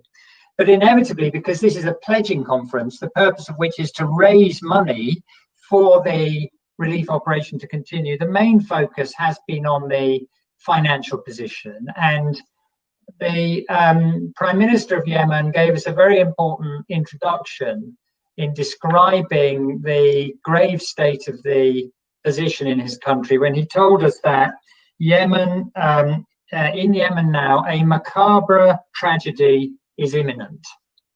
And many of the aid agencies, the UN agencies and the NGOs and others, corroborated and reiterated that when they told us about the scale of the funding challenge they are facing. They told us about shortage of cash and programs having to be closed imminently. So that was the backdrop to the discussion we had about the funds we need to keep those life-saving programs going. Now, I'll describe to you the outcome in terms of pledges, but just to provide you with some context, let me tell you that last year, for its humanitarian response, the United Nations raised $3.2 billion over the course of the year. That was why we were able in Yemen to reach 13 million people a month in what was the world's largest humanitarian relief operation, which unquestionably saved millions of lives. As of now, 5 months into 2020, we've so far raised something less than $500 million. So much less, much less than we'd raised at this time last year. And that's why the pledging conference was important today, to give us a chance to catch up with that. Now, we had a pledging conference last year in Geneva, and on that day, we raised $2.6 billion. And that was why we were able, by the end of the year, to have brought in a total of $3.2 billion. So we had a very successful pledging conference last year. Now, the position we have today is that we've received pledges of $1.35 billion. So about half what we got in pledges last year. There are some details we need to understand about those pledges, the extent to which they are all for the UN Coordinated Humanitarian Response Plan. But we've so far raised in pledges about half the money that we raised at the pledging conference last year. So what do I conclude from this? Well, the first thing I conclude is that it's extremely important that everybody who has pledged pays promptly, pays immediately, because otherwise these life-saving programs, as all the aid agencies said, will simply close. Secondly, it is important that those who have not pledged this year but did last year, who include some very major donors in the past, it is important that they stand up and play their part in this response effort to save millions of lives. So the United Nations will, picking up a point Abdullah has made, we will continue our fundraising efforts. We cannot be satisfied with where we've got to today. We have to keep going, because unless we raise more resources, we will face a horrific outcome by the end of the year. The United Nations will not abandon the people of Yemen. We will stand with the people of Yemen, and we will call on the world to stand behind the people of Yemen. What's needed in Yemen is peace, but in the meantime, we have to keep people alive, and that's what the humanitarian operation needs to do. Thank you, Melissa. Thank you, Mark, for that powerful statement. What's needed is peace, but in the meantime, we have to keep people alive. Yes, this is a good segue, I think, into the questions. Our first question is for Dr. Al-Rabia. It's from Al-Shaq Al-Awsat, and it is, how will the results of this conference and the contributions made by donor countries alleviate the suffering of the Yemeni people? Well, Melissa, thank you. There is no question that as Mark closed his statements, that we have to keep people alive, and I'll add to that, we have to keep people alive and healthy also. And the pledges that has been made today will help to keep the momentum of the major humanitarian work that's happening on the ground by the UN agencies and also by the international organizations and NGOs and local NGOs in Yemen. Yes, it's half of the money, but it's important to keep the work going. There are many children who need food. There are many people who need also to save their lives in the health system of Yemen. We have also to fight COVID-19. So we hope that the money that has been pledged will actually, as Mark mentioned, will be channeled through the system of those targeted organizations which will implement the work as rapidly as it can be. Also, we hope that hindrances and limitations of both humanitarian workers and the aid itself will be limited and minimized. It's about time for to those who actually violate the international law to stop and allow for the UN and the international community working in the humanitarian side to save lives, and any actually hindrance and obstruction is actually a cost of a human life. So we should not allow this to happen, and we should be vocal about it. We should not shy from bringing this to the media. We should not shy from bringing this to the UN system. It's enough for those violations and enough for selling the life of the Yemeni people for a political motive.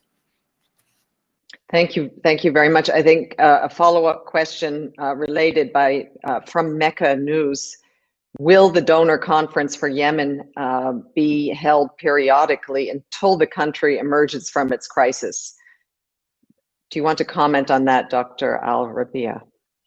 Well, probably Mark will comment more than me, but I can tell you, if the question is directed to Saudi Arabia, as you know, Saudi Arabia will continue to support Yemen, will continue to support all the actions and initiatives to hold pledging conferences to Yemen. We have been doing that before the conflict. We will continue to do it within the conflict, and hopefully sooner than later after the stability of Yemen. But Melissa, let me maybe add to this. We want to see peace today before tomorrow. We should work hard to reach peace. I think I will call upon the UN, led by the Secretary General and Mark, and also the major actually members of the UN system, to stand firm for this call. Saudi Arabia has supported the political solution. There are actually 3 initiatives for political solutions, and added by the initiatives of the UN envoy to Yemen. If we do not become firm, next year we'll be meeting here with less interest from the donors. So let's be firm to bring a political solution. And then Saudi Arabia has mentioned it many times. Saudi Arabia will take the initiatives with the UN and other players to move from pledging humanitarian conference to probably pledging for development conference, which what Yemen and its people need. Thank you. Thank you very much. Now a few questions for Mark Lowcock. The first one, I'm going to ask them in a group of 3 because they're related, and then you could provide one comprehensive answer. The first question is from Al Riyadh newspaper. How can the UN ensure that the aid reaches the beneficiaries in all of Yemen? And from Yemen TV, will all areas, including in the north, receive support from this donor conference? And from the Bahrain news agency, how do you distribute aid in Aden? Mark. Well, thank you very much indeed, Melissa. The United Nations works in all 333 districts in Yemen, and we have thousands of aid workers there who risk their lives, some in fact losing their lives at the moment, including through COVID, to bring assistance to the most vulnerable of their fellow citizens, alongside hundreds of international aid workers as well. So we absolutely are committed to reaching people in need based entirely and only on levels of need, independently and impartially in every corner of the country, and that is what we that's what we do. And we're able, using sophisticated modern techniques, to keep in touch with people around the country to find out whether the aid they're supposed to be getting is in fact getting through to them. We contact people to find out if they've had the food or the health services that they were supposed to get. And when there's a problem, we investigate and then we try and fix the problems. We absolutely work in Aden. The United Nations has a big team in Aden, including people from my own office, as we have teams in many parts of the country. But our fundamental approach is we will reach out and seek and find and support people in need wherever they are in the country, whoever is in charge in that part of the country, on the basis of humanity and in order to save lives independently and impartially. Thank you very much, Mark. And now I have a couple of questions for Dr. Al-Rabia that are similar. So we've grouped this one together. One is from the Al-Masharik news website and the Al-Riyadh newspaper, and they're asking, are there any guarantees that the pledges will not reach the hands of armed groups, especially the Houthis? Well, Melissa, the immediate answer, no. Nobody can guarantee anything. However, saying this, I think the determination of the UN and also the donor countries that we will do what it takes to protect those donations. I think we are escalating on the monitoring system, third-party monitoring. We are also, as I mentioned earlier, we should be vocal about those violations. We should bring them to the attention of the international community. We should also make it clear on the Security Council that those violations are happening from this side or that side. And also we should be very careful in selecting the executing agencies. I'm talking about the subcontracted local agencies that as much credible as possible. We know there are credible Yemeni NGOs that have the capability to have special routes and reach those who are in need, and we should capitalize on those. So we'll do what it takes to minimize those violations, but violations in conflicts will continue. This happens in Yemen and other parts of the world. Our duty is to make them as low as possible. Thank you very much. I now have a question for Mark Lowcock from DevEx International. How much of the funding pledged today is new funding and not money that has been previously announced and not yet delivered? And do you expect that there could be a lag in receiving funding? Well, I think most of the money pledged today was money we hadn't heard of before. Of course, the Kingdom of Saudi Arabia announced a couple of months ago that they would be looking at a pledge of $500 million, which Dr. Abdullah confirmed today.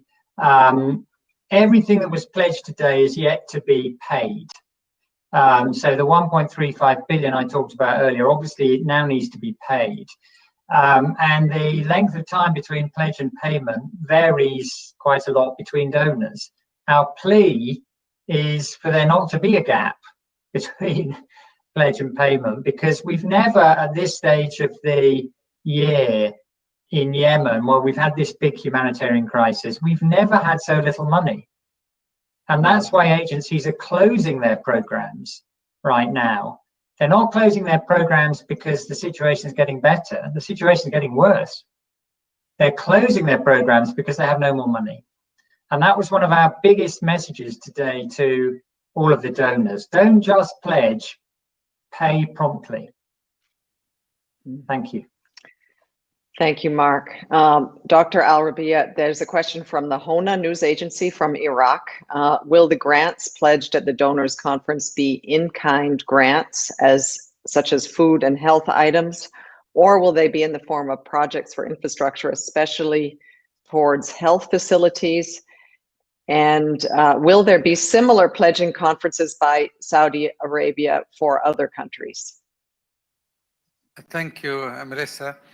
Well, first of all, the pledging conference today and the money, which has been mentioned already, is for projects to be implemented by UN agencies and international agencies. And this means money that will be injected into specific projects according to the HRP 2020. So all of us are following the HRP, and we trust the UN system.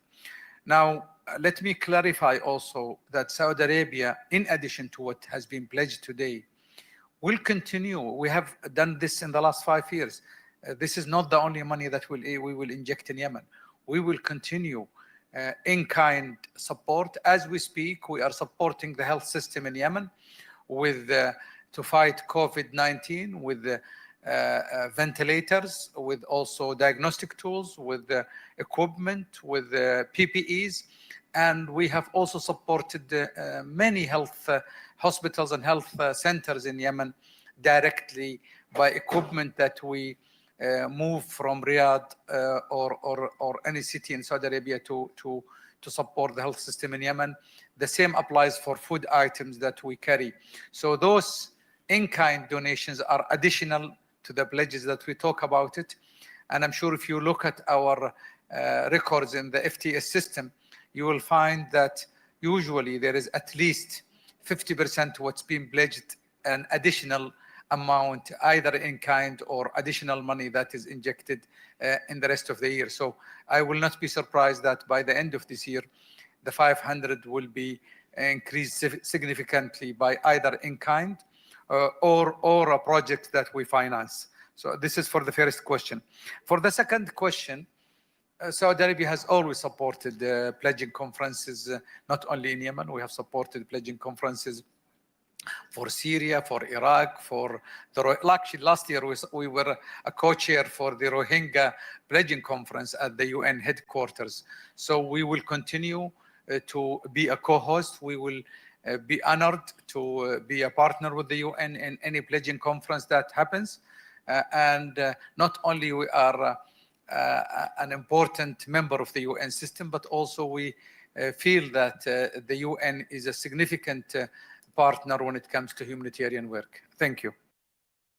Thank you very much. This is a question for Mark Lowcock from Rast News in Egypt. Will the funds be allocated to support the national economy and to boost the Yemeni rial?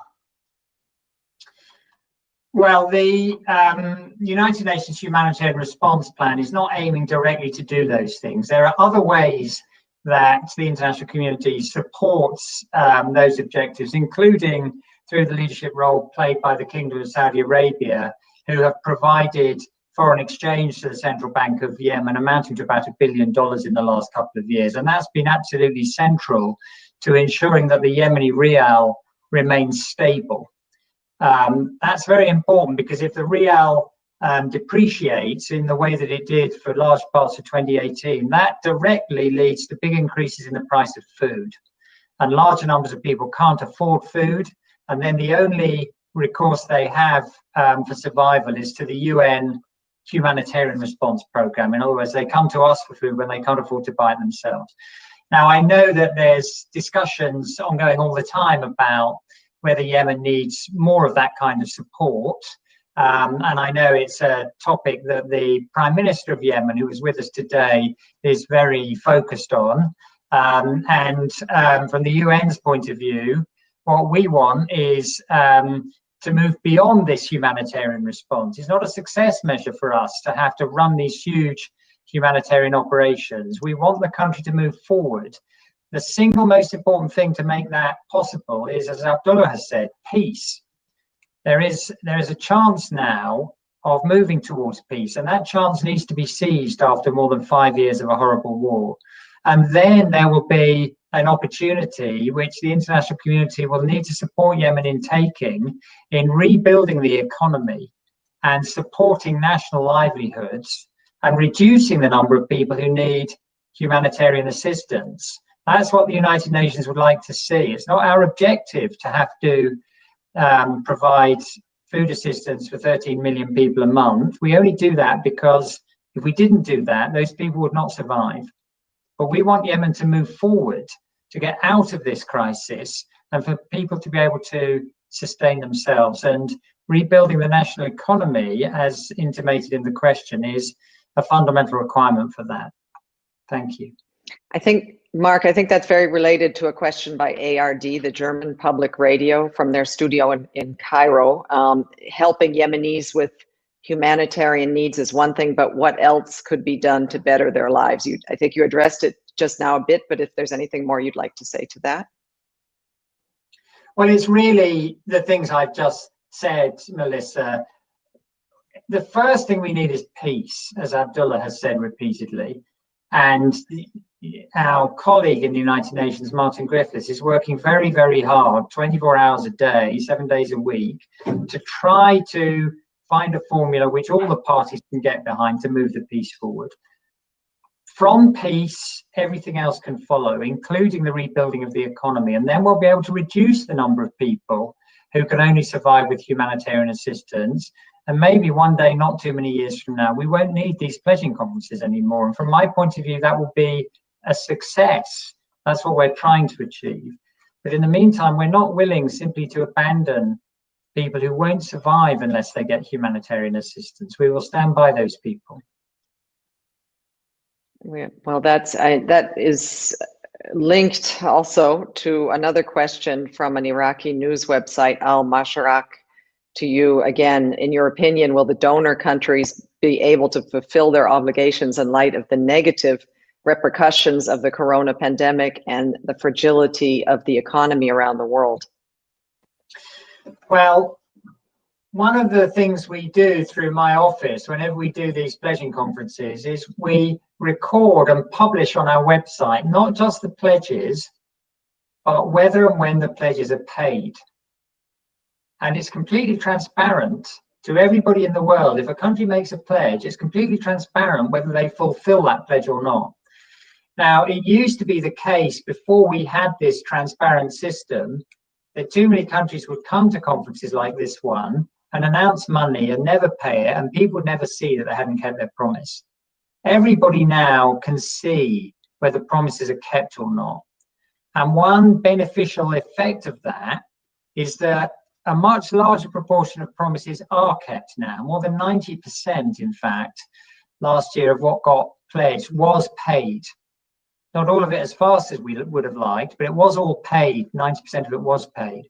And my expectation is that countries will continue to do that. You know, this investment is an investment in self-interest as well as humanity. It's not in the interest of neighboring countries or the wider world for there to be a horrific tragedy in Yemen or in other countries with humanitarian problems, because the consequences of that would be long-lasting and far-reaching. So these pledging conferences are about human empathy and a human response, but they're also an opportunity for countries to recognize their national interest. And the coronavirus is a great example of that. No one will be safe from the coronavirus in any corner of the world until everybody is safe from it in every corner of the world. So we have to help countries wherever they are deal with this pandemic. Okay, Mark, a final question before we come to the end of this press conference, and those of you whose questions I've not been able to get to, my OCHA colleagues will be providing you answers over email. This is from the New York Times, and it's for you, Mark. You said in early April that Saudi Arabia had pledged 500 million for Yemen humanitarian relief, but last week you said that the money had not been dispersed. Has that money been dispersed yet? And is it part of what Saudi Arabia has pledged at today's event? Well, maybe it's more appropriate for Abdullah to reply to that than for me to reply. Probably, yes. My notes said that this was directed to you, but I agree. Dr. Abdullah would. Well, Dr. Abdullah. Thank you, Mark. Thank you, Melissa. Well, when Saudi Arabia announced the commitment before, that meant that it will be announced in the pledging conference, which was materialized today. And as I have mentioned in my clear speech, that the 500 million will be to the HRB. 2/3 of it, or 300 million, will go through the UN agencies, and 200 will go with the international agencies or regional agencies. So the money will be channeled, will be signed in contracts. We already started the discussions, and as I can tell you that Saudi Arabia will start as early as tomorrow to discuss with the UN and non-UN agencies to sign the contracts and disperse the money. But let me add to this. Saudi Arabia is also concerned, such as I'm sure it's the same as all donor countries. We are really concerned with what's happening on those violations, and we have seen, I'm sure Melissa and Mark have seen pictures in the media and videos that ambulances with the UN agencies logos and other agencies logos being taken as a frontline fighter cars. So we want to ensure that the same determination and dedication in the UN and in the international community, we want to be sure that we will have the necessary steps to ensure that there is enough monitoring and hindrance to avoid those violations. But I can assure you Saudi Arabia will pass on the money, but we want to be assured that the money will go to those who are in need to maximize the impact of the money on the ground. Thank you. Thank you, Dr. Al-Rabia, for that clarification, and thank you to the journalists who submitted questions. And again, apologies for not getting to all of them due to the constraints of time. But now we've come to the end of this press briefing, and I would like to thank everyone for joining us online today. Again, journalists, thank you for continuing to cover the acute humanitarian situation in Yemen. And I wish everyone safety and good health wherever you are.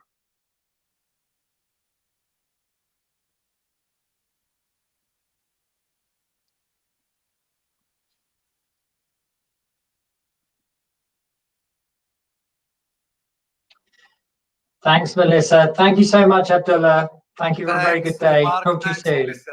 Have a good night.